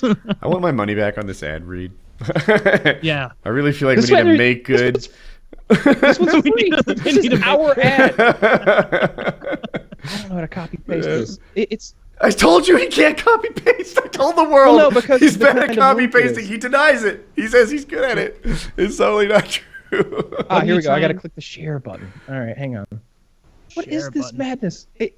These newfangled buttons and keys. How are these kids navigating? I don't know how to share this with you. Is that it a he sent it URL? 66. Is it What does it look like? Has he Um, shared it with anybody else before? he put it in the fucking Skype chat. It's in the PKA recording chat. which I It's, can't switch to. You can't copy and paste it. Like, There's nothing to copy and paste on this. Like at the top of the thing, it's I downloaded the file. I have it. It's on my computer. So drag it into the box, and you can upload it into Ah. this one. Where you Oh, type, did we get just it? Drag it there. No. Oh, You know I where got you it in where the you where you PKA type chat. where you type in what you want to say. There you go. I put it in the other one. Okay. Yeah. Yeah. There's your poster. Jesus Christ. Yeah. So if you go to that link there, the gum.co/Xmas 2016, or you can find it on gumroad.com/PKA and get it today. These Christmas posters are limited edition. They'll only be for sale until January 8th, 2017, and then you'll no longer be able to get them. So don't procrastinate. This is a PKA holiday exclusive, not limited to the United States only. If you live in Canada or Europe, you can also buy the poster. Just not going to pay. You're just going to pay a little more for shipping, he says. Next time we do a PKA adventure or fan meetup next year, this will be the perfect thing for you to bring along and get signed by us. So you should really get one for yourself or anyone else who might be a fan of the show. It appears that and you drug a thumbnail in. Is that what you meant to do? Because it's a pixelated, crappy version of the poster. I'm just dragging It's the so image. bad. You don't want to show it to everybody. I don't know how to link you to what he sent me because he sent it to all of us. I don't know how to get it and then give it to you separately. There's me putting the star on the top of my paramotor, and I assume Chiz is the Jewish guy.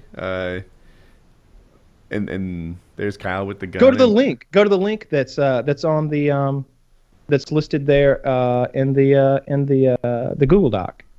Yeah, I'm looking at it in this Gumroad.com/PKA. itty bitty little thumbnail, and you got Kyle wearing a Jewish star riding around on a train. That's Chiz, I believe. That's Chiz. Never mind. You got Kyle's shooting. Okay, I'm looking at a thumbnail. Sorry, I can't see very well. Put the goddamn. Go to gumroad.com/PKA. What is it? Gumroad.com/PKA. I knew what it was. I wanted to make sure the listeners knew.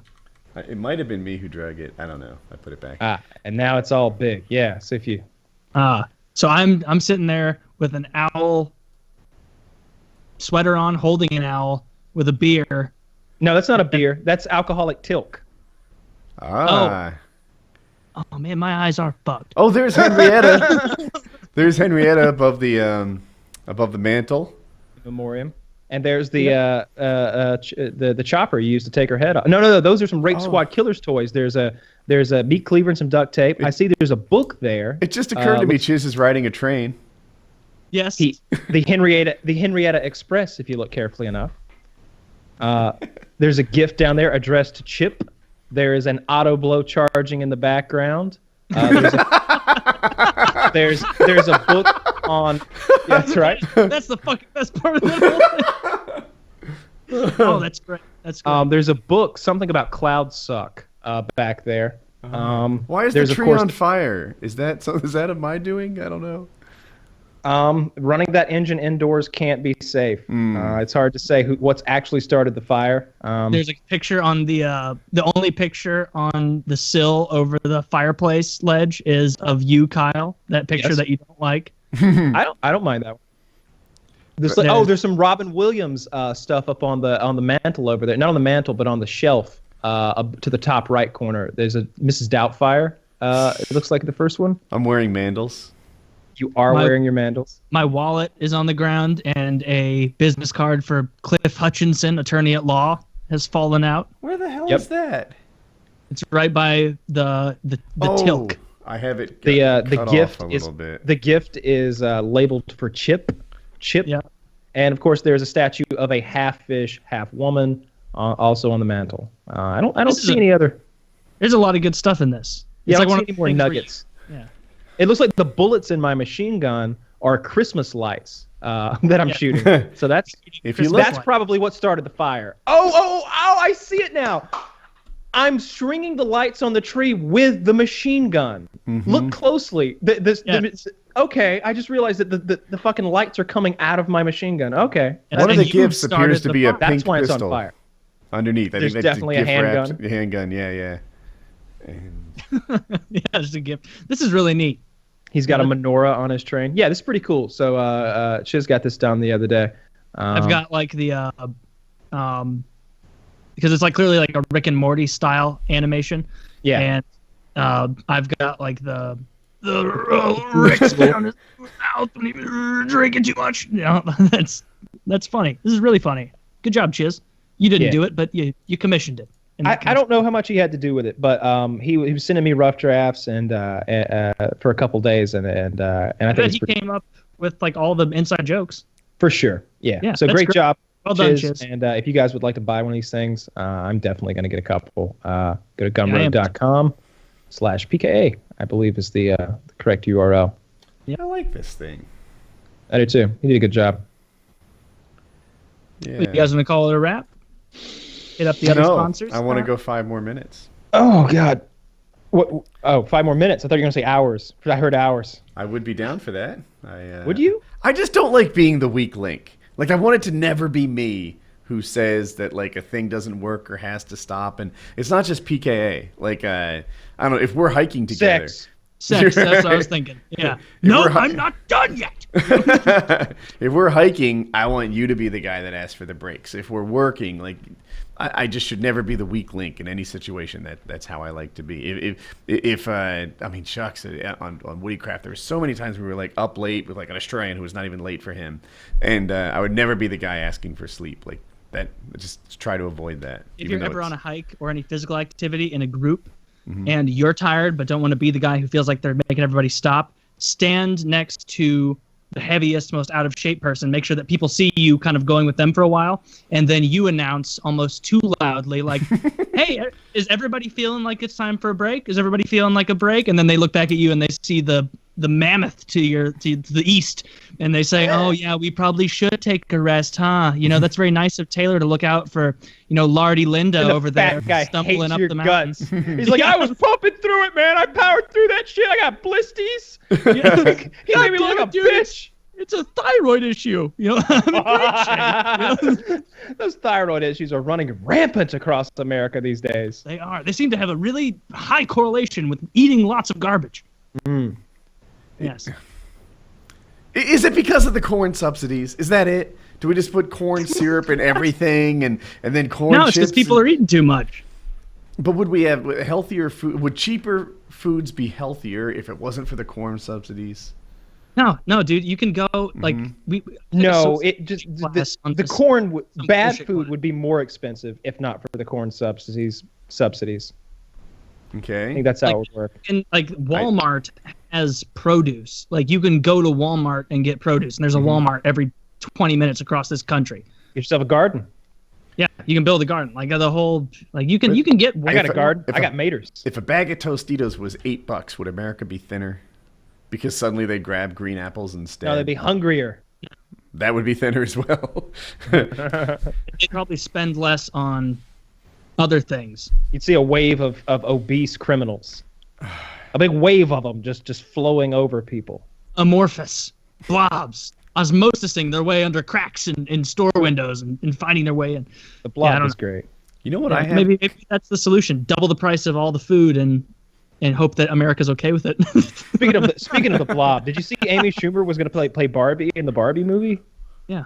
That doesn't really make any fucking sense. No, Why remember when we Barbie? talked about actors that are perfect for the role? Not that one. Not that one. She's no Joffrey when it comes to Barbie. I don't know. I saw a picture of her the other day, and she looks. And of course, I'm sure there's plenty of like bad. I should find a link to it because it's so bad.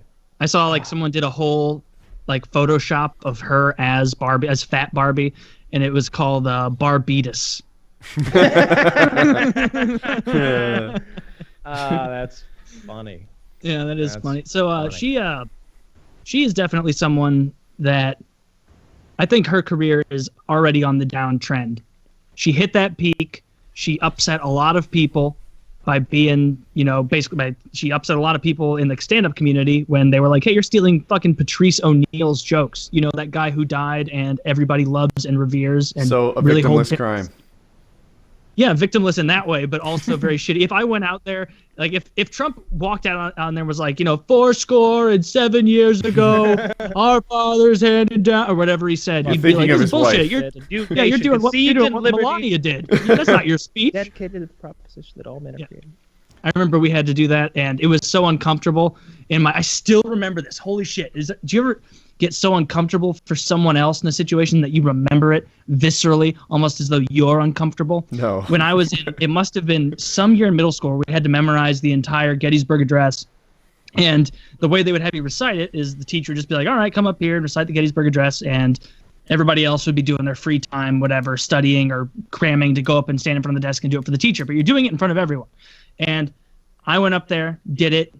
I don't remember if I did good or not. Fuck it. Someone else went up, did it. One of my friends went up, and the only way that this friend of mine can memorize stuff is to sing it. I know because I remember in second grade, this kid sang a Bible verse to our second grade teacher, and it made me uncomfortable then. Think of how uncomfortable something has to be to make a second grader with no self-awareness feel uncomfortable. Ruminate on that.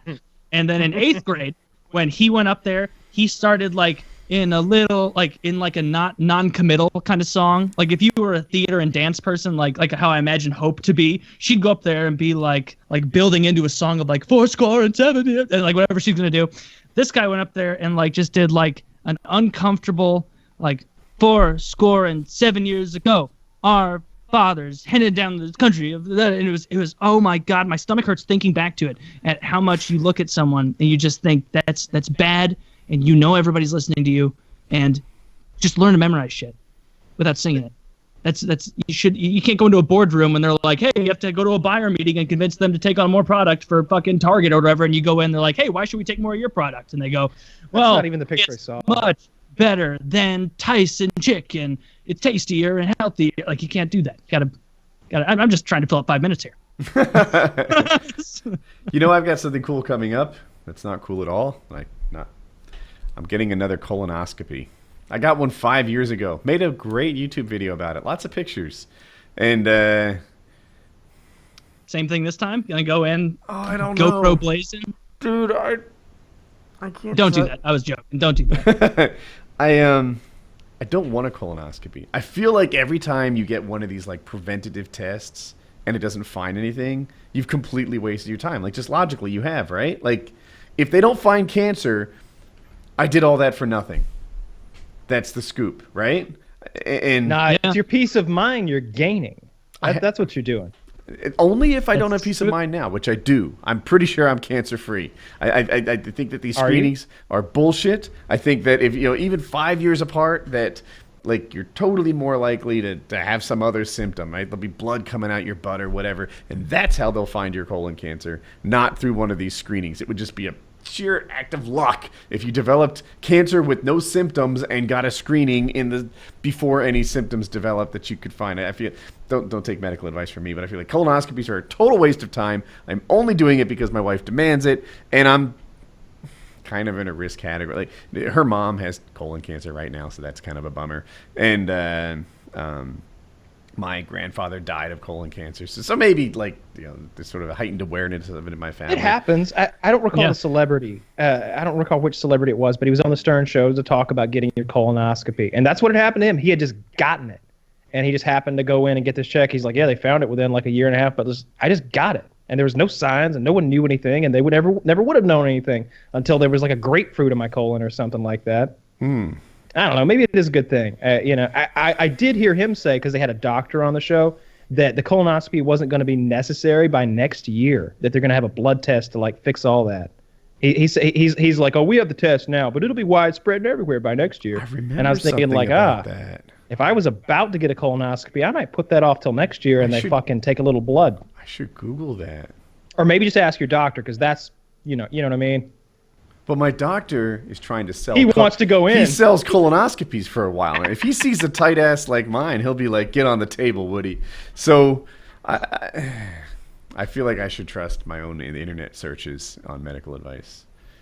Okay, so the colonoscopy is your lower colon and lower intestine stuff. Okay, so are they going to check out your prostate while they're in there? Are they going to make that part of the deal? God, I hope because they're already in there, right? So there's a couple different ways they do that. Know.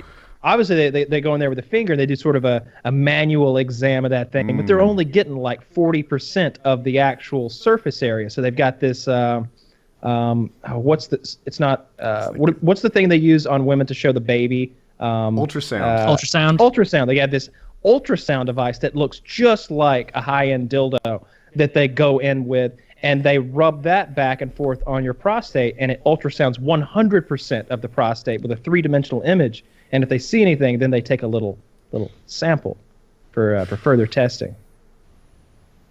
I see. But I don't think you feel that. They have like, it's like a microsurgery where they cut a I'd be chunk under out. anesthesia or something. Not for this. Well, Not it seems for like this. for the colonoscopy I would be, so why not just Yeah, for do the it while I'm colonoscopy, you under? will. What are they going The to wake interesting me thing- up and do the prostate exam? On Stern, they did karaoke while they got the anal ultrasound. So they start singing their song, she's a maniac, and she's dancing like she's never danced before.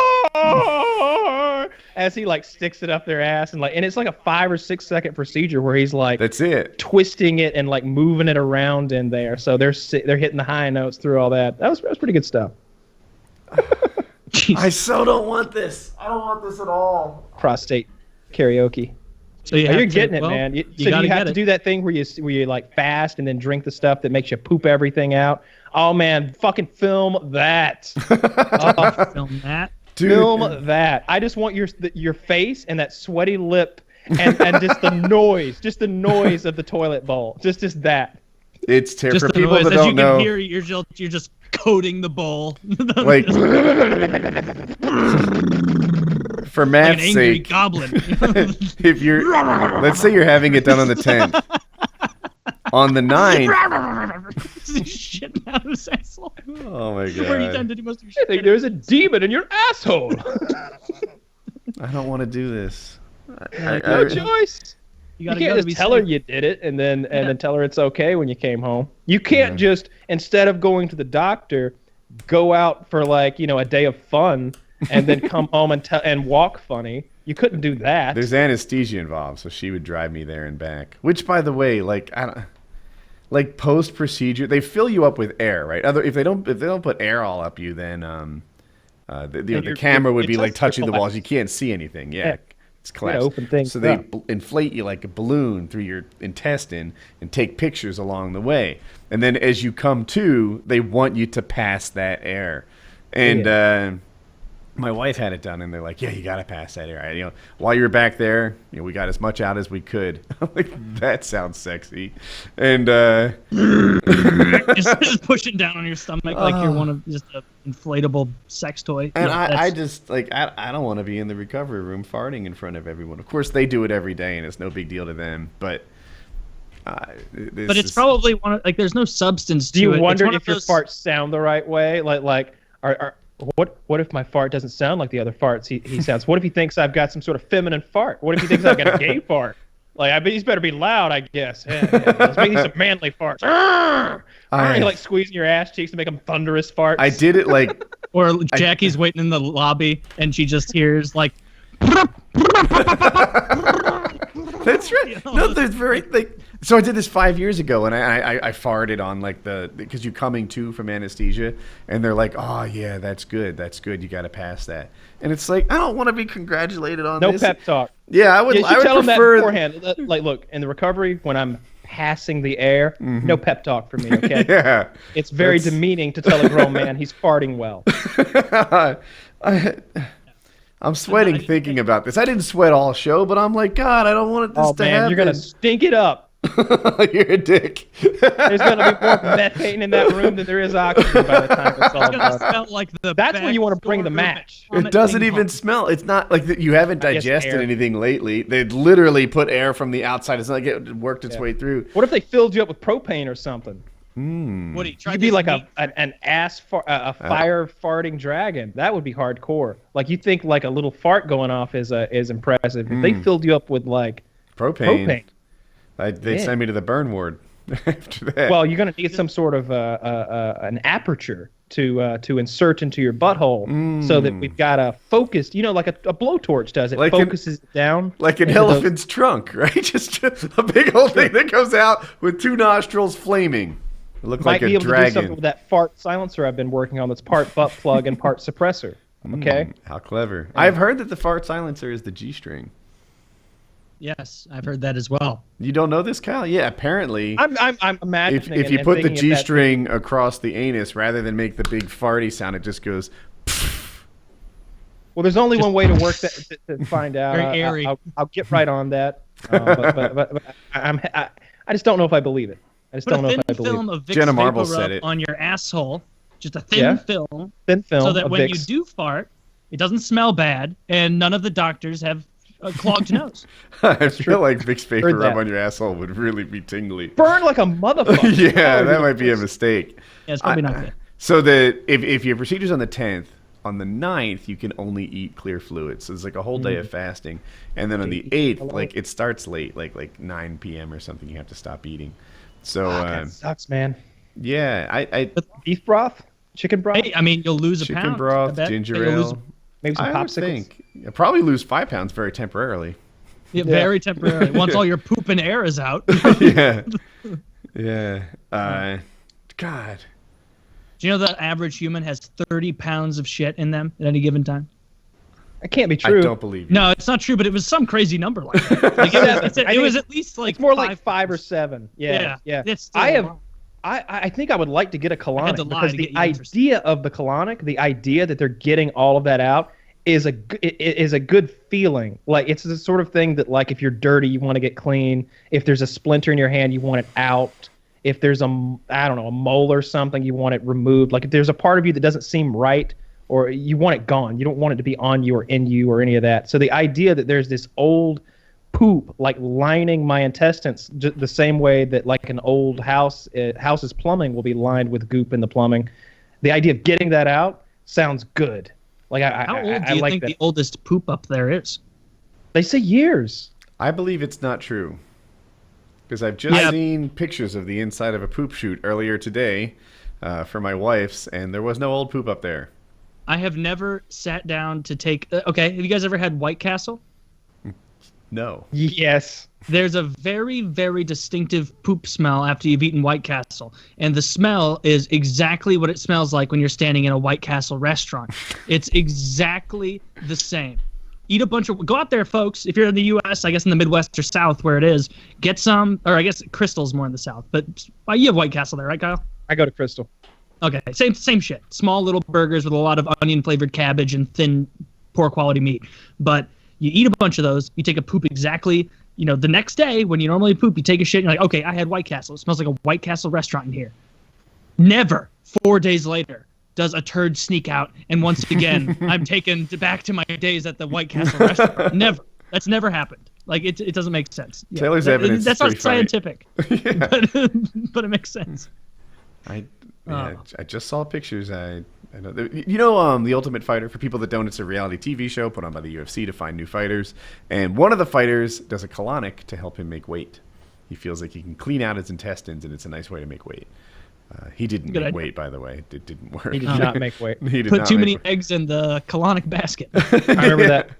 No, it's fine. I'll be pooping this out tomorrow. I remember that episode well. I'm looking for the Pooh Man. I think that was Joe Lozon's season.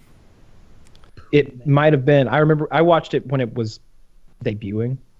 So I wouldn't have recognized Joe at all. But I do remember that. And I remember thinking, like, this guy might have it figured out. Everybody else is dehydrating themselves. If he's got 6 pounds of poo he can just get rid of, that's an actual leg up. If he gets to keep, 3/4 of a gallon of sweat that everybody else has to lose. But it turned out that was just wrong, and he didn't make the weight. So the guy that did it, his name was Gabe Rudiger. He was on Joe's season, and Joe later kicked his ass in the octagon. Nice. Not on the show, I think, but afterwards they fought. And Gabe had trouble making weight, and Joe mocked him relentlessly. He had shirts that was like, I love fighting, like fat kid loves cake or something. It was like a or like reference that guy to, loves cake. Yeah. They made a I wonder if I could find it. They made a YouTube video, like it's preparation for him, and really mocked Gabe Rudiger a lot. Did you hear about Cyborg turning down the 2 145 title fights? I did, and I thought her excuses Bizarre. were flimsy. So Very flimsy. What is that about? One was, I forget, I think she was hurt or something, and it was very short notice, and she said she couldn't make 145. Okay. No, it was 7 or 8 weeks. I think it was 8 weeks she had on the first one. The first one was going to be Holly Holm, and it was going to be like 8 weeks. And they're like, well, what excuse did she give on the second one? He's like, there was no excuse. She said she couldn't make the weight. I think you might be right. Yeah. Yeah. There was no positivity to be found from Chris Cyborg's side of it. So I noticed you're following the UFC a lot more closely than you did, say, like a year ago, it seems. Sure. You are aware Dana White lies all the time. He lies Yes. to make it. He lies to pressure his fighters into things. He lies constantly. He does a good job of, like, they'll be like, hey, so this guy said this about you and that guy said this about you. What is your reaction? He's like, hey, yeah, that's how we do it here. Everybody's vocal and everybody gets to speak their mind. But in the end, the fighters fight and everybody gets paid and we go home happy. He's got a real nice way of, like, spinning things. He's good at it. And it's a different kind of spin. It's not a political spin. It's more of a, like, manly spin where he's just like, hey, we're on another level here. Don't you know what we're fucking doing? We fight here. So problems like that we don't even worry about. We got that. And it's but wait, like, we didn't really resolve where the truth was in that. But yeah, he lies constantly. So when he says stuff, you have to take it with a grain of salt. She replied. I forget what she said. And I know for the 8 weeks thing, she was like, I nearly killed myself to make 140. I've said I'm never going to take a fight unless I get 12 weeks again. That's how long her camps are, apparently, 12 weeks. Jesus. I think 8 to 12 represents kind of normal, so whatever. Well, all right. 3 months, when right? I hear 12, I think, what is she trying to get out of her system in the next 3 months?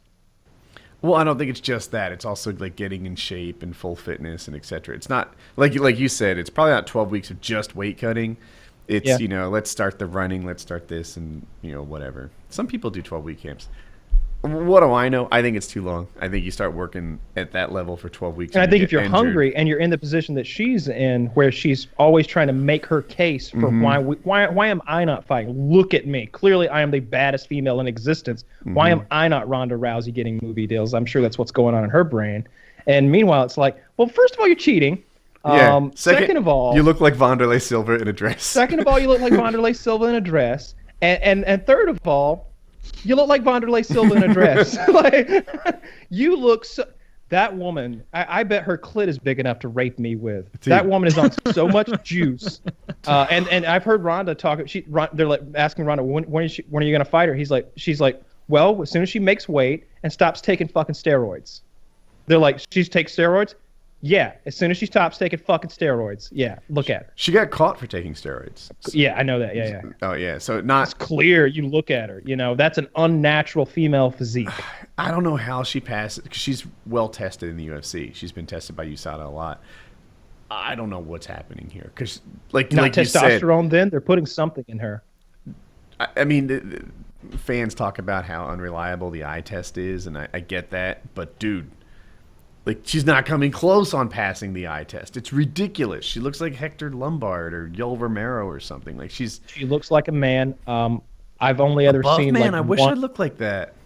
I would love to look like that. Her shoulders are so powerful. She looks like she is strong in the areas that females are particularly weak. Her shoulders, her lats, her upper body in general is very wide and powerful and strong, and she has a very masculine look to her. I'm trying to Google. I can't believe I can't think of her name right now. We're sitting here talking Chris about Cyborg. Oh, Netflix. Yeah. I'd like to see her fight a man if she's fucking cutting to 145 anyway. Let her fight Demetrius Johnson. She'd be who bigger. really had all he could handle the other night. That was a good fight, I thought. So I'm just getting people pictures of this woman. She is very strong. Yeah. And she's not fat, right? Like, a lot of times when you're like, hey, fighter, cut to some lower weight, that person has a little weight on them. This woman is ripped. Yeah.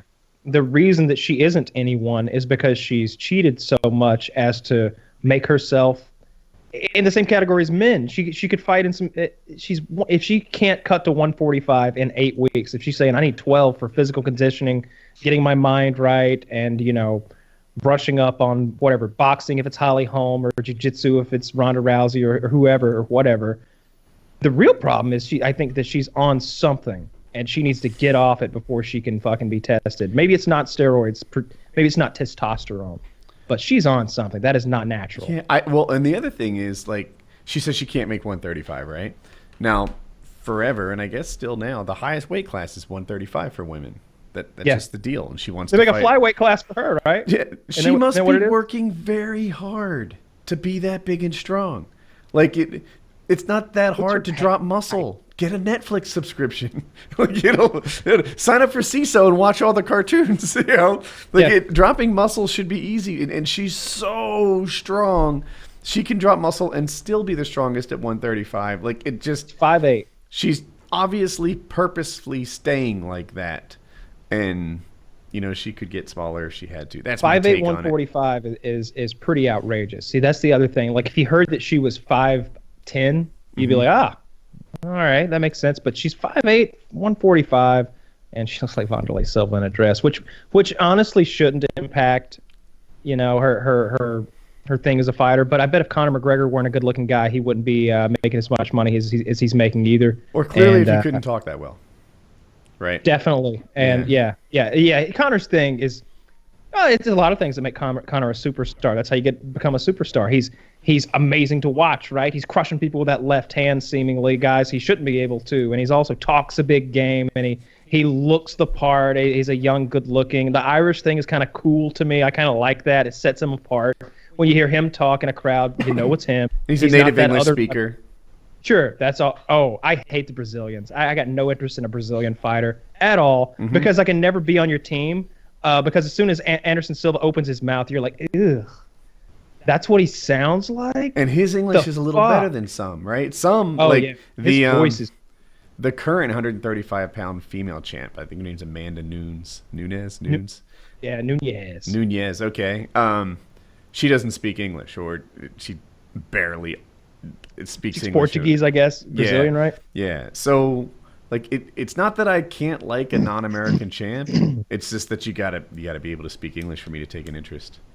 Yeah, and even with a translator, it's really difficult to pick up on someone's personality and what they're like. You're just getting, it's like reading text. You have no idea about the emotion or the which words they were putting emphasis on, what they even meant by what they said. Or even text. Like if you type to me on Skype, then there's a certain people type on Skype in the same way they talk, and I can almost read it in your voice. Yeah, there's a context often as well. When it gets translated from another language, usually through that skinny white dude, it has nothing to do with the fighter. She'll rattle on for like 45 seconds in Portuguese, and he'll go, "She said it was a good fight. Her opponent fought hard, and she's happy to be here." Like, really? Is that all she said? Because I bet she went on and on about the work she put in and how she respects her opponent and how it's probably meandered somewhere and he's just lazy. Non-English speakers. It's not whatever, but I'm just not gonna be as big a fan of you because there's a barrier there for me to get into where I don't get to know you. Whereas I get to hear Conor McGregor talk in the ring, outside the ring, on TMZ, all that stuff, and I got kind of an idea. Yeah. Sure. Yeah.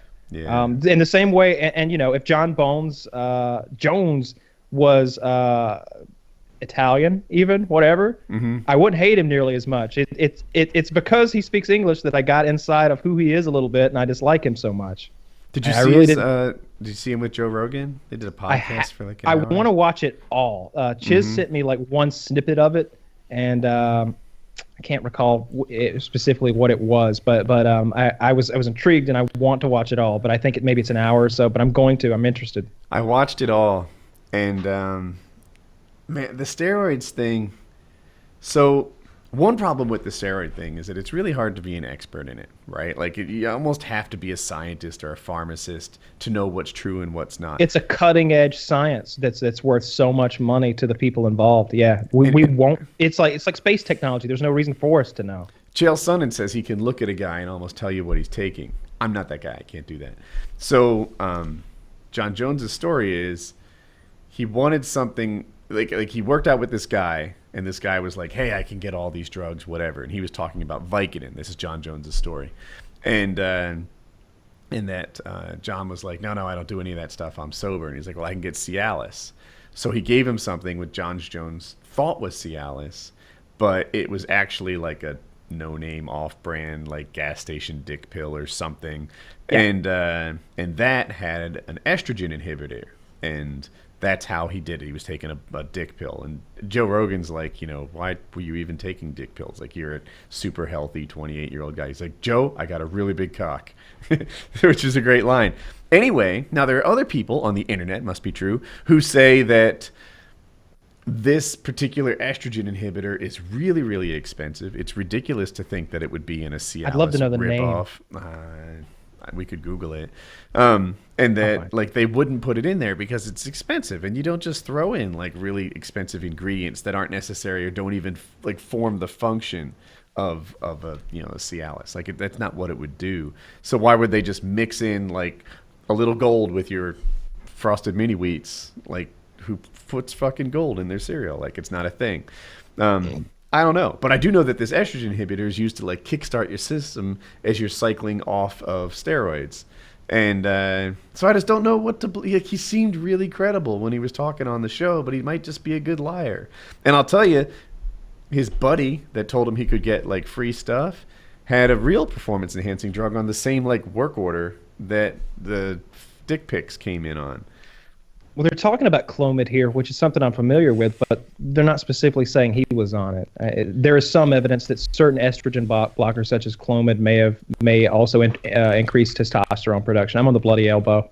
But yeah, I remember when I was considering doing steroids long ago, that like the first thing I was doing was researching how the cycle worked and how you avoided gynecoloplasty or something. Bitch tits, and how you avoid getting back knee and losing all your hair and all the stuff that can come along with steroids. And taking, I think Clomid is like for women who are undergoing breast cancer treatment or something like that.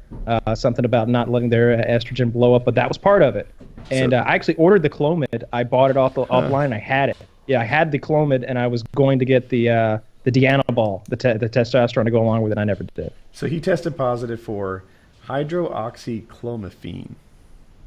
maybe that's Clomid. I don't know. I'm gonna look up what Clomid's.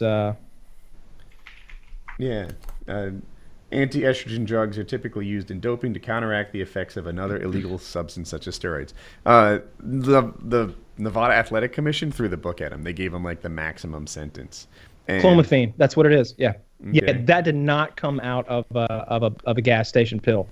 Mine came out of a fucking Chinese pharmacy. Okay. Like it's an expensive, like cancer related drug. You're not getting that at the gas station. Yeah, that ties into what I read in the internet. So I don't know.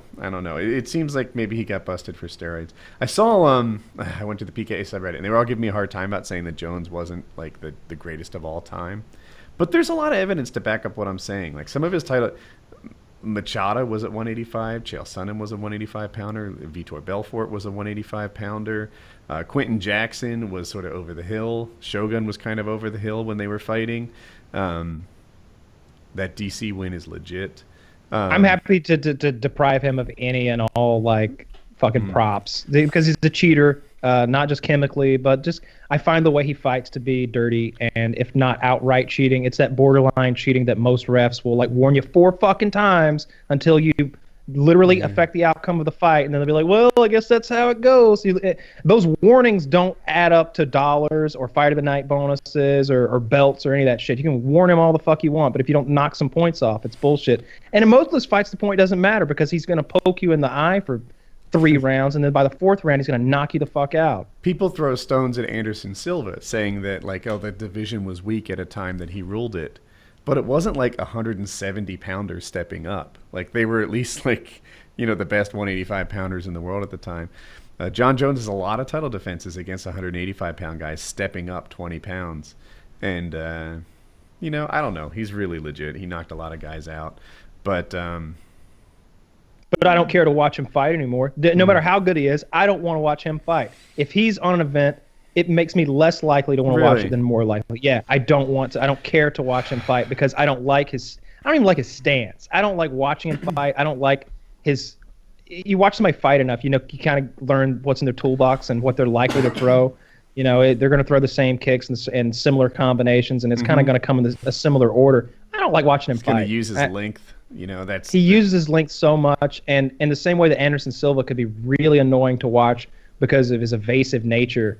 And sort of that, he's instead of fighting it, instead of like this, it's this, It's like, hit me, I'm back here. No, you can't. Fuck you, fuck you. Come over here, back over here where I am. My hands are here though. Anderson and Silva, of course, he'd stay out of range, and then like mock you for not being like, oh look, I'm dancing, I'm pretending I'm hurt, I'm this, I'm that, I'm being a goof. And it's like, no, what you're really doing is just trying to like mask how inactive you are because you're a counterpuncher and you're trying to get that guy. And also, I'm sure, like, if I'm fighting someone, I can't imagine, but like, if I'm in that ring and they start booing, I'm highly motivated to like, you think I'm not good? Watch this. I'm here to show off my skills so that next time I get a better showing or I'm on a better card or whatever. If they start booing, that's really hurting my feelings and everything that can be hurt as a professional that's doing that. I want to go in and show him something now, and I feel like he plays into that as well. Yeah, and you're partly in the popularity business, right? I mean... Yeah, remember that fight where at the end, I remember he had the Burger King sponsorship shorts on, and at the end they're just boo. They're just booing so much because he stayed away the whole fight. He didn't finish it when he could have. This is Silva? Maybe it was Anderson Maya? It was Anderson Silva. Damian Maya, maybe? Yeah, I don't recall who he was fighting, but it was just a shit fight. And I remember at the end of it being like, anybody who paid for this did not get their money's worth. This guy's a clown. And then I heard he got $500,000 for the Burger King shorts. And it's just like, what a fuck. He's good at making money. He's good at making money, but... the story is the Fertitta brothers, the people who own the UFC, who just sold it. Or did. They went to Anderson Silva's house, and they were like, damn. Apparently Anderson Silva's salary buys a bitchin' house in Brazil. In Brazil, yeah. Oh, I bet. Yeah, he's probably like fucking Tony Montana going down to Colombia. Like, you see all this, Tony. This is all mine. Yeah. Would you fuck me, Tony? Plus, not all his money comes from the UFC. Like, he's got sponsorships. He was. Some people call him the GOAT. There's a bunch of people you could call the GOAT. Jones is on that list. Fedor, Silva, GSP. And those are the main ones I can think of. And anyway. Well, check out all of our... Do you want to end it there? please. Check out all of our sponsors down below. Those are all wonderful, wonderful companies and or services, especially like Smart Mouth. I use that one every single day, no matter what. Also, check out our poster. Check out our poster that Chiz put together. I think that's a really cool item if you're a big fan of the show and that's something that you're interested in. And I think that's it. Thanks to our guest, Mark Ellis. All of his information down there. You want to check him out on Twitter. Yeah, check him out. All right. PKA 312.